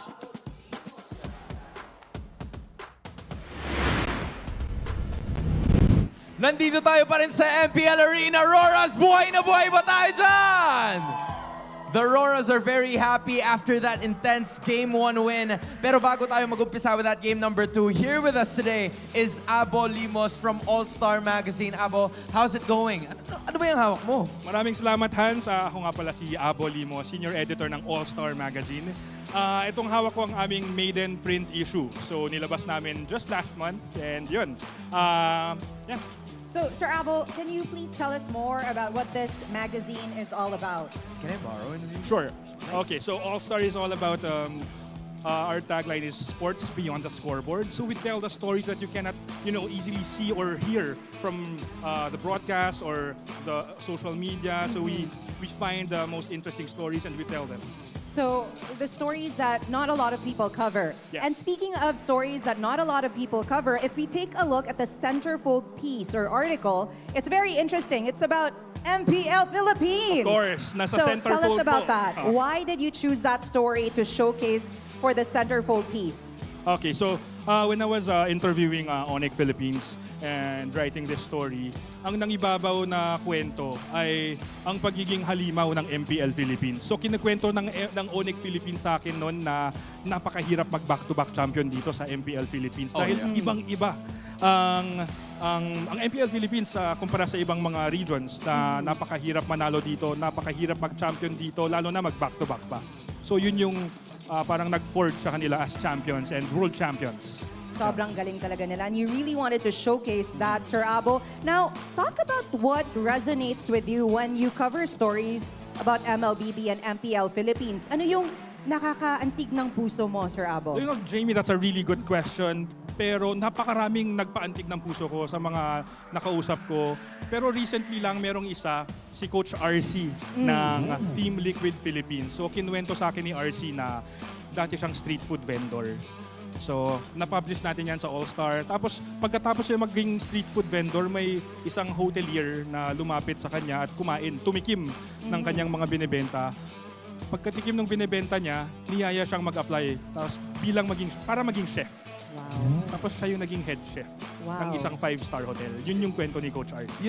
And those are Inspiring. stories, right? Those are stories na siguro hindi alam ng sobrang daming tao. Maybe talk to us about this one, this time. Kasi ito yung MVP Ipakita mo, ng Game 1 eh. Ayan kita nyo naman. Rene J, right? Having his very own page for the All-Star Magazine. I'm sure Rene J sees it as well. Talk to us about this bit. When I was talking to Rene J for this story, nagulat ako, Hans, dahil sinabi sa akin ni Rene J, minsan nangliliit ang tingin ko sa sarili ko dahil parang feeling niya hindi pa niya nakukuha yung respeto ng mga kasama niya dito sa MPL. Kaya gusto niyang manalo. Yun yung nagda-drive sa kanya para manalo ng championship.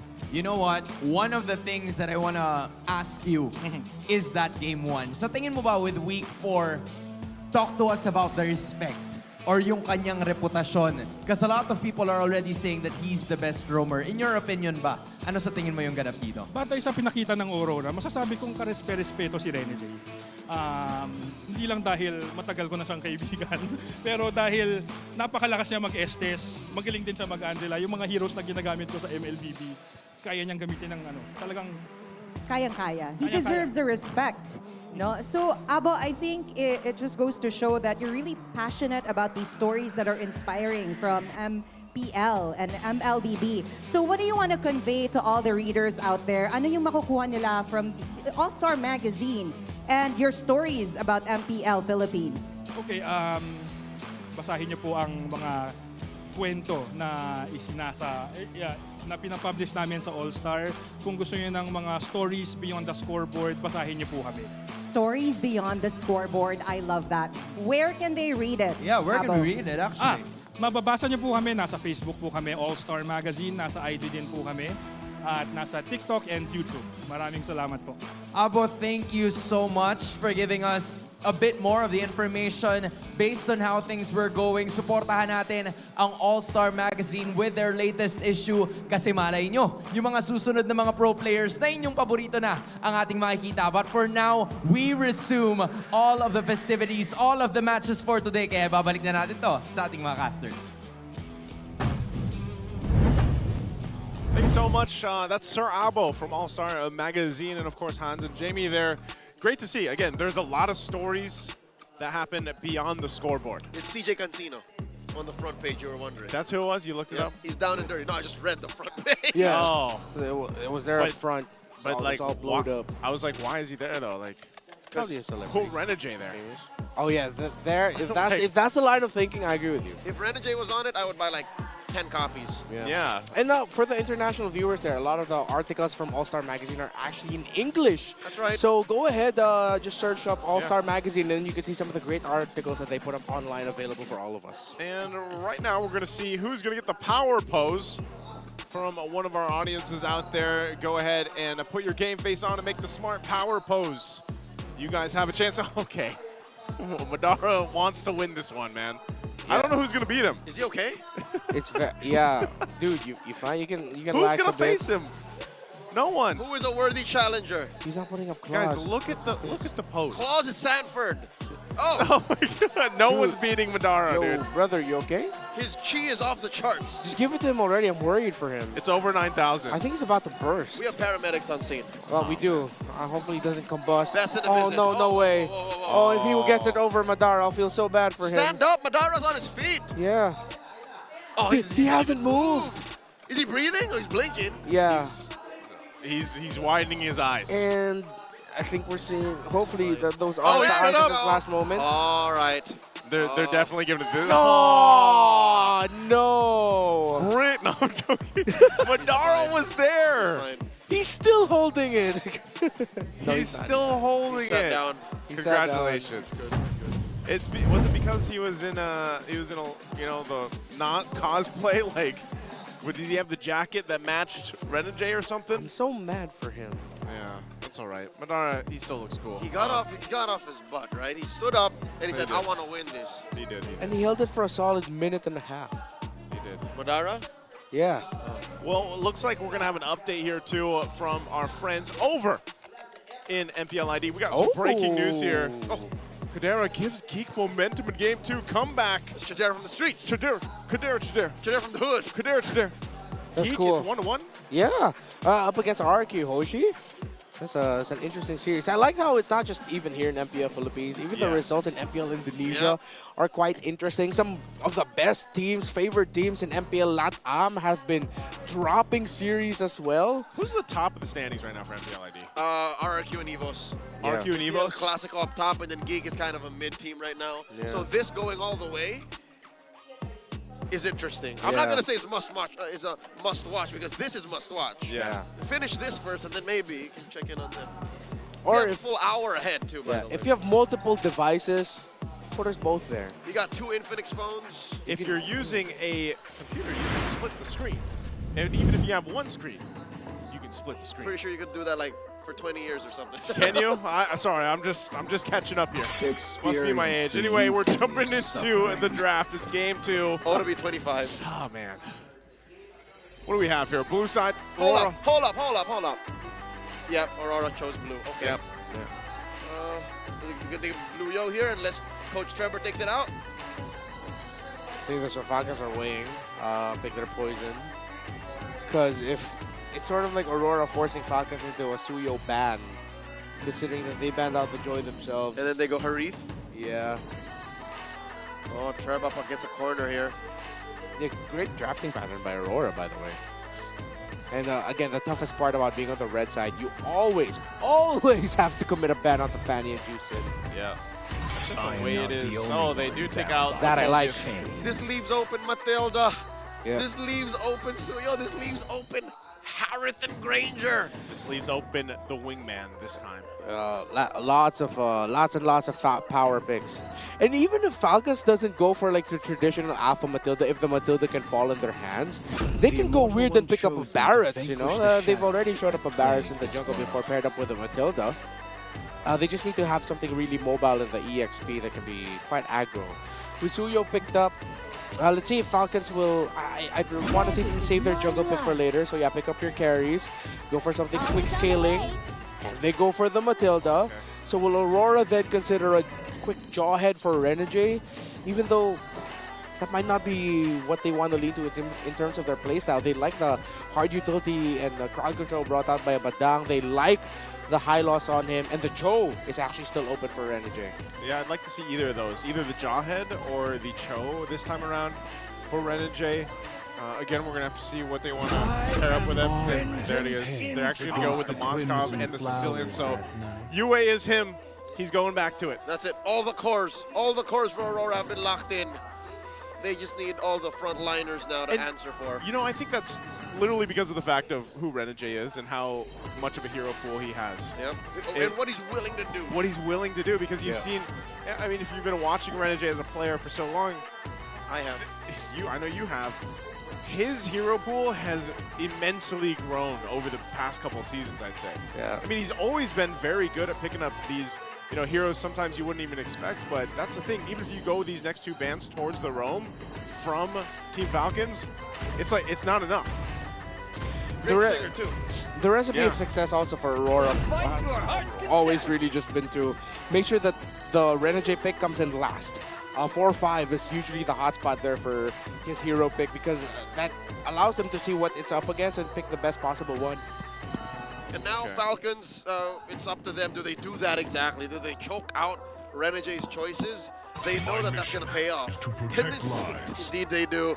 Take out the Horseman. But here's my hot take. I don't think they're going to battle the Badang.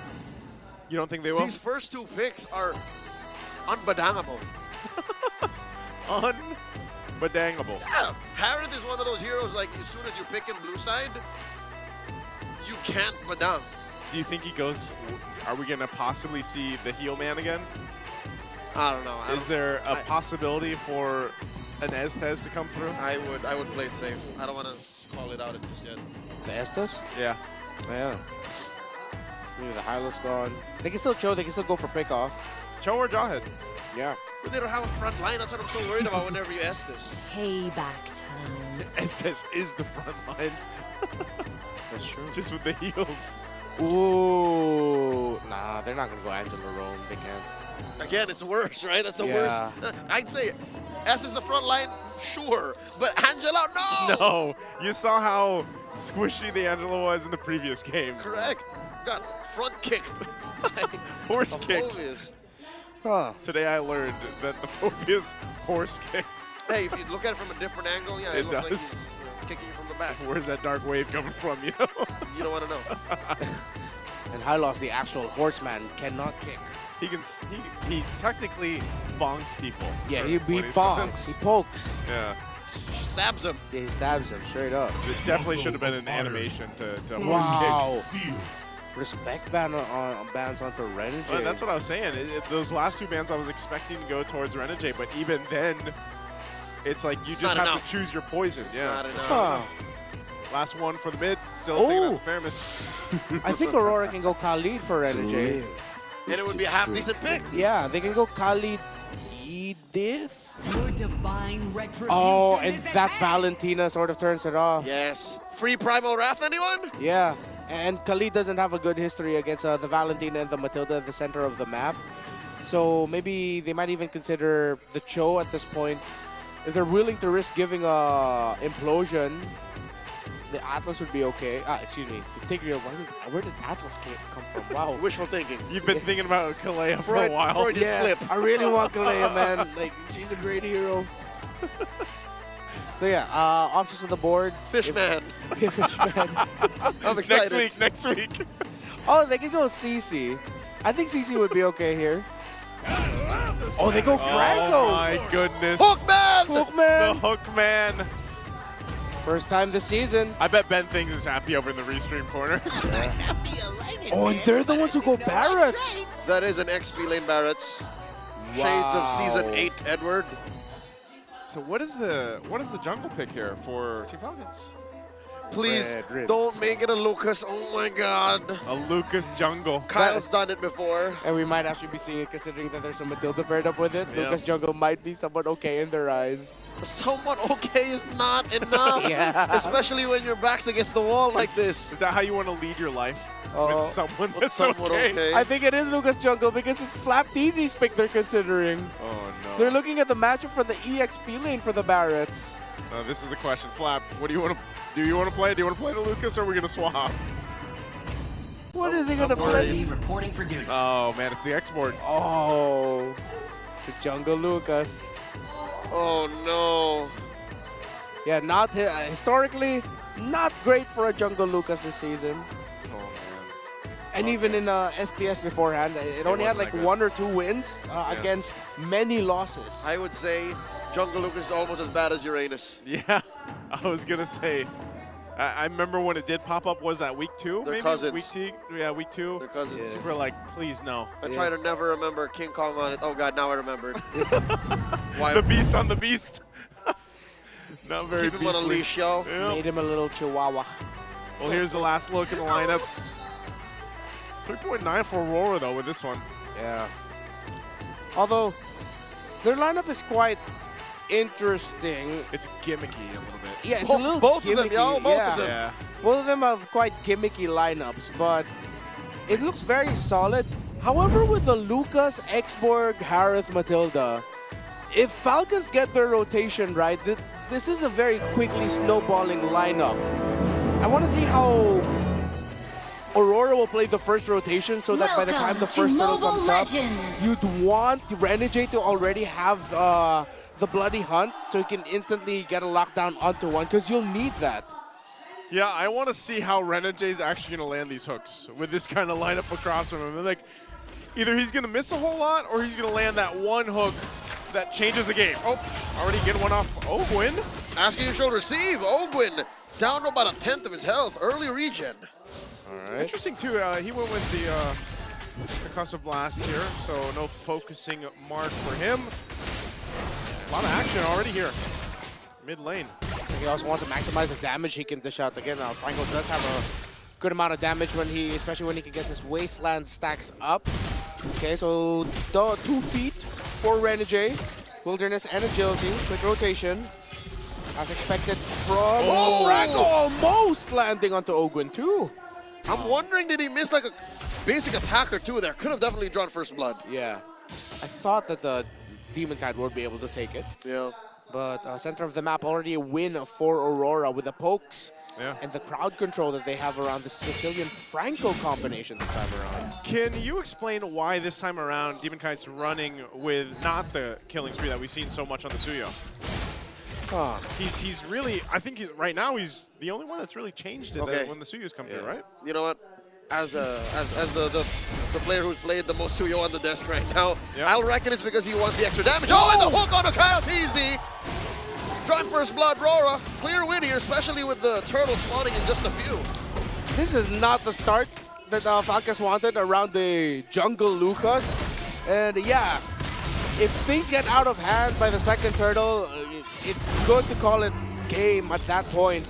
Let's see how Falcons will start to balance things out so that Calteasy gets a little bit more farm and he doesn't fall back way too behind. Oh, good check on the purple buff there with a Spear of Destruction actually by Dominic Kite. They're over there. Look where Renegade is too. Like with the rapid boots that he's got plus the double speed emblems, he's fast. He can move where he needs to. He's going to get spotted out though. So this is the thing he's going to be doing, just roaming around looking for those picks with these iron hooks. And it really puts you in a defensive position. Oh, what? Still caught and forcing the Purify from Super Marco. Gets the iron hook into the Bloody Hunt. How'd that happen? It looked like at the very end of the animation, Super Marco might have re-dashed back into the hook. Because it looked like he already dashed out of the hook trajectory. That's what I thought. So that means Renegade read into the dash. No, he already threw it. It was avoided by Marco, but there was still a little bit of animation left. Marco dashed into it, and it still caught him. So was that a read or a delayed animation? Who's great here? The flicker! The Dennis welcome into the wall! Ogwin falls! Man, what a move. And very, decisive to go down to that bottom lane. And we're going to have to take a little bit of a break here when they figure things out. But they spent so much time down there, and then they finally get rewarded by picking off Ogwin.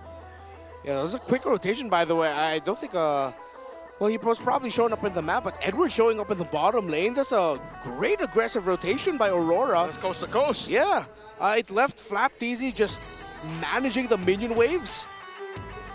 But, dang, instantly going for 5-man this early on. Aurora showing that they really want to dominate early and make sure that the Harith doesn't get good, comfortable farm. Look, I see the whole map. We see the whole map. But even I didn't see Edward going that far and that quick. Yeah. And oh my goodness. So, okay, I had to You double saw check it. the hook. So that's exactly what happened. So Renegade threw the hook. Super Marco dashed out of the way. But when he re-dashed back into it, there was still a little bit of animation left on the hook before the pullback, and that's why he was pulled back. So it's a Suyo situation. Yeah. He threw out the animation for the skill, but the backswing allowed for the hook to still get the unit. Exactly. It was the backswing that got Super And I'm Marco. pretty sure Marco did not expect that. So all of a sudden he had to take a little extra damage before the Purify. Yeah. And then that's why he still got into Bloody Hunt range. Yeah.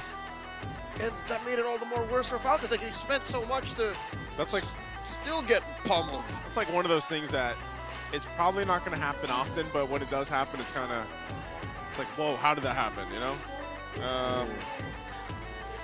Pretty sure that's not Gushin? what Gushin looks like. I was going to say, 17-5. Oh, it's him. Oh, that's him showing off his Gushin skills. Good for him. Baby friends.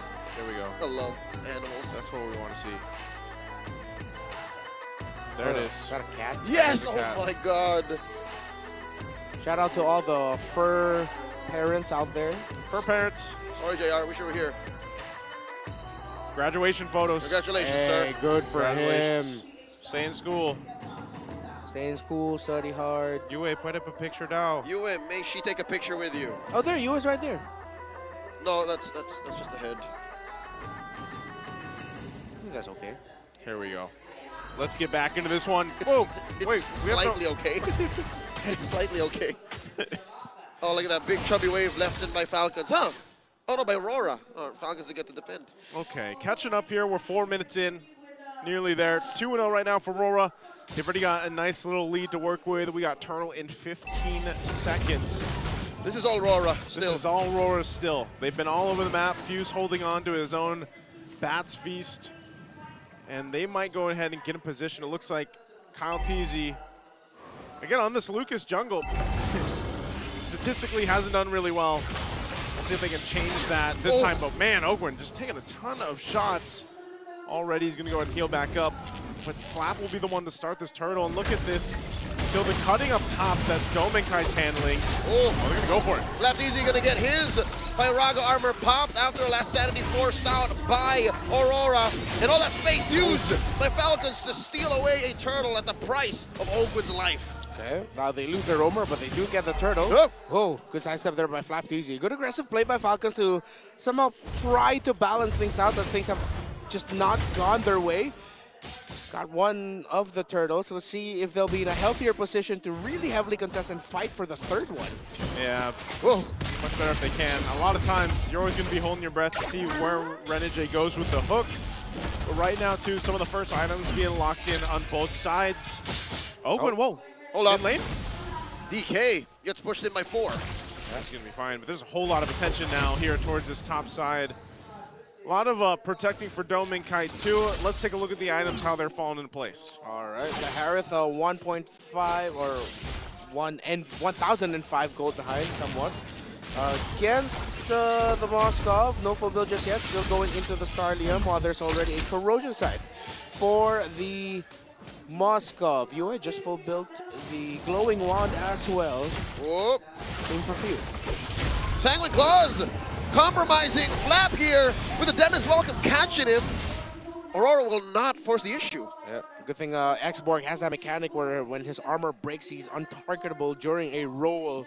And that was able to help him escape alongside the Ogwen being there as well, who just built up a Flask of the Oasis. So despite the bad start for Falcons, relatively healthy position, but the next turtle might actually be contestable for them. Yeah.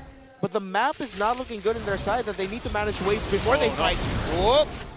That is the Missile Expert pushing Falcons into a fight that they're not ready for. Unleash the beat like how easy, plus a shockwave blast and the most unfortunate pause in the season yet. Man, that's tough to see because that fight breaking out, you know, down in the mid lane too. And it looked like, I don't know. It looked quite good for Falcons. I was going to say. Both of them actually. It looked like a better fight for Falcons, and so I'm wondering which side is this one on? Who asked for this? I don't know. Was it Falcons? On the contrary, gentlemen, I think this is a better fight for Aurora. Because Kyle TZ has already spent his ult. Oh, this is on Rora's side. And Kyle TZ is at like, what, a 10th of his health. Yeah. So that's a man down. Technically, it's a technical knockout in my books. So that's a 4v5 that Aurora might go into. It's in their favor. Well, we'll have to see when we get back into that game too. Whoa! Is that young man showing us a Tyranno beat Beyblade? It's a Tyranno what? I'm just kidding. It's a friend of mine. It's Riley. You know him? We play every week, yeah. We went to the same high school. Oh, you did? Beyblade. That's the old song. That's from the first generation. What's the new song? I don't know. Several songs. Oh, it's a song sang by 1OK Rock. I wish I knew Glennis. it. Glennis is #1.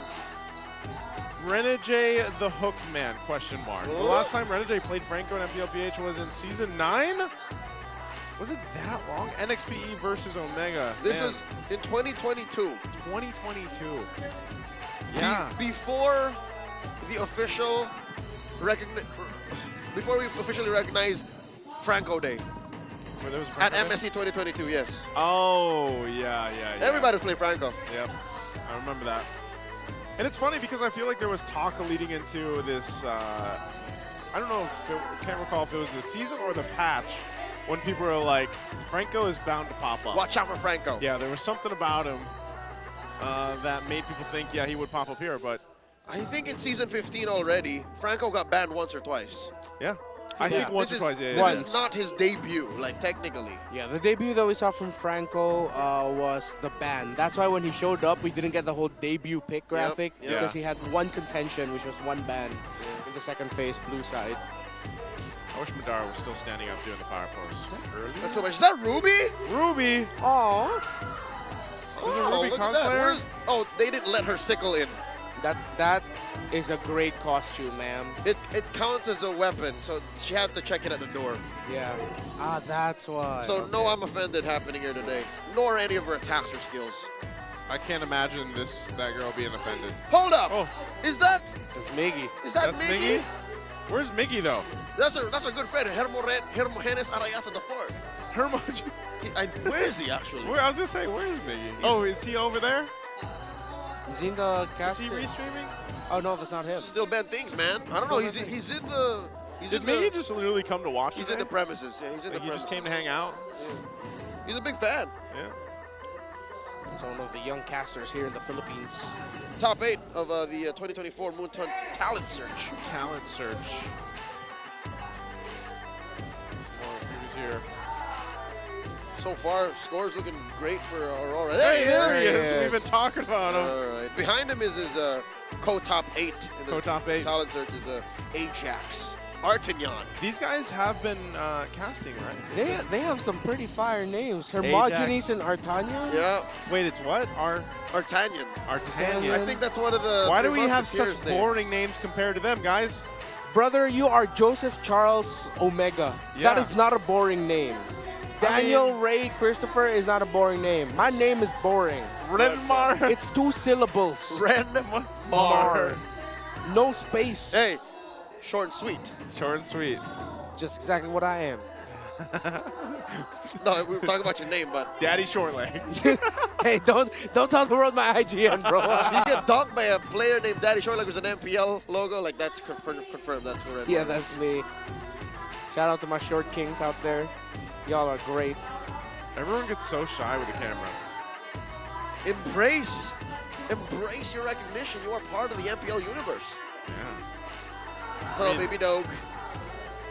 Hopefully we get more cosplayers coming in, because that Ruby cosplay was really good. Anakanjin. What? Did she just like, that's the thing, did she just show up as Ruby? I want to cosplay as him. I Boom, didn't we're going back see to the her- I game. didn't see her come in. I didn't either. All right, back to the game. 6.5 minutes in, it's 3-0 right now. Aurora, 2,500 gold up. Taking us a bit to get through this game, but this is now the last turtle, and just looks like Team Falcons might be able to take it. Renegade gives information. How is Falcons able to do this? They're down by a significant amount. They've been losing fights, but they're still first to the turtle. Demon Kite's gonna be here. Yeah, Demon Kite's there. They find Flaps. He's got enough armor, though.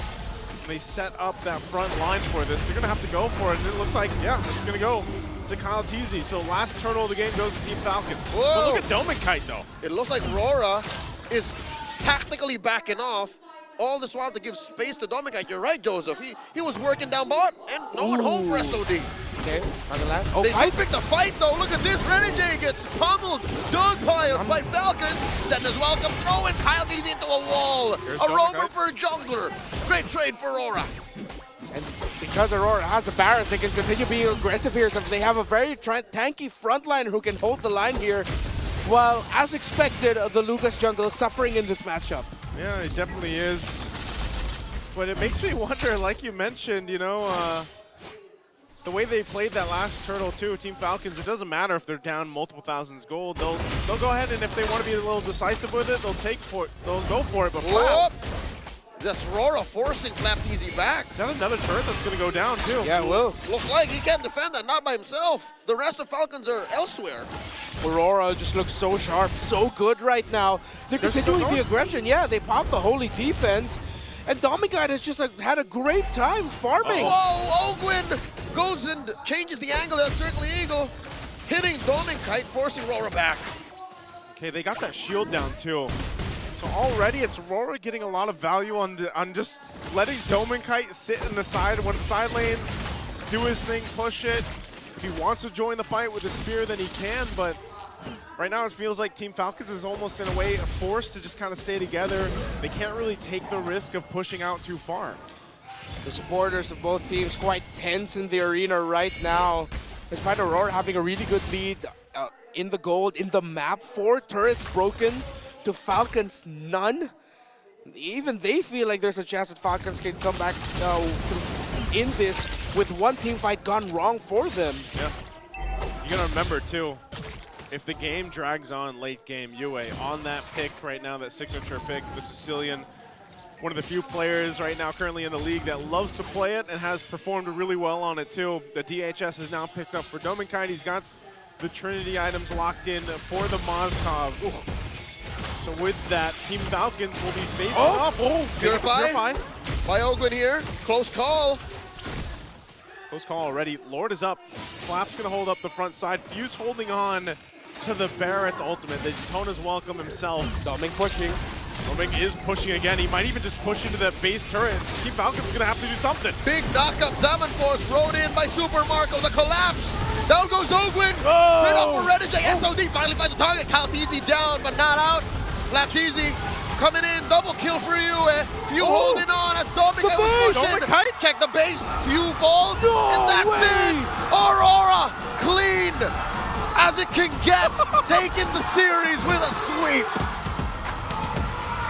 Dominic did it all game, and they end up winning the series in a sweep with that maneuver. We said Falcons needed to be sharp, close to their peak, if they want to beat Aurora today. That way, they lost that one, shows they are definitely far from that, while Aurora will end the first half of the regular season lording over everyone, undefeated. That's 7-0, folks. 7-0. The Northern Lights shining brighter than they ever have in their history in our league. Renegade trying to get past those cannons right there. But excuse me. It's fantastic, man. Again, smiles here between both the teams. And it was great because the communication to keep Dome and Kite there and not follow through with the spear was great. They've been setting it up all game long. However long this game was, Falcons would know it. If they were looking at their mini-map, they should have seen this coming. Yeah. Falcons were banking on the idea that Dom and Kite would rejoin. Yeah. It seems like they completely let go of the thought that, hey, he could just push and end this. You gotta remember, I know Moskov doesn't pop up often, like, anymore, but when he does, you can't forget the side pressure that this hero can give to a team, that advantage. And also, it's just it's playing around it too. Like, are you going to be joining the fight or not? So, again, great usage there. Dome and Kite, the communication that they had all. Moskov is unique in that he is the only hero who can do that. Yeah, he is. Pretty much. And they made it use of it. So let's throw it over to the stage to hear from our winning interview. Undefeated for the first half of the regular season, it's Aurora Gaming! I want to hear it from the fans. Lights within? A beautiful victory na nanggaling sa Aurora. Uumpisahan natin kay Doming. Doming, kahit paano ba nangyari yung split push? Ang bilis eh. Hindi pa kami ready. Hindi pa kami ready. What was the communication like? Paano yung pag-uusap nyo dun sa split na ginawa mo? Siguro po nakita ko po yung advantage na Moscow ako, tapos kaya ko po siyang i-split, tapos nakita ko sakto 5 po sila. Tapos sinabi ko po sa kampi ko na go nila, wag nila pauwiin, tapos tapusin ko. So it was your call. It was your call. Doming Kite with a 1,000 IQ play right there. Communication was clear in game hands and they did it. What a fast game. Now, Demon Kite naman, pwede pakipasa yung katabi na kita eh. So, matanong ko lang, no, unbeatable kayo, grabe yung win streak nyo. Kaya nyo bang talunin yung, or tapatan yung record ng Onic last season? Hopefully, mabit namin yung record. Pero para sa akin talaga, siguro last time 100%, ngayon 200% confident ako na kaya namin talunin lahat. Wow! Sige nga, paulit, lights within? So kung last season 100% yung confidence level mo, ngayon 200%. Bakit nga ba? Ano yung iba sa last season and this season? What changed? Siguro yung approach namin nung ngayong season 15, marami kaming binago din. Nag-stick lang kami kung ano yung strength namin, tapos pinapalakas lang namin individually yung mechanics namin lahat. Strength nila, Hans. Okay, so top kayo sa rankings. Again, unbeatable team this season so far. So sabi mo 200% yung confidence level mo ngayon sa season na ito. So, masasabi mo bang expected na #1 kayo sa season na to so far? In-expect nyo ba to? Oo. Ako hindi ko in-expect eh. Ang expectations ko lang parang kaya namin talunin lahat, tapos mapakita lang namin palagi yung best namin sa game. Love it. Alam mo, I'd like to take bits of that. Kaya niya lahat. And that player, I think, is Rene J. Game 1, MVP. Jay, mag-usap nga tayo. Badang, Franco, na hindi mo ginamit. Season 9 pa nung huli mo siyang ginamit. Tapos kahapon, nag-estes ka. Napapractice mo ba to sa scrim? Paano mo nakukuha yung hero pool na ganun karami? Hindi po sundot-sundot lang talaga. Talagang sundot-sundot lang talaga ng practice eh. Pero siguro dala na rin po yun ng simula nung nag-start ako mag-ML kasi lahat po talaga ng role pin-practice ko. Tapos nung season 6, 7, 8, nakita nyo naman po, nag-gold ako tsaka XP. Tapos lumipat po sa roam. Tapos siguro yun na rin po yung factor, yung malaking factor kaya medyo kaya ko gamitin yung mga iba't ibang hero po. Would you say that this is your most comfortable role out of all the 3? Tingin ko ito yung pinaka nag-fit sa akin kasi maingay ako eh. Tapos tingin ko pagka tank ka, maganda talaga ikaw yung nagli-lead sa team mo. So tingin ko mas gusto ko siya kaysa sa mga nakaraang kong roles. You know, Jamie, I just have one more question. Kasi nakita namin kanina nung in-interview namin si Abo that one article was mentioning na kahit na sabihin natin na ikaw yung isa sa mga pinakasikat na players sa MPL, you still feel like you still have something to prove. Saan man nanggagaling yun? Siguro po sa sarili ko na lang din. Kasi yun nga, sa tagal-tagal ko na rin sa pro scene, hindi pa ako nag-champion. So, yun po talaga yung pinaka-goal ko this season. Siyempre yung mag-champion. And you are in a really good pace to be able to do that. You guys have just swept the entirety of everything else, right? Right? And Yue, parang may request ka. Kasi eto na yun eh. Alam na nila to, tumatawa na sila. We, so may sasabihin ka ba sa lahat ng mga sumusuporta? Ako may request ako ngayon. May request ka ngayon? Ikaw na nag-request? Oo, ngayon. Kasi nakasegue kayo si Domen, so feeling ko deserve niya mag-promote. Deserve ni Domeng mag-promote si Domeng, right. kasi nag-flex siya. Meng, Meng, kailangan mong gawin to, Domeng. Okay, Domeng, Okay. your turn. Huwag mo mapaluin. Okay, hindi mo na kailangan yung mic. Hindi mo na kailangan yung mic. I-flex mo muna yung jacket. Jacket flex Sige muna. nga, okay. Yan! Okay? Okay, ikot ka naman dyan. Ikot, ikot. Ikot. Ayan. Oh, ngayon na ang oras mo para magsalita. Ano ang dapat na i-promote?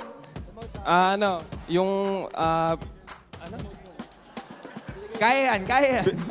Bili na kayo yung jersey, available na sa sa online. Wait lang.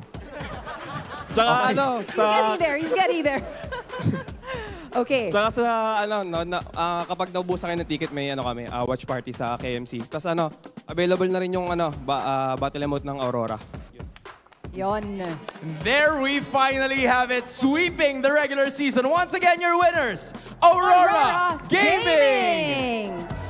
Gentlemen, you may now take your walk of victory.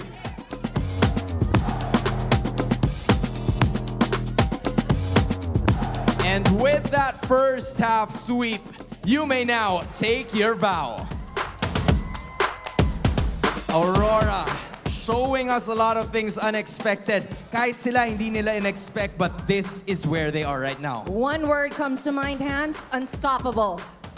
I am sure that this is a run that they're gonna be looking forward to for the second half of the season. Pero, hinihintay ko rin kung ano ba masasabi ng ating mga casters. Kaya naman, casters, balik sa inyo. Well, I'll tell you what we have to say. That was an amazing matchup. I'm surprised it didn't go 3 games, and Aurora is looking damn good because, man, I don't know what to say. They just finished the first half of the season the best way possible. 6-0. 6-0. 7-0. 7-0 now. Yep. But back to the matchup, I hate to say it, but as soon as the Lucas jungle got locked in, Yeah. You knew. We knew. It's just tough. It's just really tough for Lucas Jungle to shine. And Dominic, this was probably the easiest game of his entire career. The man was just split pushing. 1-0-1. And literally no one stopped him. I think the only defense that they had in the split push was holy defense. That's it. That was it. And he worked through that. And Falcons watched as Dominic popped that holy defense. Like, Yeah. You know, are we going to go back? Nope. I feel like I used to say gold lane experience before, when you just start farming in your later lane. This is the epitome of gold lane experience. Yeah. Nothing's happening except you're just like in your own lane pushing to the win. This is what every Zilong, Sun, Gold lane Alucard? Gold lane Alucard, this is their dream game. Every Layla, Hanabi out there. And I think the reason why he was able to push, so he goes in with a minion wave. Dude, he had such a free go at this. The defense pops. And I know the defense has like a knockback, That's right? by the way, that's the MVP highlights Oh, no, right no, there. no. It already popped. It's gone. Yeah. They didn't have the holy defense at the time. He's been working. He worked on them like multiple times. The siege minion is healthy, so that means it didn't get hit by a holy defense. That was... And you know what hurts? Is there was a good 30, 45 seconds where Falcons could have gone home. Yeah. And They chose not to. And then I'm pretty sure if we could hear the mic and we could, transcribe what was going on, I bet Dominic was going, are they going to come back? Yeah. They should be coming back, right? Yeah, I mean, 10:05, by the way. He did say in the interview that it was his call to decide to end the game already there. Right. He was telling, in the interview, he said he told his teammates, guys, just don't let them come home. I'm going to end it now. And you saw Renegade in the corner. He was just nodding. Yep. That's completely accurate, and that's what happened. Go for it. What it felt like what we saw here is despite Falcon brute forcing their way into keeping this game close, their lineup is built around fighting around objectives, not really taking care of the map. And so Aurora said, okay, the most advantageous spot for a Moskov is not in the fights. It's opening up the map for everyone. That with the Barretts actually holding the as being the main anchor against this Falcons lineup, playing around the Sicilian and De Suyo as well. It was inevitable that this would happen. It was just unfortunate that we saw it happen in such fashion, because I think we saw a Falcons that were just not in their A game today, especially in this game number 2. Yeah, They were good yesterday. I mean, they won against APBR, but you saw some struggle yesterday too. there was, yeah, definitely. Again, they had to reverse sweep the hell out of that series. But here today, more so today, it seemed like they didn't know what to do post-patch. Yeah. It's weird when you think about it, because some of the strong teams that you have coming in the season, that's the struggle they've had so far up to this point. Yeah. So is this Falcons' new hump? Is this another checkpoint for them to go like, maybe we have to, you know, do a little better at reinventing ourselves for this new patch? And folks, just to explain exactly why the all-time stats for the Big Four were very low, is because it's a 10-minute game. Yeah, I was gonna say it's 10:05. Yeah. It's a very, very quick one. I think one of the fastest games we've had so far this season. The fastest or not yet? No, we had a sub 10. Yeah, we had a sub 10. Yeah, it was very close though, because, and again, even as we were watching it, we didn't necessarily think that would have been the end game there. Yeah. Almost expecting Domenkite to join that fight, but nonetheless, we're gonna hear exactly how it sounded on their end for this mic check. Hello lang. Buhay ka, Jay? Ito, Lucas, pre. Lukas. Andito po, nandito yung ano. Patay ka. Namatay ka. Sabog. Hindi, ubus. Namatay, pre. Tara, isa pa. Basta kami nga. Hindi ako. Nice, bang. Yeah, as you saw, very clean. Yeah, very calm. Just the communication that RORA has shown, usually when we get to see their mic checks, because we've seen so many now since they're 7-0, it is that. It's that calm, it's that collective kind of synergy that we've seen from them, and that's why I said, yeah, I completely agree with Renmar earlier on. I don't want to call them inconsistent anymore. There's no way you can, because look where they're at currently in the standings here. So again, congratulations to RORA there. Now also, we want to give a heads up to everybody that the Athena Cup, it's happening right now. This is the exclusive league for the female pro players out there, and the official qualifier for the MLBB Women's Invitational. The tournament has already begun, and it runs up until May 27th. Let's all support the growing league that empowers more women to be esports pros. I can't wait to go back to like MWI season, you know?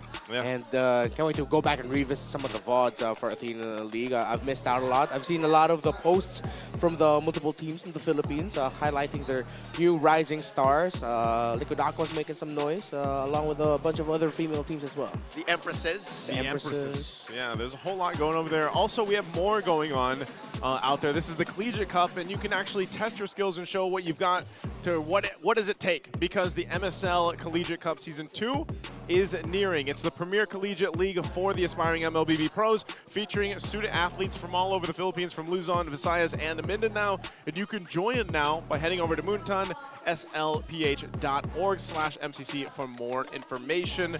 So that, in a way, is a path for the aspiring pro players. Where was this when I was in school? Yeah. We were too late to this, man. If we had this, I would have tried. If only this came out about 2 years ago, then we would have, you know.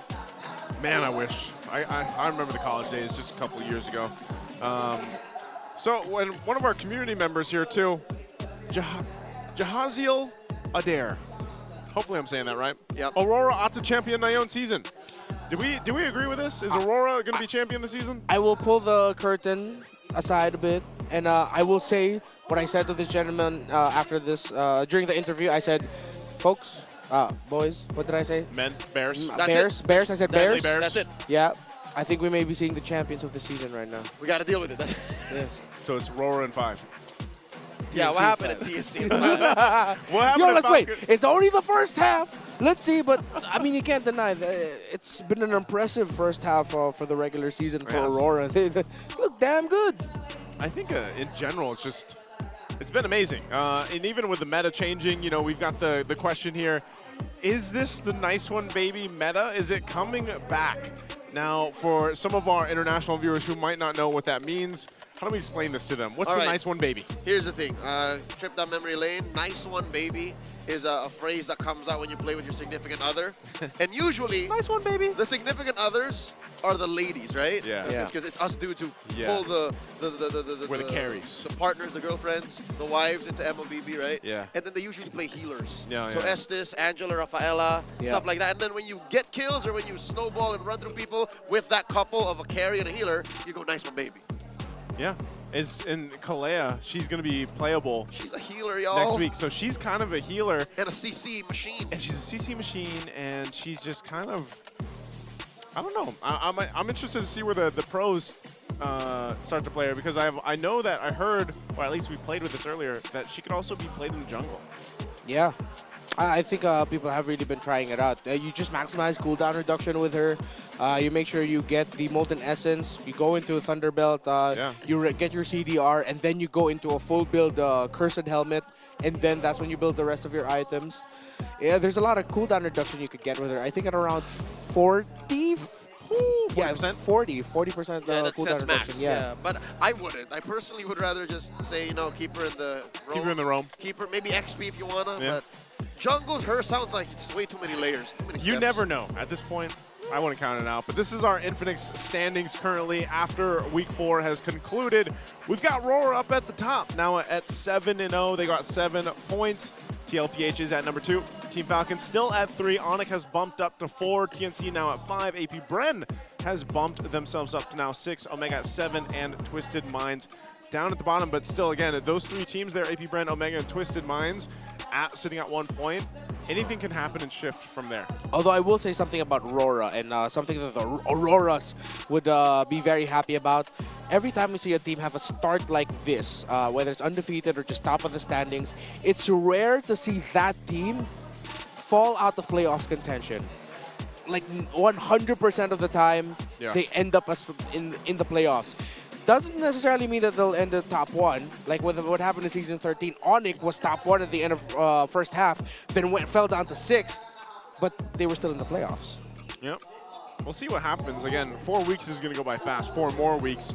This is also our Fancyclobbin going right now. The standings currently for, again, this is the Infinix, the official MPL tournament phone. And these are the fans of the teams that are competing. We see little glimpses of it when we load into, we get the little video previews and stuff. So this is Season 2 now, and they eventually have their own playoffs too, you know? So they do have that, and it's funny because this is almost reverse of our current professional players. Kinda. Sorta. The top 4 are in the bottom, and then you get, you're right, It's a full-on switch up. So that means Sonics, Cavalry, Roras, and Green Falcons. There's a lot of catching up to do, so luckily there's 4 more weeks. Yeah, and no wonder why the Bees, when they're in the arena, they're always very loud and kind of, you know, there's a certain aura about them. It's because they're leading Fancyclobbin, and they win a lot of their games. That's why. That's why. That is Especially why. Brent. Yep. What do you guys think now? I mean, we're here done. We're wrapped up Week 4. How are we feeling about Week 4 heading into the second half? The first half went by like that. Can't wait. Again, never count out the bottom 4. Yeah. Anything can happen in MPL Philippines. I can't wait to see how the meta will continue to change and grow, considering that Kalea is coming in next week. Yes, sir. And Chip getting picked way more. We'll see what happens next week. Thanks for joining us for Week 4. Again, it's us, the We Bear Bros. We're going to be thrown over on stage to close out the show.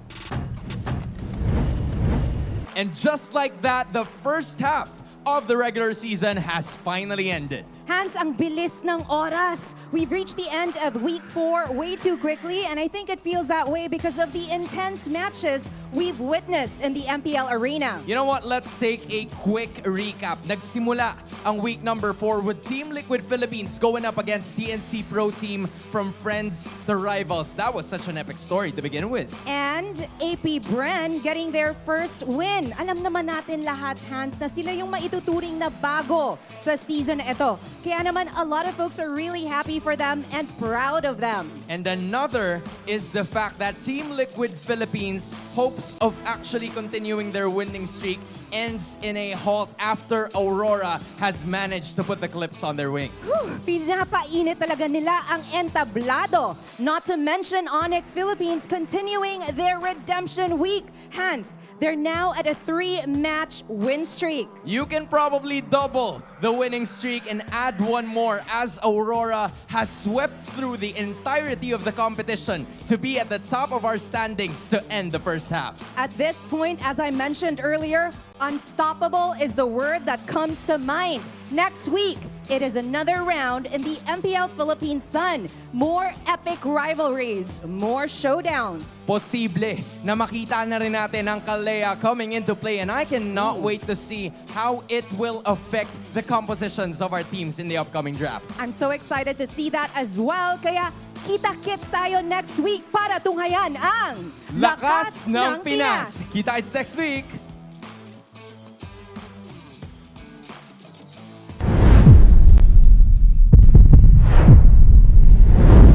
15th season of MPL Philippines is brought to you by the following sponsors.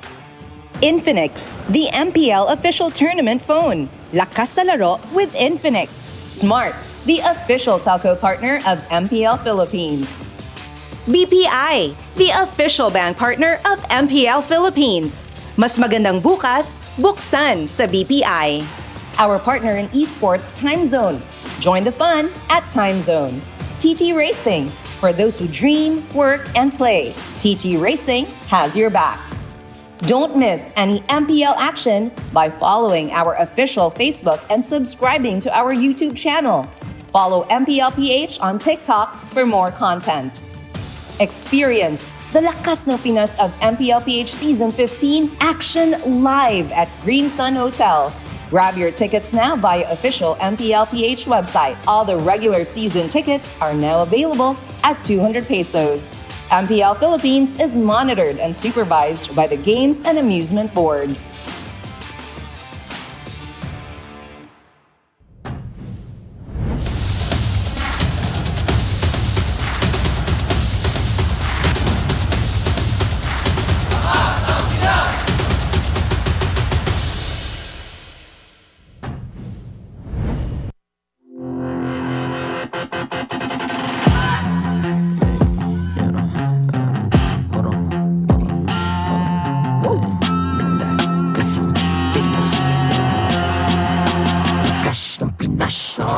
Malakas, Pilipinas, malakas kahit anong lane, we become the monsters. Malakas, Pilipinas, malakas face the golden sun and repping for the 3 stars. Look at us, to the top, no ifs, no buts. Winning any game, para to sa PINAS. Di mo matitin ang aming boses sa new level. Nasa kalye man o mobile window, I become a legend. Open fire, we unite, we winners. Built with pressure, the diamonds are made of. Switch na lane na parang gera. HP Racing, may reset up. Tagatang buhat ni Hilda, full load SS parang Laila.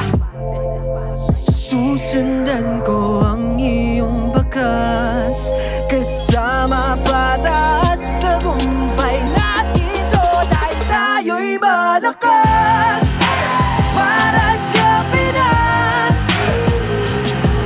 Nasa amin ang alas, hindi tuwa atras. Kinikilala sa taas kasi kami ang malakas para sa Pinas. Nasa amin ang alas, hindi tuwa atras. Kinikilala sa taas, ganito kami sa Pinas. Wow! Hold on, yeah. Malakas ang Pinas. We are laging every beat, no surrender, no retreat. Pag nagsama-sama, just imagine what we can achieve. Laging every beat, no surrender, no retreat. Giving 100 all my own, cause we just cannot be defeated. We are unstoppable, immune and invulnerable. Ready ang equipment, lahat frozen, malang crowd control. Pakita ko na jab like pow, east of the southeast. Taas sumatawag, proud and loud, cause every enemy we devour. Susundan ko ang iyong bakas, kasama pataas, tagumpay natin to. Dahil tayo'y malakas para sa Pinas. Nasa amin ang alas, hindi